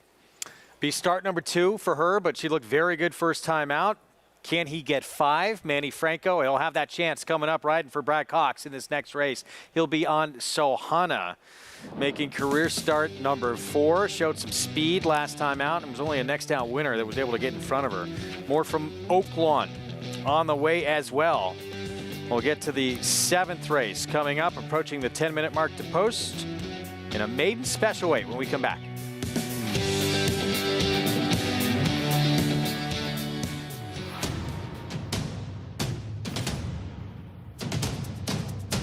Drain the Clock will win and win by as much as he wants. He'll win by 6 in the end. It is Drain the Clock who will bound home the winner in the Bayshore. Drain the Clock, Jackie's Warrior, a terrific finish in the Woody Stevens that goes to Drain the Clock by a head. Experience the adrenaline-pumping, suspense-filled action of the Sport of Kings no matter where you are with Naira Bets. It's fast, easy, and secure. Download the app today and start winning with our lucrative weekly promotions, thrilling handicapping contests, and a one-of-a-kind VIP rewards program. Don't just watch horse racing, be a part of the action with Naira Bets.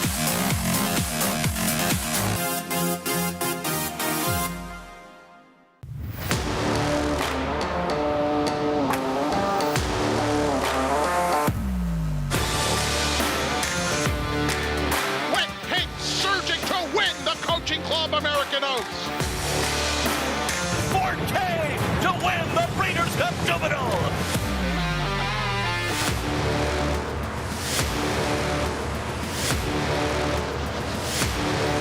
Eclipse champion Blame, standing at Claiborne Farm. Racetrack Television Network brings you every race, from every track, on every screen, every day. With monthly packages starting as low as $5, RTN gives you great value and access to more live HD streaming and race replays than anyone. Visit RTN.tv today to sign up and watch on almost any device, including Roku and Amazon Fire. RTN has packages that start at $5 per month.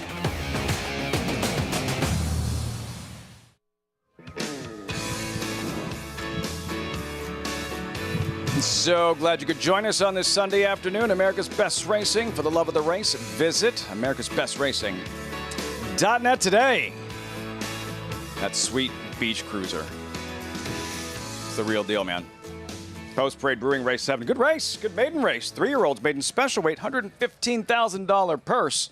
Wide open. Who graduates here, Paulie? I like the 9.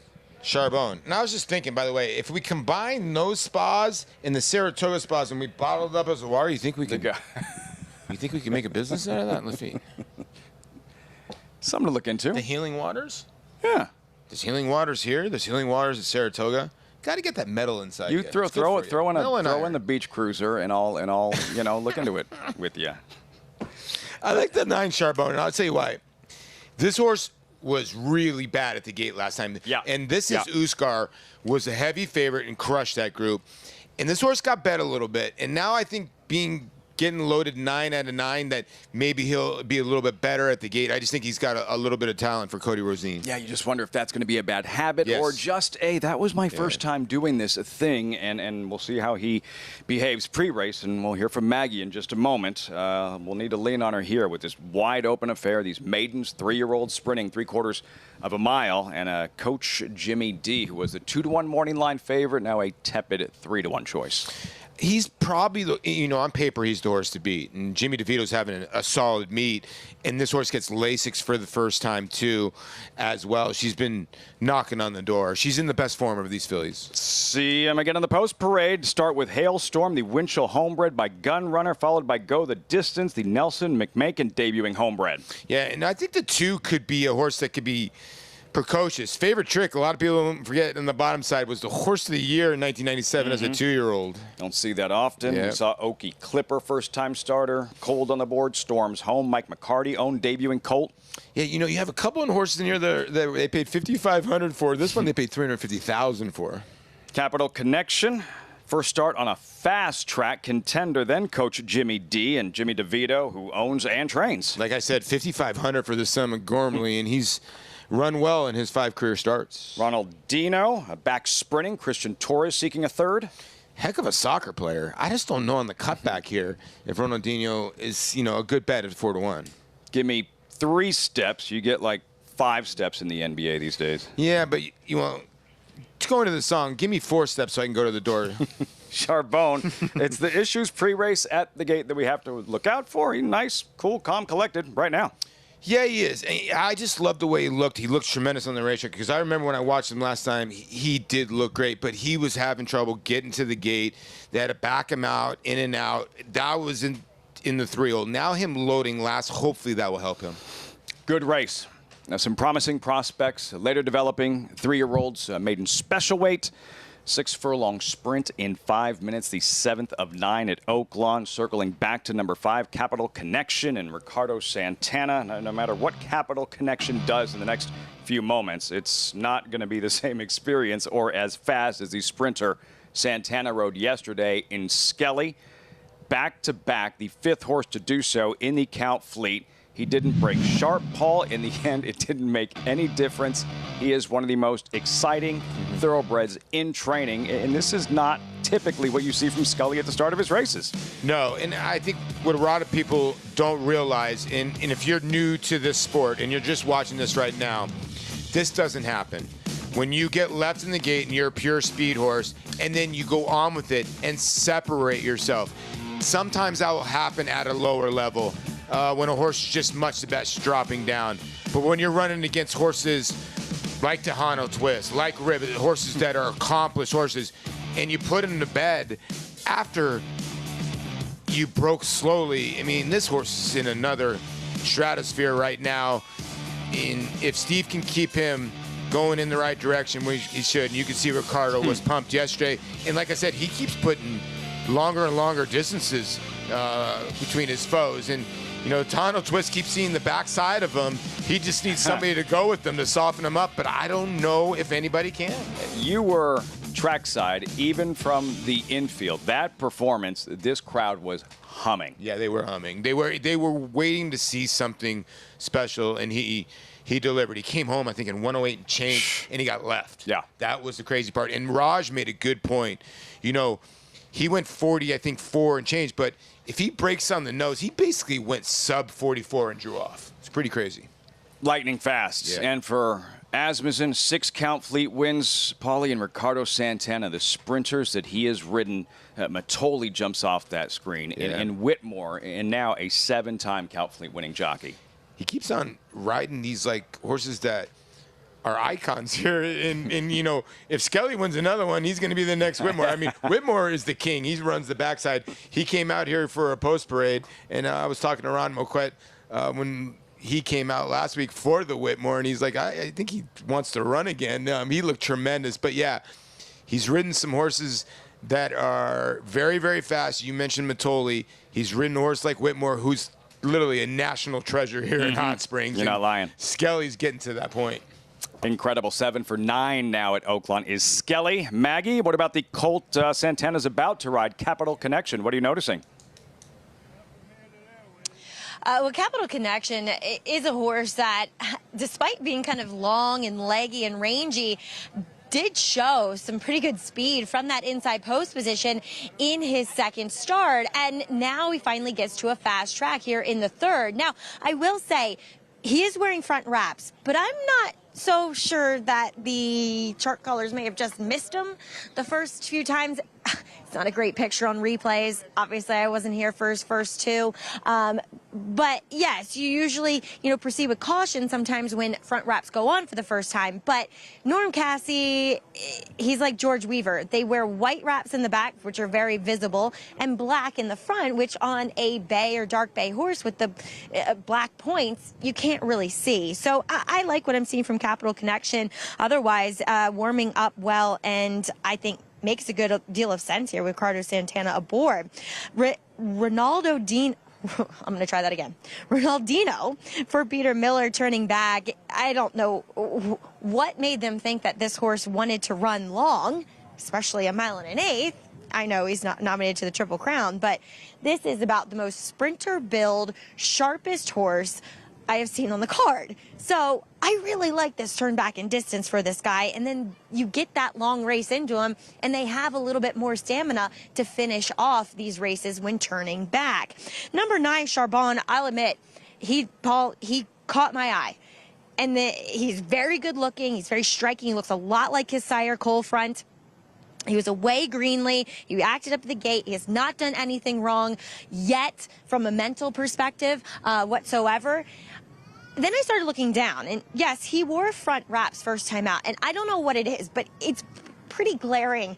Left front, I don't know, it might be a splint, but it's a very odd looking thing under his bandages. And I don't know. Obviously, he's past the vet. He's very safe to be here. But I did notice, too, that he ran with his head up in the air. And sometimes if they have that kind of condition, it'll sting them a bit. So we'll see if he can put his head down and kind of run on a bit better and behave himself and be more professional as well. Now, first-time starters, number 2, Go the Distance for Doug Anderson. Dominus, who stands for a modest 3,000, I think in Ohio. He hits at 23% with his older first-time starters. The Dam, she won on the synthetic, but the siblings have won on all 3 surfaces, and 3 of the 4 foals to run have been winners. This guy is the most fit-looking firster of this group. He has done everything right so far. I think he's a little intriguing, currently 12-1 as number 4 storms home. The firster of 2 Asmussen horses by Run Happy, Unraced Dam, first foal to run. The first foal only ran one time with disappointing results in California for Bob Baffert. But the second Dam, she was a stakes winner with a 107 buyer. Her name was Golden Sunray. Massive horse, very well conditioned, like you expect to see from Steve Asmussen here. Your typical kind of Asmussen horse, but there's reasons for me to think maybe we take the wait and see approach. This guy has been training kind of all over in all of Steve's strings. You see Sam Houston, Louisiana Downs, Oaklawn Park, Churchill Downs. Gives me the feeling that maybe he's still not quite showing Steve what he wants to see from him. So I'll take the wait and see approach with him, guys. The handicappers, Paul, taking the wait and see approach with all the debuting runners. Go the Distance, Okie, Clipper, Storms Home, Gimme 3 Steps, all cold on the board. Well, I think just because the 5 the 1, the 6, they've all ran decent numbers. So you're going to have to run a decent number here if you're a first-time starter. And I think Maggie makes a great point about the 5 Capital Connection at 7-2. This horse has drawn the rail both times, too, and hasn't had a fast track. So when you're drawing the rail, you're forced your hand to push forward. And maybe Ricardo now doesn't really have to push the button that soon with the 5. The money's going towards the 6, Coach Jimmy D, which I agree that's where the money should be, where you're looking on paper. But I just think the 9 has a little talent. I'm just hoping he can get out of the gate. And let's see how he behaves. He will be the last to load as they file in. There he is, way on the back upper right portion of your screen, Charbonne. Sometimes when you have a horse like this, you want to make sure another horse doesn't, because they start telling each other, oh, you're acting up, I'm going to start acting up too. Well, probably the best scenario for a horse who did act up in his debut, that he is the last to go in. And hopefully it goes without incident. Let's turn things over to Matt Dinnerman with the call. Post time, 3-year-olds in the 7th at Oaklawn. Here's Charbonne coming up to the gate. Charbonne coming up. Go again. And Leroff, uneventful start for all the runners in the race. Go the distance. The first-time starter is quickest, leads the way. Capital Connection on the outside, about a half length back. Storms home runs in the 3rd position, joined by Coach Jimmy D to the outside. Ronaldinho is next. Hailstorm down on the inside within 4 lengths of the lead, a gap of 2 to Okie Clipper, who's settling off the pace today on career debut. Charbonne is second at last. He's on the outside in a big space back to Gimme 3 Steps, who is trailing as they charge into the turn. Capital Connection go the distance. They're side by side as they round the far turn, and they lead by a length. Coach Jimmy D coming on the scene now in the 3 path. He's making up ground as they round the turn, and Ronaldinho is following that move 4 wide at the top of the lane. Coach Jimmy D and the 3 path has a head lead. Ronaldinho right there trying to get him 4 wide coming down the lane. Coach Jimmy D on the inside going the distance is stubborn. Capital Connection between them. Ronaldinho far outside needs to do more. Go the distance is fending off the challenges with a 16th to go. And here comes Storms Home, storming down the outside. Storms Home from the back of the field for Eric Asmussen to win it. Go the distance was second. Capital Connection third. Photo for 4th. And the first-time starters wind up running 1-2.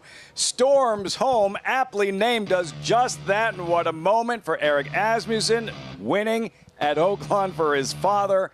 Storms Home closing with a rush. Wow. And a great call by Maggie. Listen, Maggie and I both thought the 2 had the pedigree, and she said he's the fittest horse here. And this horse fended off all challenges, going 21 and change. And here comes Eric Asmussen, 25 wins over in Lone Star, Sam Houston in Texas. His first win in Hot Springs, Arkansas for his dad. And I'm sure he's going to be a happy, happy kid. And he rode this horse home. This horse flew home. The 2 ran giant in here, go the distance. But both the first-time starters proved to be the best. You see how excited Eric Asmussen was at the wire, a moment he won't forget anytime soon. Wow. Storms Home, Greg, impressive here, graduating in the 7th at Oaklawn in his debut. Meantime, stakes activity to Park Avenue coming up at Aqueduct. Indeed it is. Yeah, 3-year-old fillies. Thanks, guys. 6.5 furlongs this New York Stallion Stakes. And we have a 3-2 favorite in the lightly raced Sunday Girl, who we'll get to from that outside post. We start with Baroness Bourbon in our post parade. She's an interesting type. She's got to get a little bit faster, but that race against State Breds in her start after breaking her maiden, that was a good runner-up finish at a big price. Robbie Davis-Barn, busting time with a big long shot. She's a horse that just needs to get a little bit faster if she's going to be competitive here. Rudy Rodriguez had that impressive win with Antonio Venice earlier on in the New York Stallion Stakes. Handle on You, 27-1. She is cutting back in distance, but just is another one that needs to get a little bit faster to be competitive. Turn back in distance for Fast and Frisky. Ran well last time out, finishing second to Money Grab after stalking towards the outside. This horse has some early speed. Big jump up in class for Jay's Love here at 19-1. It is. She overcame a rough start last time out to break her maiden, checking back early in that race, but this is a much tougher group of horses. Here's Brad Cox with Sohana Manny Franco looking for number 5. Well, the horse she lost to last time did return to win her next start with a similar Beyer speed figure, Sweet Brown Sugar. So maybe being a little bit overlooked in the wagering. 5-2, My Shady Lady. She's making her 3-year-old debut. There's generally a natural progression with horses from 2 to 3, but she hasn't really shown that in her race. She's kind of declined. And the 7-5 favorite, her debut was very solid for David Duggan. Here comes start number 2. It was professional, and she earned a decent number doing so. A 66 Beyer. Several runners out of that race have improved their Beyer speed figures in their next starts, and we'll see what we get from her. She's taking all the money right now. 3 minutes to post. This Park Avenue Division New York Stallion Stakes, and you can earn more by playing this race with Naira Bets. Get guaranteed 4-1 odds, even on the 6-5 favorite. When you bet $25 to win on the New York Stallion Stakes at Aqueduct today, you got to opt in at NairaBets.com. Not bad. All right, 3 minutes to post coming up. Let's head downstairs to Mig. Yeah, guys. I mean, I think this is a really competitive race. It's interesting. Again, it's by horses that are sired by New York sires at the time of their conception. And to me, the race is all about the outside 3. The 6, Sohana by Solomini. Solomini has no less than 4 of his offspring here. Just looks really sharp. And I love that the progression that Sohana has shown, just improved a little bit in every start, and maybe there's just another move forward in this filly. The 7, My Shady Lady, has not been seen since December of her 2-year-old year. She was a nice, consistent runner last year, and what you see as a 2-year-old potentially could be substantially better as a 3-year-old. Think children, right? When they start playing Little League Baseball, and they're 10, 11 years old, by the time they're 12 or 13, they just naturally get, a little bit stronger, a little bit bigger, a little bit more coordinated. She looks great. She looks very fit coming off that layoff. She was trained in South Florida, so she's got that great coat on her. And then you've got your favorite, the 8, Sunday Girl. And, sometimes you try to get clever, pick a horse that, won't pick a horse because it's a favorite or pick a horse because it's a better price. I'm going to go strictly on who I'd want to ride here, and that would be number 8, Sunday Girl. This daughter of Central Banker looks fantastic. Dave Duggan does such a good job. He's not a horseman that cranks them up to win first time, so I do think you'll see a big step forward today. She is as well turned out as any horse I've seen all day. Great in the coat, great post. Katie Davis has a win today, and I like when riders go into bigger races that don't get opportunities in big races off of wins because their confidence level is up. It's Sunday, so it's Sunday Girl. See how it plays out coming up. Lot of love for this one-time starter, but she looked very good. And if she can iron things out a little bit, have a cleaner start, at least she doesn't have anyone to her outside today, she could be very good. She could be. Do you think a lot of this money is because she's finally running on the right day of the week? Haha, could be. No, she was very impressive first time out. She earned a fast number while doing so, and she was just so professional with the way that she was able to sit off the pace, overcome some adversity, and be able to clear off and win impressively in that race. And of course, Katie Davis already has a win on today's card with Daddy Knows, but Manny Franco is going for his 5th win on this card, and he will be on Sohana, who is right now your 3rd, 4th choice in the wagering, and she's a horse that's taken little steps forward in each of her starts so far, and while she needs to take another one, and here, with the day that he's having, I'd be very willing to take 4-1 on this horse. This barn, though, you expect them to be ready to go, and now she's had 3 starts, and she's still a lot slower than what we saw from Sunday Girl in Sunday Girl's debut. Yeah, that's completely fair. I mean, we do usually see this barn produce runners that are ready to go and earn faster numbers than a 48 Beyer when breaking their maiden first time out. But at least for her, I will say she's kept good company when she's finished 2nd in both of those 2 starts since then. And the winner of that last race did return to win her next start in the Eastview. 6-5 favorite. Again, take advantage of that promotion on Naira Bets, and you can get 4-1 on the 6-5 favorite. Got to opt in. Final chances. Worked out earlier if you opted in. Antonio Venice at 4-1. Yeah. It's a pretty good payday. Let's send it upstairs. Chris Griffin, the Park Avenue division of the New York Stallion Stakes, and the favorite Sunday Girl on the outside.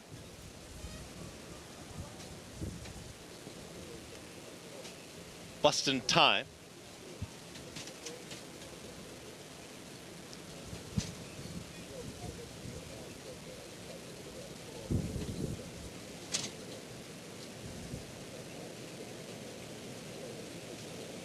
Fast and Frisky and Sunday Girl.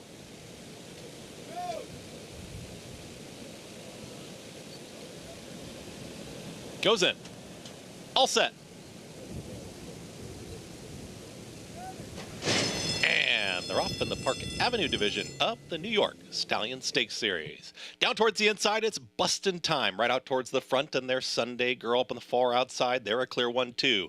In between horses is Fast and Frisky, is moving towards the inside of My Shady Lady, who's now a shared 3rd and 4th. In behind that, that's the purple cap of Sohana. Sohana's tracking from 5th, and at the rail, that's Handle on You, who's back to 6th. The 2 trailers, late running Jay's Love. They're with Baroness Bourbon. A pressured pace early, 22.36. They work into the far turn together. The big long shot is now a half length in front. Bustin' Time takes it right to Sunday Girl, who's back for more towards the outside. Right in behind them, Fast and Frisky's there. My Shady Lady's going to be a touch wide, and here comes Sohana. Manny Franco's on the move with Sohana, is in 5th, still 2.5 off the lead. Sunday Girl is still in hand, approaches a quarter mile left to go. They went 45 seconds flat for that half-mile time. And now Sunday Girl gets the cue.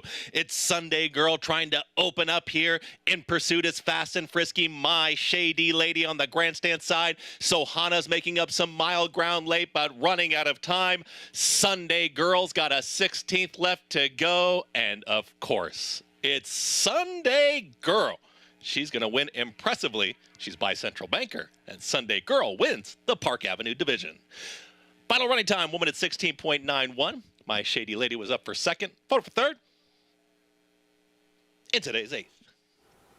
Shining on her day of the week, Sunday Girl. She's undefeated now, perfect, 2 for 2. And she was very good against this group in perfect position early on by Katie Davis. Absolutely, and able to put away another long shot speedster type. And you can see sort of as we get into the deep stretch here, she does lug in a little bit. Katie Davis having to make sure that she keeps correcting her to avoid running into the rail at one point, but she was always very well clear in this race and kept that forward momentum going just enough. You can see right there, she kind of switches leads, sort of ducks in, but gets corrected and is able to close this one out. Another impressive victory for her. And almost in a way, seeing that, if you're connected to the source, you kind of like to see that because it means there's more improvement to come down the line. Still very green. Absolutely. And I don't really feel as though that's something she necessarily showed first time out. So I don't know necessarily where it's coming from. But at the same time, if she's winning like this, what is she going to do when she's able to straighten things out? There's the lead switch, yeah. Did not matter. Convincing victory after that debut win back on February 10th. Able to back it up with a stakes win here at 6-5. So 8-7, 6-4. David Duggan with a nice daughter of Central Banker. And if you opted in to our promotion today on Naira Bets, you got 4-1 on both of these heavy favorites in these stakes races, and that is some pretty good value. Yeah, that's a cool promotion. So well done if you took advantage. Sunday Girl Katie Davis, David Duggan with the win in this Park Avenue Division New York Stallion Stakes. We have the nightcap still to come. More coming up from Oaklawn as well. We'll have these prices when we come back. A couple of wins today for this pilot. Katie Davis looking back. You're all alone. A winner, the Park Avenue.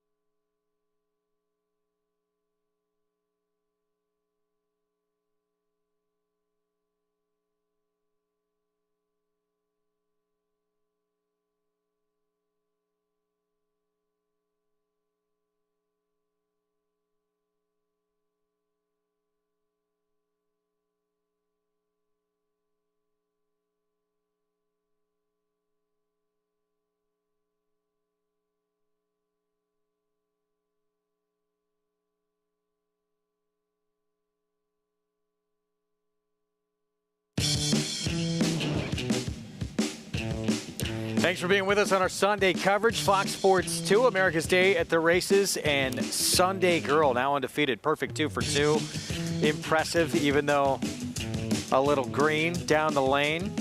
Much the best in this spot, and a filly we may be hearing some things from later on this summer. Yeah, absolutely. I mean, this was an impressive effort. And even with that lugging in, with that little bit of greenness that she was showing in the stretch to swap back to that inside lead, she was still very impressive, facing horses that had a lot more experience than she did and a couple more wins, some of them as well. So this is a big effort from her, and I'm sure Connections is delighted to see her take that next step forward. And who knows what's next for this one? Maybe Open Company might be a try in the future. Looked impressive these first couple of starts. Obviously, some things still to work out, and that means there's improvements still to come. But, yeah, she's an exciting prospect. Sunday Girl, the hardware there. You see Katie Davis getting her picture taken and a little trophy as well. Let's head downstairs to Mig for more on this Park Avenue. Yeah. Hey, guys, I'm a little excited here because there's the two people that I care a great deal about. Just got a really nice win. Dave, Sunday Girl looked like she came on from her first race. As good as she looked first time, today in the paddock, she looked so focused. How has she trained since that first effort? You know, she's, like I said, she always showed her hand that she was pretty kind of precocious, but she's that sort of fickle filly that if you push a little bit too much, she'll kind of, you know, get a little frazzled. But we just kept an even keel with her since the last race, and, you know, all her works were just in hand and maintenance and just keep out of her way. You had to be pretty happy with the post position, too, because it allowed her to get into the race quietly. You knew she was going to be forward. Oh, yeah, I was smiling like a Cheshire cat. And how do you feel about putting Katie on the biggest official winner of her career? We knew earlier on that we didn't need an aggressive rider. We needed someone with a kinder hand, and basically I gravitated towards Katie for that reason. Well, I'm going to bring Katie in here.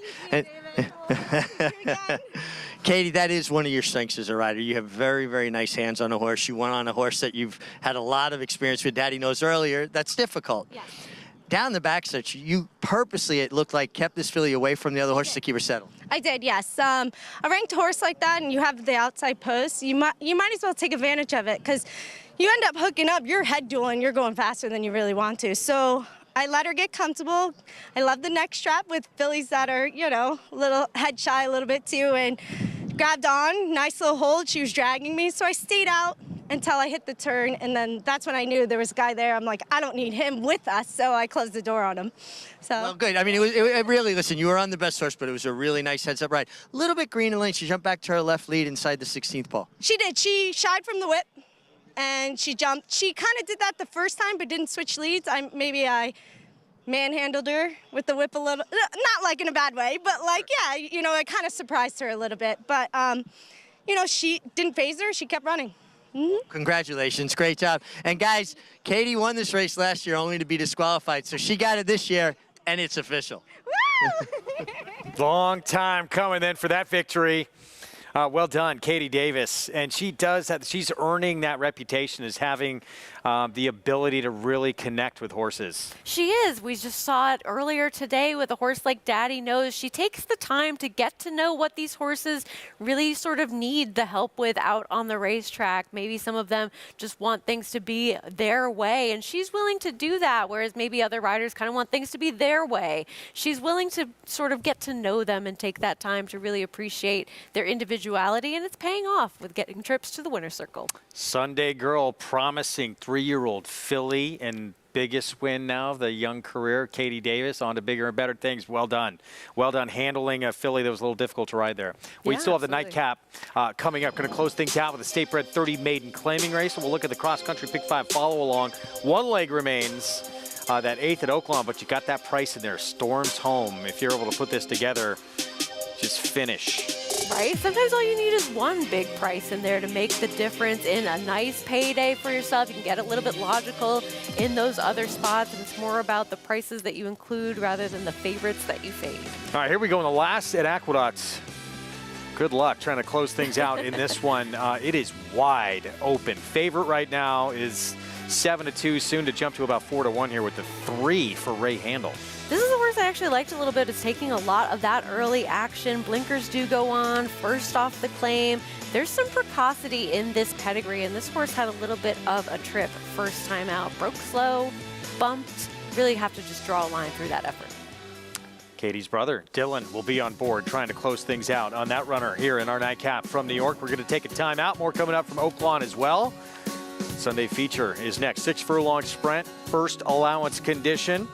And Breslau, that 3-horse, your current 2-1 favorite, trying to go back-to-back off a win back on March 29th.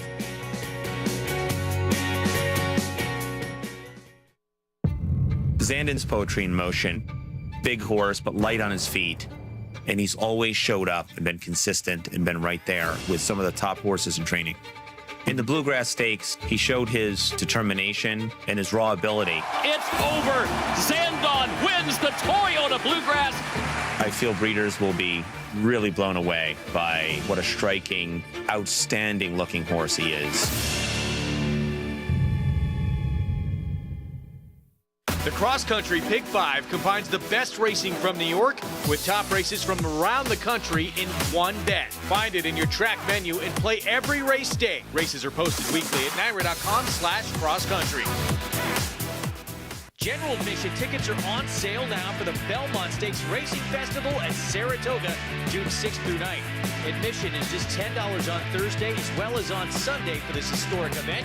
Visit BelmontStakes.com/tickets today. Twirling Candy, proving Lane's End's stallion-making tradition. Twirling Candy has seen success on the track and sales rate, siring multiple Grade 1 winners and millionaires, including Exalted, Beyond Brilliant, Gear Jockey, and reaching 7-figure yearling and 2-year-old sales. By the legendary Candy Ride. Twirling Candy, a leader of his generation. There's a big, bold, beautiful world waiting to be explored by you and your friends, of course. But not just any friends, the best of friends. The kind of friends who let you do you. Because in this world, it's positive vibes only. And when you get in the zone here, you stay a while. These aren't just good times, they're the best of times. And your time is now. So come explore. Resorts World.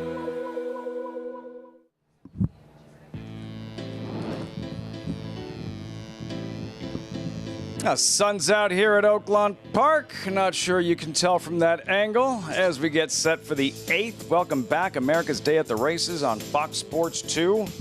Saw an exciting 3-year-old in race 7, Storms Home. You'll hear from Eric Asmussen, his first win at Oaklawn. Later in the broadcast, first things first, there's Vodka Martini drawn inside again, Raj. Yeah, well beaten last time by Breslau after veering in at the break. So we got to watch out for him at the start. He needs a break at the draw is what he needs. Manta Ray, winner 2 back in the slop at 20-1. Breslau, aforementioned, a game win in his latest. Horse that's hitting on all cylinders right now is Breslau. He's winning 2 seconds in his last 3 starts. Contender, WW Scouts Honor. Yeah, this team's pretty keyed up on the track. Yeah, it does. Finished 3rd last time behind Breslau. Code 5, who scratched out of yesterday's Count Fleet, probably a good call. Yeah, that was a good call, but he should be a pace factor at least early on. Plausible Denial, 2nd at the level in his latest. Highest last race speed figure of any horse in this race after having a 90 buyer in that 2nd place finish. Outsider here, Musical Maestro, dropped in class and graduated at number 8 in Cathedral Beach. And Rafael Bejarano, Chris Hartman seeking a 3rd this afternoon. Yeah, Hot Connections, impressive 6-length win, albeit at a much lower level last time. The gelding you like, Midnight Taxes. Yeah, Midnight Taxes. I like the perfect outside post here.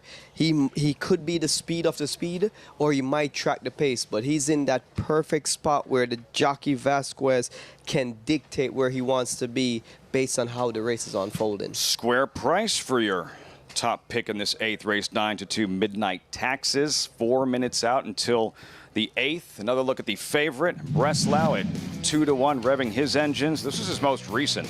16 days ago right here, Raj, Breslau, who was prominent throughout, and watch this. Watch him in battle and a determined victory in the end. Yeah, and we were on set for this race, and I actually picked him this day, and he delivered. This horse is really in top form right now. He was coming off a 2 second-place finishes going into this last race, and he finally sealed it. As you can see, he's a very gritty horse. He doesn't pull away far from his competition. He loves a dog fight. And taking it all in, a pro, the 2-1 favorite in this 8th. Maggie breaking directly to his outside WW Scout's Honor. Little one paced in his last 3 starts. What are you seeing? I also noticed Lafitte in that last start, too. He wanted to lug in a bit and, kind of wanted to pay close attention to what equipment he had on. Just a ring bit, nothing too severe whatsoever. And as you guys said, he got a little bit antsy once out on track. But when you're dealing with sprinters, it's okay. It's not that big of a deal. And he has the numbers to perform and to run well here. And he's always been a higher, figure type of runner throughout his entire career. I just wish that last race he moved a bit better, but I can't fault him here today. As we'll move on to number 8, Cathedral Beach. Once upon a time, this horse ran on the Naira circuit, and he's kind of been all up and down the ladder as he'll take on some tougher company after a blowout win last time out for the 25. He's such a cantankerous horse. He's always had an attitude. He nearly kicked someone in the paddock. He's just a little bit of a surly individual, but physically looks fantastic. I don't know if he's necessarily up for this challenge, though, but he's in a good barn of Chris Hartman. I feel like this is a major class jump. As a horse that I can't really get too excited about on paper, but his last 2 put him at least in the conversation. That's number 2, Manta Ray, who I saw, 2 weeks ago here on March 29th, and he just didn't look great in his coat, and now it's starting to come around, and he has those decent efforts coming in here, maybe against some lesser company. I just thought he was an interesting long shot that looks as though he's heading in the right direction. But, Paulie, as we get it over to you, it's almost tax time. Midnight taxes? Is that when you do your taxes at midnight? Because that's when I do mine. Yeah, you never do your taxes at midnight. The IRS doesn't really like that at all, Maggie. Yeah, but when you get to the horse midnight taxes, he's an Arkansas bred, and he actually could have ran in race number 6. But, obviously Chris Hartman wants him to go around 1 turn instead of 2 turns. But he'd faced the Fleet Sky and some of the horses that had been running. He's faced Lockmore before in the past. So he's an Arkansas bred facing open company. But I think he could be the quick of the quick. And there's nothing against Keith, because Keith is a tremendous rider. Ramon's a more forward rider, and I think he's going to send at all costs, get to that front end, because if you look at this horse, that race last time was giant. Here's the thing you have to deal with this whole group. You have the 10, Midnight Taxes, lifetime top, last race. Chiringo, the 9, lifetime top, last race. Cathedral Beach, second best race that he's ever run. If you go to Vodka Martini, the horse ran out of the screen 2 starts back. If you look at Breslau, best race last time out. Plausibly deniable. Best race last time out. It's just crazy. All these horses ran their tops last time out, and we always talk about what's the bounce factor or which one of them is going to regress. I think this race is so tough. I landed on the 10, but I'm kind of with Maggie. The 2 at 19-1 is a ridiculous price. We've seen John Horan strike at some big prices. I do think Breslau is probably the most consistent horse out of all of these horses in here, the 3. But I'm going to take a flyer with the 10, and I also think the 2 is a horse you need to use on your darn tickets, to be honest with you. Big number, Manta Ray, 19-1, looking at the favorite Breslau. Paulie and Raj going with Midnight Taxes, number 10. A lot of horses, as you mentioned, trending in the right direction, Raj. 4 of the 9 coming in off winning efforts. Yeah, so you know what you're getting. These horses are consistent. They're showing what they have. And it's all about dynamics here. I think that's the key to this race. How does the race unfold? Because there isn't a clear-cut pace setter. Like Paulie said, Vasquez can be aggressive and take the lead with Midnight Taxes. But what I like about the outside post is that he doesn't have to do that. If someone else comes out like Manny Escovel, who's riding Breslau, the number 3, he has to come out and try to assert himself a forward position because he's down on the inside. If Manny Escovel comes out too passively and allows some of the horses that doesn't have a fast pace to clear him, he might get stuck in a position behind a slow pace and inside of traffic. So how do you play that? You like Midnight Taxes. Let's say you're in the saddle Ramon Vasquez riding. How do you play it where you like the outside post where you can sit just off applying the pressure if you want, but what if he just happens to be the quickest in the race? Yeah, so I would come out and break with the intention to get the lead, but knowing that I don't have to do it at all costs. And I get a good look on my inside to see how the other horses are establishing themselves. If I see Manny Esquivel is going die hard, too hard for the lead with the Breslau, I will just sit right off him and put him as my prey. I'll be the predator. But if I come out and I'm inheriting the lead easy, I'm not going to give that up. I will not take away anything that comes easily in this spot. Nothing feels like it's going to come easy in this one. So competitive, high quality sprint, $140,000 purse. Breslau favorite at 5-2. Here's Matt Dinnerman. And Leroff.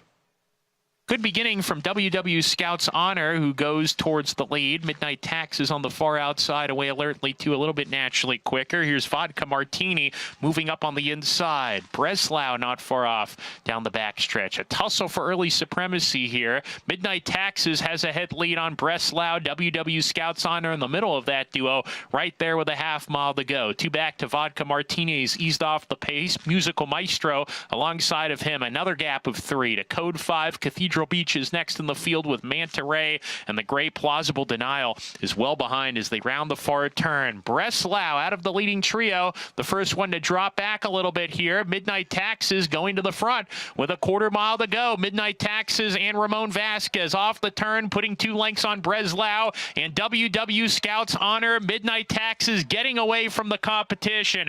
Opening up now, 3 lengths with a furlong to go is Midnight Taxes. WW Scout's Honor in the second spot. Cathedral Beach is rolling down the outside. Code 5 getting into it too, and so too Manta Ray and Plausible Denial. But Midnight Taxes, no doubt about it, he's won it convincingly. Cathedral Beach was second across the line. That's the second Chris Hartman exacta of the day. And then Manta Ray and Plausible Denial in the photo for the showdown. Big day, Chris Hartman indeed. Midnight Taxes. That about what you expected, Raj? And what a perfectly executed ride by Vasquez. It's almost like he had the microphone, the earpiece in his ear, and we're telling him exactly what to do. I mean, he broke his horse well, and he moved when he felt like it was the right time to move coming off the turn. It got himself some separation from the field, and it was game over. You could tell there was some processing going on from Vasquez as well as he broke, and he's looking to his inside. Should I go on? Should I establish the lead? Should I sit right here just off the leader? And he had an eye on Manny Esquivel the whole time to see how much horse does he have. Do I need to apply more pressure, or should I just stay here? And I mean, he just did everything right, pressed all the right buttons. Winds up the favorite at post time. Got hammered from an 8-1 morning line down to the favorite. Must be Paulie's touting. Or yours. Or mine. All the same. Or top Paulie Rajiv with the winner here at Oaklawn Park, zeroing in on Midnight Taxes. 3 wins on the afternoon for trainer Chris Hartman. 1 left here at Oaklawn Park. Back to New York. 1 left at Aqueduct. Greg, and what's really been a fun, exciting afternoon of racing at the Big A. Yeah, we're going to close it out with this state-bred maiden claiming sprint, 6 furlongs. Sarah and I, you talked about it. We mentioned it earlier. We thought this was maybe the most wide-open race on the entire card just because there's not a lot of form to kind of sink your teeth into. We'll get a look at the field here coming up. Where are you going to wind up in here? I went to the 3. This is a horse that is making a couple of different changes, going to a new barn, putting the blinkers on as we take a look right now at your current favorite at a very tepid 3-1, Storm and Heist. And I guess this is just a horse that's had less opportunities to disappoint.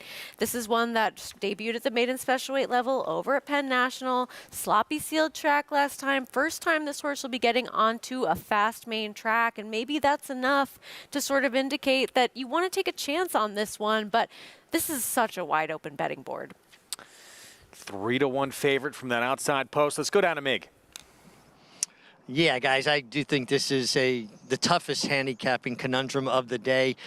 I went with the first-time starter, their 5, Houdini's Bride, daughter of Good Magic. Good Magic has just really been such a strong, influential sire. She looks sharp. She looks fit. I like the way she warmed up. She left the pony and got a good gallop. She's hooked back up with her pony now. And I'm just looking for a stranger. I'm not enamored with anybody that has any, form to go on. I did think that the 8 Steppin' Hawk, a 7-year-old maiden in New York for years, you weren't allowed to run if you were a 5-year-old maiden, and now a 7-year-old maiden who's actually competitive last 2 times, dropping in for this maiden 30 company. She's fast. And the 9-horse, Necessary and Proper, is fast, and they're drawn next to each other. So I think there's a potential there for them to hook up. And that could affect the 5, Houdini's Bride, because she might have to deal with some kickback being a first-time starter. I don't know if you want to get in a duel with them, or maybe she's just better than them. The horse that I think could trip out in here is 11, who's gone down to favoritism now, taking another drop in class, stretched out to 7/8 in the slot last time. I think this horse is just going to be sitting on the outside, watching what goes on inside, and work out a real good trip. Do think she'll be tough, the outside horse, Stormin' Heist, but I'm going with the first-timer, Houdini's Bride. That one for Michelle Nevin, the 5, the first-time starter. Miggs talking about where he's going to wind up, a daughter of Good Magic, who will debut with Jose Gomez aboard, 9-2 on the 5. Yeah, I mean, I definitely don't blame anyone for wanting to look for a horse that is that little bit of an unknown at a better price, or look to the fresh face, because there just really isn't much to go on in this race. And he made some points about Good Magic as a sire. We have seen him be so prolific with his progenies so far. And this one sold for $27,000 as a yearling, winds up in this spot as a New York bred, eligible to compete in this race. And so you think this isn't necessarily a negative, this horse debuting for the $30,000 tag. You got another first-timer next door in the 4, who has some winnerly pedigree. Dam was unraced, but there's a few winners, including a first-out winner named Al Gold. So we'll see how Just Heart fares. Is a much bigger price, 15-1. I believe Acacia had some interest in that horse. Yeah. But the favorite still, Stormin' Heist outside, has made a good appearance here on the racetrack for this level. As we go back to, this is probably going to be the one in front. That's been the way Steppin' Hawk has gone. 7-year-old mare. You get up to be 7 years old and you've still not broken your maiden. It's not a good thing. 0 for 19 now on this point. This is back on March 21st. This is just showing how quick she is out of the gate. She's able to get the front, take command, and it looked like she should have finished the deal on this day. She just wasn't able to. No, but I mean, this horse has such natural early speed, and I think you see it on full display there. And while she's had plenty of opportunities to get the first win of her career, being 0 for 19 so far, most of those races were at a higher class level where she just wasn't really able to be super competitive for the most part. And I think this wasn't.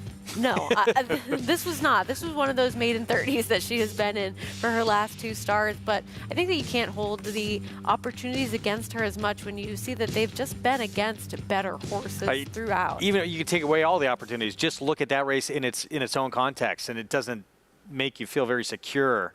I mean, she should have sealed the deal that day. She should have. At the same time, though, I mean, this is a horse that was second off a little bit of a layoff. That is one of those older horses that did at least take a step forward from her last start before that one to this one. Maybe another step forward is possible for her, and her better races could be effective here. So you know that she's likely to be a horse that is forwardly placed early. Yeah, I would expect her to be in the lead, although, you know, Necessary and Proper next door, the 9. Pretty bad stumble coming out of the gate last start. Still was able to make the lead. So how aggressive is Romero Mirage? By the way, it's his birthday. I don't think Rajiv even said anything. Wow. Shame on you, Rajiv. Incredible. How quick is this 9 going to be? But, you know, Steppin' Hawk, it looks like that's the way she has to go, is in front. I think so. And I mean, I think this is a situation where you're dealing with this horse that if she does finally break her maiden, where are you really going to go with her, you know? 5-1, Maddie over on a 7-year-old mare, making her 20th career start, trying to get that first win of her career. Meanwhile, it's a first-time starter at the other end of the spectrum, debuting here for Michelle Nevin with Jose Gomez, the 5. Yeah. Who's the favorite now?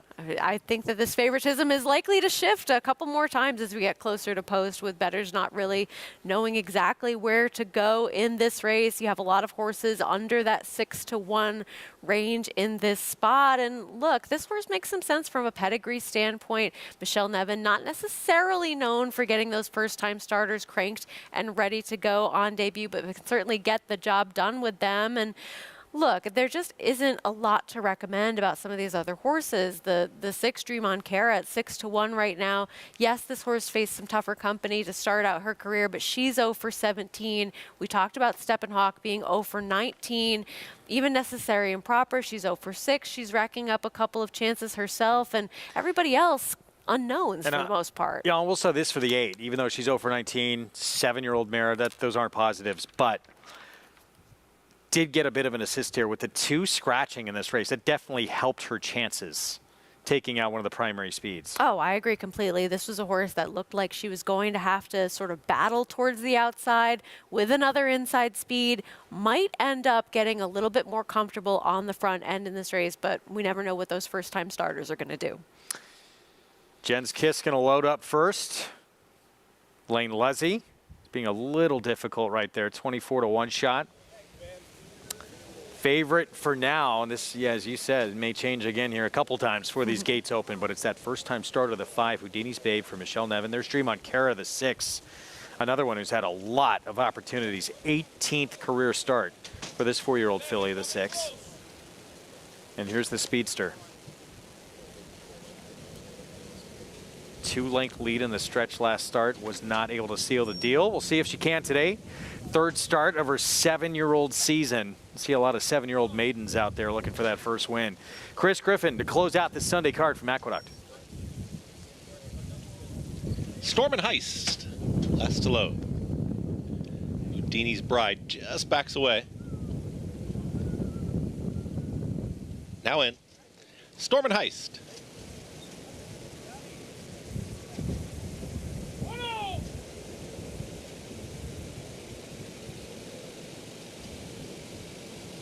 Is in. All set.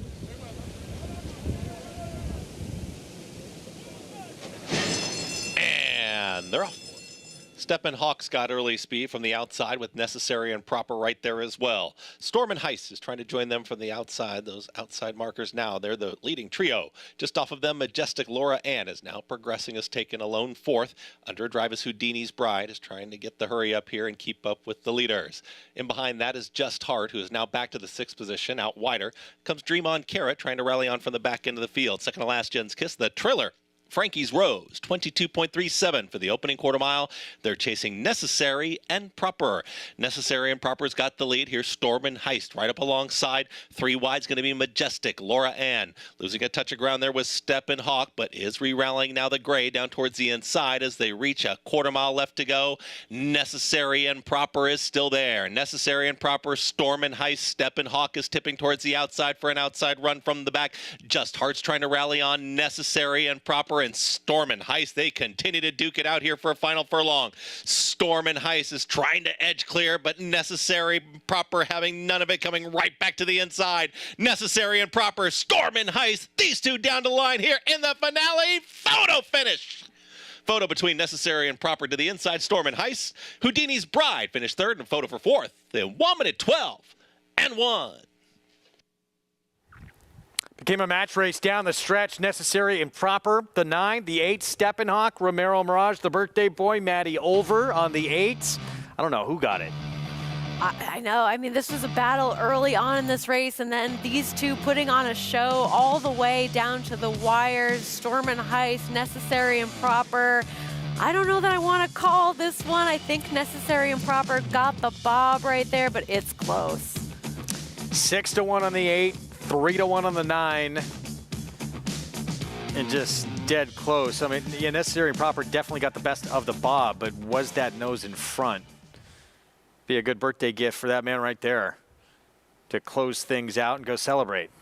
Yeah, absolutely. I guess he's not celebrating with Rajiv, though. He didn't even know about it. And it is the birthday boy with the win. The 9, Necessary and Proper, barely in this finale, out-dueling Steppenhawk. That's a tough beat for Steppenhawk. Ran very well. Storm and Heist. Oh, excuse me, Storm and Heist. I had a... Steppenhawk was out of there. Sorry about that. Yeah, so it was 3-1 or 9-2, excuse me. But tough beat. I mean, both of them ran so well. Yeah, Jomar Torres on Storm and Heist. Necessary and Proper, though, talked about this horse and the quickness that she showed last time out. Even stumbling out of the gate, still was able to get the lead.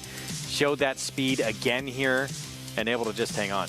Yeah, Romero took no prisoners in this race. He knew that he was on a horse with some natural early speed, took full advantage of that with a clean gate break, and was able to hold on just barely over Stormin' Heights. 3-1 to close things out. And you could tell who got the best of the bye. I just didn't know if that nose was in front at the right time, but turns out it was. Got to be so difficult in these situations when you're right there and you come up on the short end. Exactly. One more stride and you have it, right? Necessary and Proper closes things out. Rajiv getting that birthday call to Romero.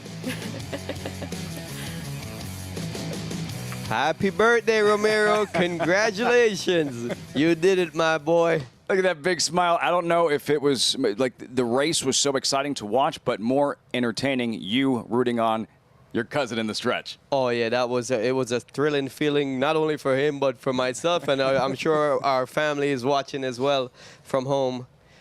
But, yeah, nice that he got the bob down at the right time.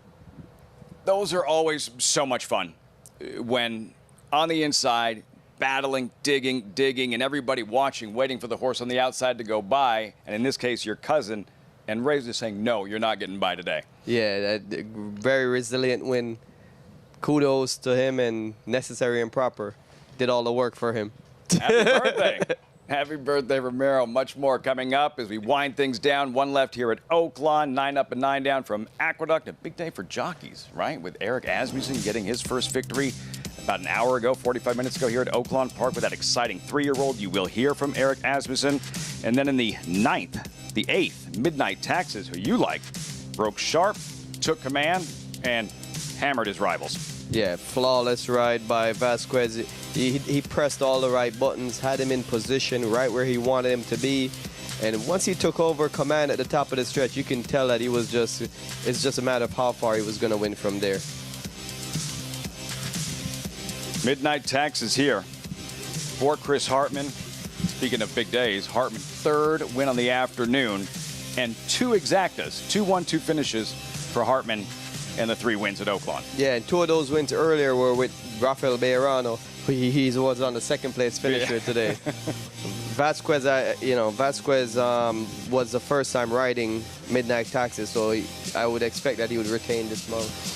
Midnight Taxes, 10-8, 6-2 in the 8th here at Oaklawn. 1 left in that cross-country pick 5 here in the payout, over 1,000. It was chalky, but right in the middle of it, Raj, storms home here. That first time starter with Eric Asmussen, $31, shaking things up. Yeah, he definitely didn't run like a long shot. We were talking about how cold the first-time starters were on the board for that race, seemingly like they weren't getting any betting, but they ended up finishing 1st and 2nd. Big day. Chris Hartman here, and 1 left, the 9th, the $12,500 maiden claimer. Horses are in the paddock, 11 minutes out. We'll be pausing briefly, but not going anywhere. Our current viewers will see the 9th and final from Oaklawn. You'll hear from Eric Asmussen, who's riding still. Billy looking for a 2nd win at Oaklawn. That's all coming up next as our coverage continues. America's Day at the Races here on Fox Sports 2, winding down Apple Blossom Weekend, the 9th and final in 11 minutes.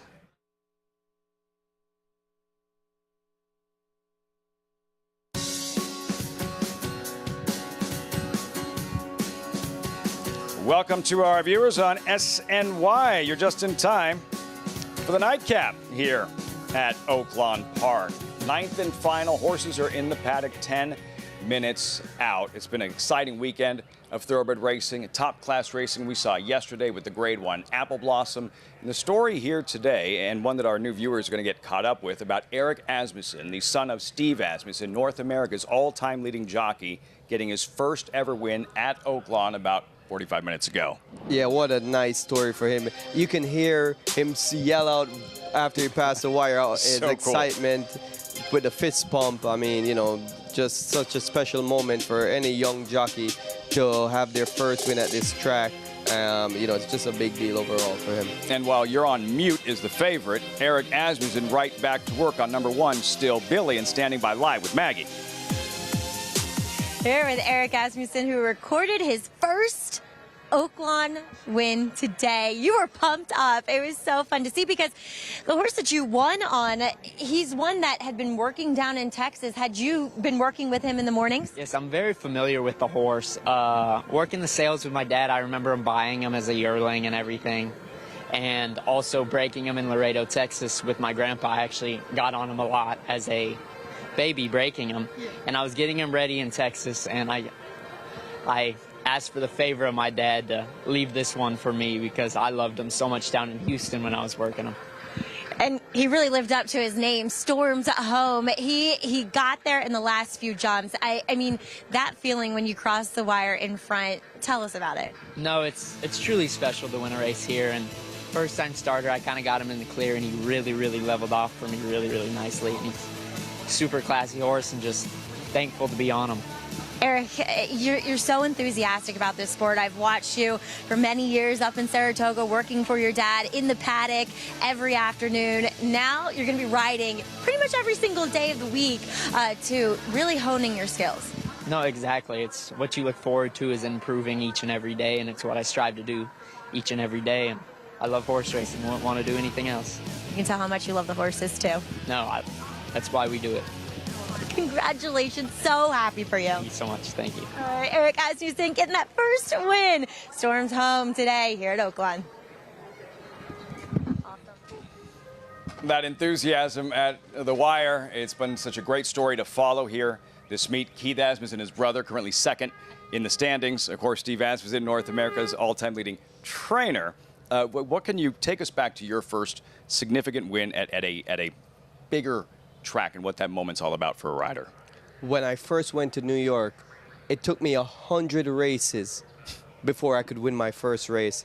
It was such a mentally draining, losing 100 races in a row and thinking you don't belong here. And it's like, make you feel like you just want to give up from pursuing that dream. And then all of a sudden I win one race and it all turned around. It's like I never even lost 100, and that just snowballed into more wins. But just getting that monkey off your back, that relief is just it's a great feeling. The sense that you belong, getting that first win. He's won races obviously, but first win here at Oaklawn Park, Eric Asmussen, and trying for a second in just a few moments here. The 9th and final from Oaklawn Park coming up. He will ride still Billy. Right at the wire, though, getting that first with the promising 3-year-old, and that big smile, enjoying every moment of it. First win at Oaklawn for Eric Asmussen, well deserved.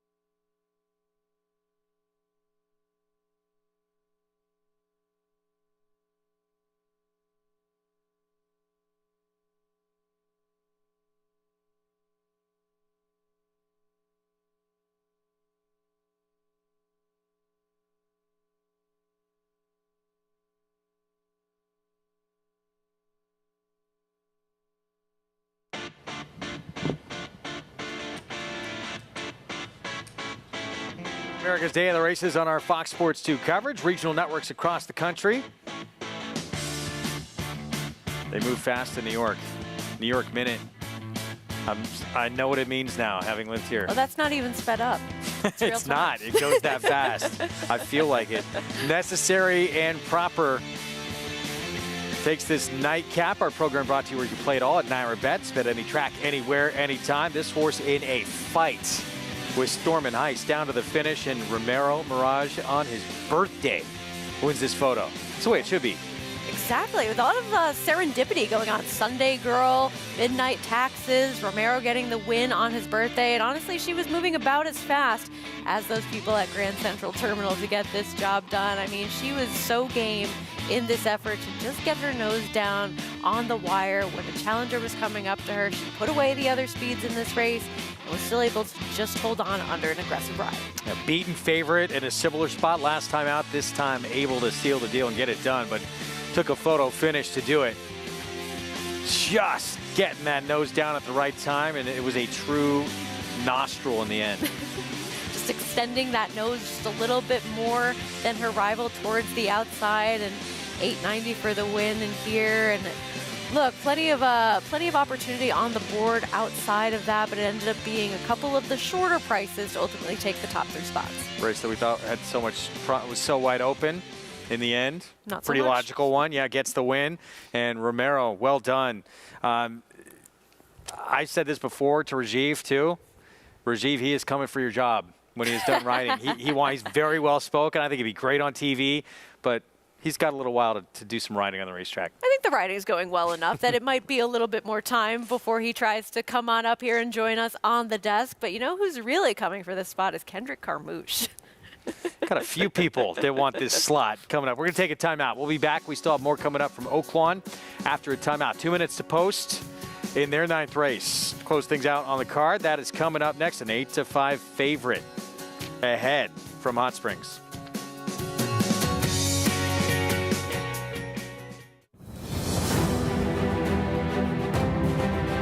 Early voting comes inside. He wins the Preakness. Disarm takes the Met win. And Tina, they win the Bet Park, Pennsylvania Derbies. Wicked Halo, who wins the Raven Run Stakes. Nobody catching Society. Red Route 1. Cyberknight has won the Haskell over Tama and Gunna in the Forgo. Sierra Leone wins the Toyota Bluegrass. $2,300,000. It's America's original sport, and no one covers it better than America'sBestRacing.net. From the sport to the lifestyle, the best races, horses, and destination venues, cocktails, gambling, fashion, and more.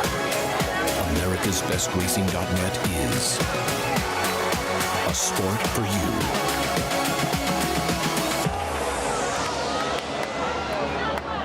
War Dancer, New York's leading turf sire again in 2023 with standouts like Barrage at Saratoga. Here's Barrage with a final surge. Barrage got him. Warsaichi dominant on the dirt at Finger Lakes. Warsaichi has scampered well clear. Warsaichi all the way with the top spot. And Danzig Queen on the tap of the surface at Woodbine. And Danzig Queen will come away and win by a length. Consistently producing winners on dirt, turf, and synthetic. War Dancer, proud to stand in New York.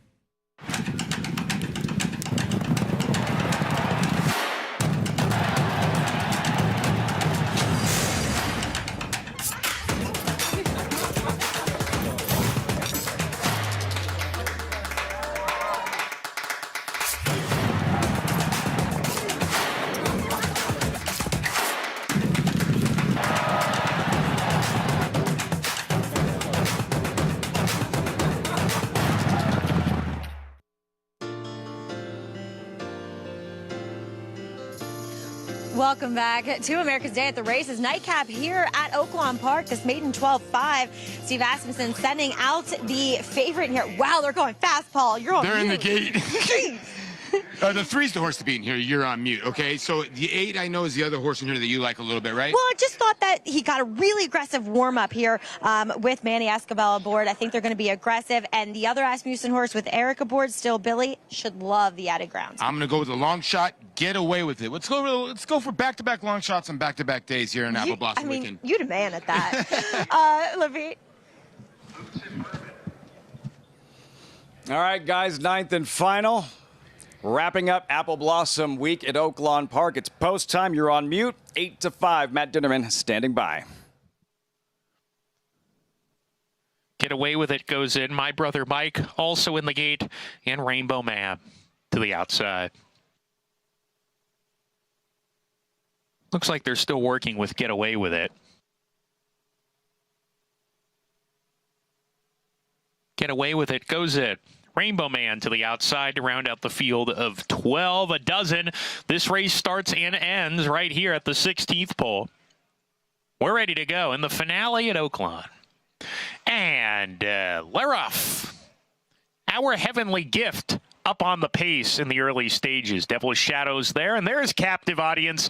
Captive Audience, Our Heavenly Gift are side by side in the run into the clubhouse turn, and Walter De La Cruz is trying to get Our Heavenly Gift to ration his speed. He's a little bit keen to get after Captive Audience, who leads the way. Still Billy off of heels there, tucking over right behind the speed to run in the third position with Equate and Prince's My Boy. Get Away With It is also not far off the lead between horses, easing off a pair, and is now in fifth within 4 lengths of the lead. A gap of 2 lengths back to Boots and Bourbon, Devil's Shadow, and My Brother Mike. They're 2 clear of You're on Mute. Prince's My Boy drops back third last. Strickland is second to last, and Boots and Bourbon well behind as they head down the backstretch. A strung out group led by Captive Audience in lifetime start number 2. Our Heavenly Gift has hounded him from the outside. These two a neck apart with a half mile to go. Equate has gotten a good setup right off that pair is third, 3 deep. Another 2.5 to Still Billy has lost a little bit of position. Get Away With It sent along from the 5th position. My Brother Mike in an all-out drive. Rainbow Man needs to do more but is backing out. You're on Mute also has a lot of ground to make up with Prince's My Boy coming back to the lead.